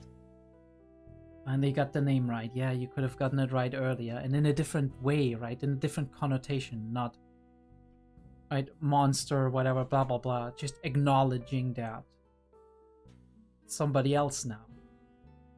Maybe used to be that person, right? I mean, I don't know. If somebody like comes after 10 years not knowing, not like being in my life or whatever, and they come here and they treat me like I used to be when I was younger. Especially when I mean, these days, maybe not that significant anymore, but like, imagine like, somebody knew me as a teenager and then they meet me again at 25 or something and they still treat me like that teenager. I don't feel acknowledged. I don't feel like like I'm being respected here, or what I went through in the meantime is being respected. No matter if what I went through is good or bad or like traumatic or not, or yeah, I developed as a person. I'm not the same person I used to be, and just not acknowledging that didn't cause all of this. Like, I'm not putting the blame here on Vi, but it did at the very least not help the situation. She's playing mind games, and I love it, right? You'd never know where she is. She's in the shadows somewhere, right? Using tricks of the light. Don't you remember the old Jenna Bedtime stories? Mine is trapped underground, air running thin, but then some wispy wind woman wafts to their rescue. Like first of all, actually Elf, and second of all, yeah, like Victor, right? So it's almost like the cycle repeats. Wow, the kind of crap people get up to when you choke them out. We used to create the streets, keep people safe. Never thought my sister would turn blue. Right? All of these, like the blame game, back and forth, and someone else doing your dirty work. But I think this is a big moment for Vi, that she's like, I'm done blaming myself for all of this. Right? I'm done with that. That is not. Because if I keep doing that, it's just gonna start again and again, right? The misery, the pain, the suffering, and it's not gonna fix anything. So eyes straight ahead, deal with the problems you have right here, and try to make tomorrow a better place, right? And I think that's a very healthy way to deal with things. Not bad for a girl who punches first and asks questions later. Stop me, I can't seem to die. And at some point you start to believe it, don't you? Right? At some point you're like, I'm trying, I'm really fucking trying here. But it doesn't happen. And it almost starts to feel like it's fate. Like you're mortal, like there's some weird curse going on, right? You're fated to just cause and cause chaos and destroy everything that you touch. Very easy to get into that mindset, right? To think because Vi was in that mindset as well, right? Like everything I touch, I destroy, right? People are better off without me, but Jinx is into that in a different way, from like in a different connotation. Right? Also just I kill everybody I love, basically. And then she's like, I guess as a self-defense mechanism as well, she's flipping 180 and she's like, I'm gonna embrace it. Hurt people before they can hurt me. Push people away before they can push me away and abandon me. Have you ever seen like Good Will Hunting? Literally the one of the topics of the movie. But yeah, great movie, by the way, masterpiece. Recommend to everybody who hasn't seen it yet.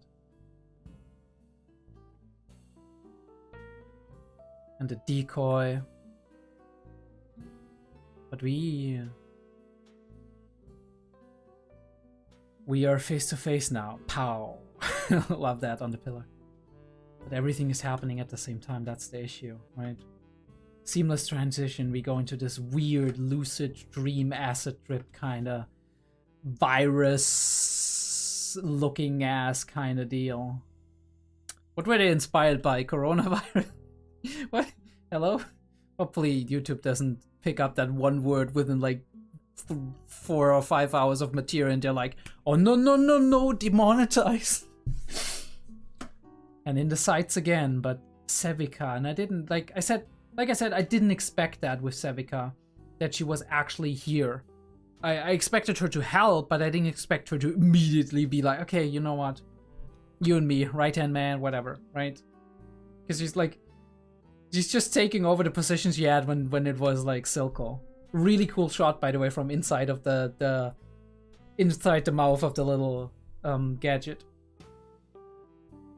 Impact frames again, really cool stuff. Tension is, look at that, the squiggly lines of her eyes. and her like putting up the shield basically and getting pushed back. That too, right? Like some people would be like, oh, shield, cool, I can hold it, but the weight that's behind these shots, we feel them. The impact frame and the way she's just pushing her entire weight against it, really cool. And I did wonder how they would do that, right? How they would animate that properly with, like, it's always hard to animate gun versus melee, because for melee somebody needs to be in close range, and for gun oftentimes you need a little bit of distance at the very least, right? If you don't have just a handgun, and even for the handgun you need your clear shot, and the closer you are to your target, will realize that when you play shooters or like FPS games more often, that like the closer you are to the target, the more frantically you actually have to move to keep the gun on the target. And the further you are away, the more you can just like aim a little bit better. Right? Obviously that's dependent on the gun's range, and obviously accuracy goes down the further you are away, but if you're like super close, then it's very easy for somebody to step out of the line of fire. And so gun versus melee fights are always kind of hard to do. But hey, look, this is Arcane. They've done every fight I've seen so far very cool, very dynamically, switching from one fighting partner to the next. Like, look at that, right? Rolling, getting the gun. And then we changed from rolling to rolling, basically. Sliding, shooting the gun before it's even being picked up. Everything like out of focus for a second, because like the gun goes through the camera basically. And then we hold it and we rip it apart, right? And again, an interesting shot. We could show it from a little bit away, or we could show Vi from the back, but we show her peeking through the hole of it, getting back bigger. And it almost looks like she's like, here she's gritting her teeth, but like with the wires the way they are, it almost looks like she's doing that smiley thing that she's painting onto everything. Choosing the slow-mo at just the right time, as always. Jay's touching that, and it's like, and at first I was like, what the fuck is happening? But now I realized, I was like, shit, all of that is face shifting. It's changing shapes and forms, and it's kind of like just getting unstable as fuck, right? Thanks to the crystals that are in everything, right? And that kind of just turns the tide, right? Now they are the ones in power, but the thing is, this is also powered by Hex. Straight up, just fucking rocket to the face. RPG incoming. And she dodges, and the tragic thing is it goes into the wall right next to Sevica and Caitlyn, so it's like, holy shit, dude. In dodging, you basically almost screwed your partner. But yeah. Going from the energy burst into the changing, like, the rotating thing of like the hammer, and going into this fucking trippy mess over here. I can do that too, right? All I need is OBS. You know what I mean. But yeah, this is so beautiful, right? Bursting into weird like acid trippy shapes. This is fucking insane. This is, I mean, I keep saying this, but this is art. Yeah, this is what I love about art, right? The way it can inspire us and spark our imagination. It's just like a feast for the eyes. And it's great if a show isn't just a feast for the eyes, but it also has something to show for it, right? That it also has substance, it has depth beyond the superficial. But even the superficial is beautiful because it's made even more beautiful by the meaning it has, right? By the substance that is given to it, or rather by its amplifying the substance that is already underneath it. Love that. The jittery, like the just the contours of those shapes, and it's jittering around. Look at that, right? We zoom out. Again. Wallpapers, all of them.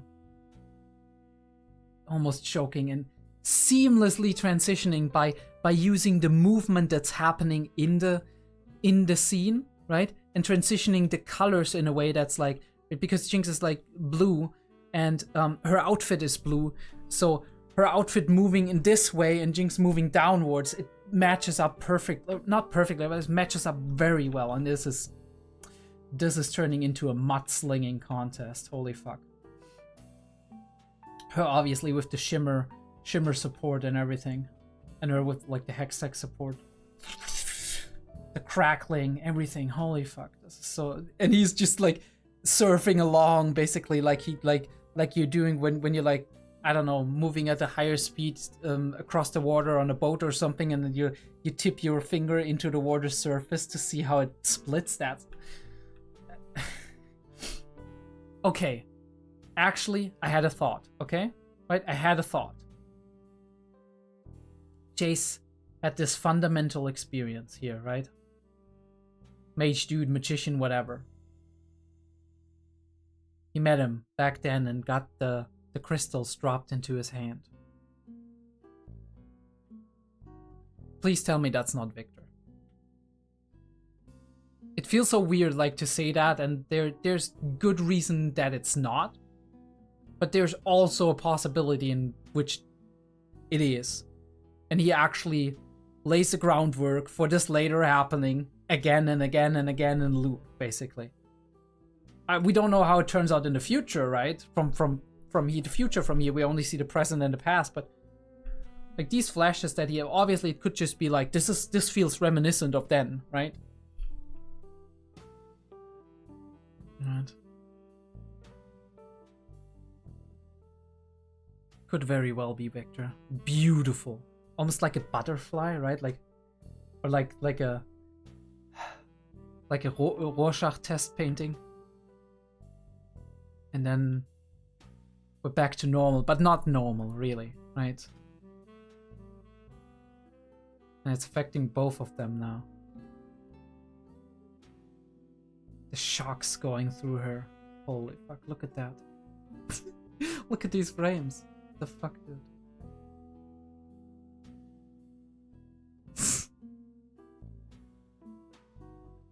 Swing. Dodge.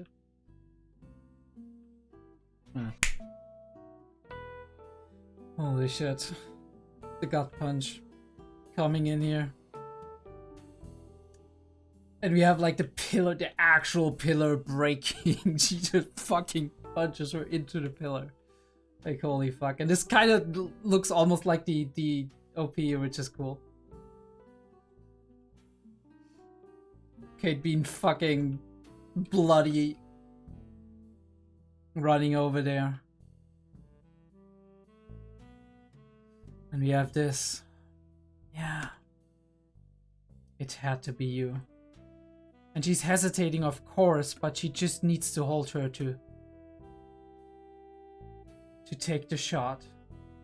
And she does actually, she was about to punch here, which is like, yeah, I believe that she would have done it this time, although it cost her a lot.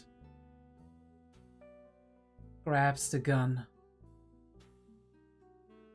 And in the last second, even Jinx like, no. Right?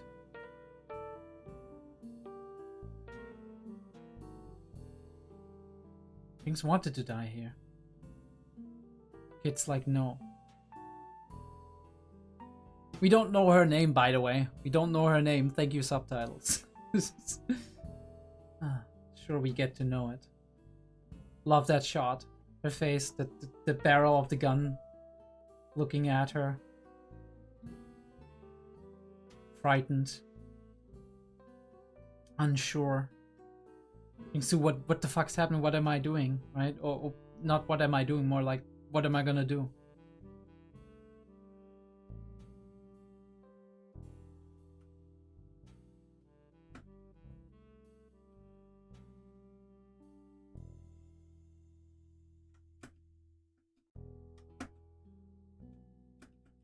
Shot it. But she's covering her. He's like, get away, don't...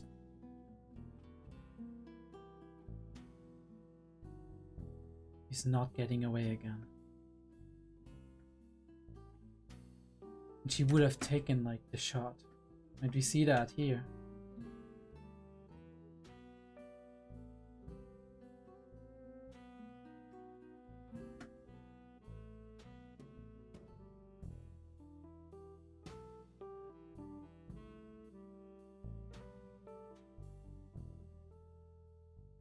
And that's interesting because this is the first time I think Jinx actually sees that Vi actively stopped her from shooting here. I don't know if it matters, but Jinx, like, in that moment, maybe there's something that could have changed here. But as fate wants it, once again, Sevika is actually the one this time, the agent of change, with her hands, triggering that explosive. Making all hell break loose here. Flooding the entire city with the noxious gases, with the gray basically. At least I think that's it. Everybody holding on for dear life. Being infused kind of with all of the... I guess with all of the Hextech stuff, that's how it looks, but I'm not sure. Maybe the blue stuff is something else. Maybe it's just a flare or something, right? One of Jinx's they're like, oh, here, get some nice funny colors. Yeah, I think there's like Jinx just having a color tank or something. Everybody getting blasted here. I don't know what the health ramifications of this is. Obviously, other people are gonna just... I mean, we saw that kid later on and they had red eyes and whatnot. Is that gonna be lasting damage or is it just... All the kids pointing, being like, look at those colorful clouds. You stand up and she's like, no, I could have fucking done it. Like, that was a kid. What if you've missed? I wasn't going to miss. I was sure of myself, right? It's mad at her that she stopped her. Maybe in this moment Katie even would have accepted killing a kid if it was for the right reason. And obviously this is her pain talking, right? This is her frustration talking, right? It's her blood in your veins, right? It's like her convincing herself that it would have been so easy in this moment, right? Just take the shot. She feels betrayed here. But also, this is coming from a place of grief, right? From a place of trying to fill that void still. Trying to end this pain and suffering. She's certainly not thinking straight, I think. Being very emotional here, but who wouldn't be, right? You had it right in front of you. The solution to the problem, maybe. In her eyes. I don't think it would have been, but in her eyes. Like, it's her blood in your veins, and then she's like, then why are you acting like her, right? Why are you the one being like this?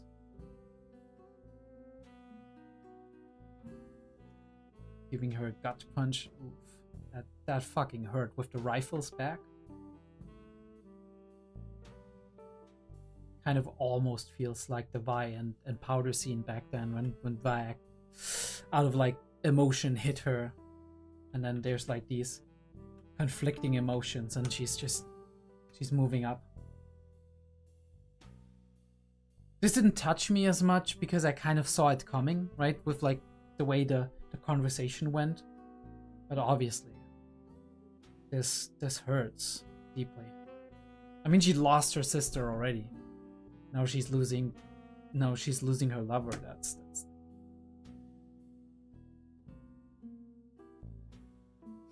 and we change from that, like a deep dark hole of depression and lying on the ground crying, to a very solemn but interesting day interesting sunrise for Piltover, right? Streaks of sun coming into the city, shining onto the colorful, color-smeared trees now. Nobody really knows what... I think nobody really knows what ramifications of all of this are going to be. So interesting that this... Whatever the Black Rose is, and I do wonder where they took her, right? Because she's gone, right? Where they kidnapped her, because it's supposedly she's not dead, I think.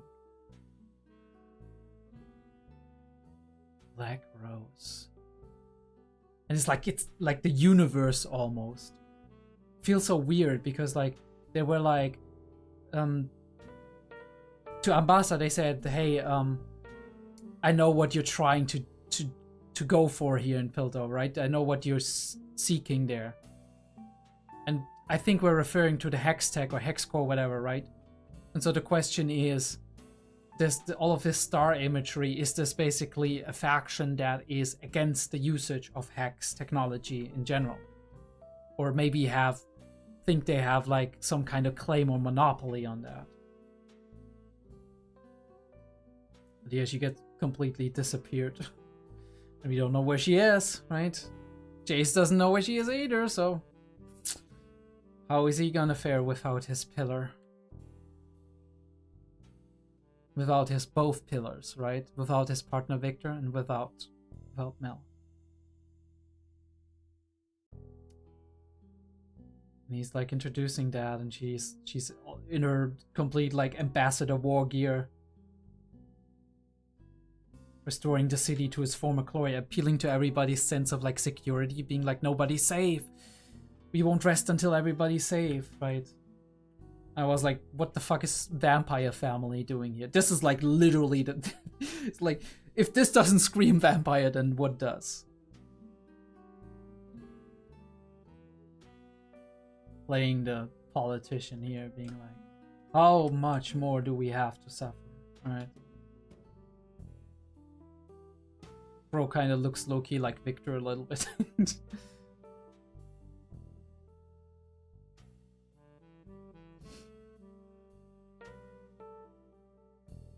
Very interesting, very important. Him looking at her. Wrath with wrath, right? Fight fire with fire.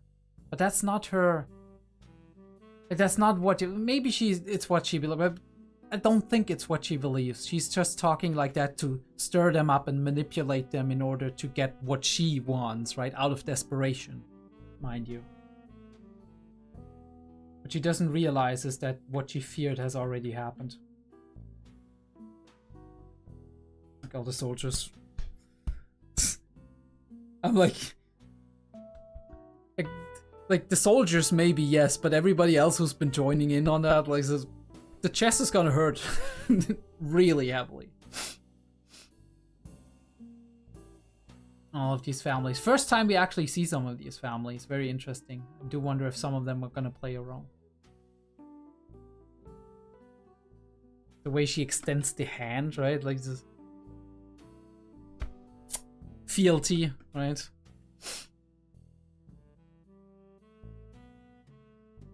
And obviously we do see that. Her setting everything up. And yes, the black letters were her symbol. Okay, now I get it. Now I get it, I'm sorry. But yeah, I assumed she had her hands in some of these. And she, young, naive, right, looking up to Caitlyn, of course. And as everybody starts doing it, right, crowd mentality, right? There's this infectiousness about a moment like this.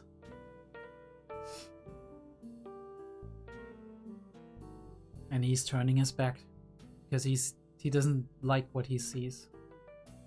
And I do wonder in which capacity we do have her, like Caitlyn, being duped here. Because she's definitely being duped and instrumentalized here. But the question is, in how far is she like, I know that, and I'm gonna get what I want out of this, but I'm not gonna play to her tune.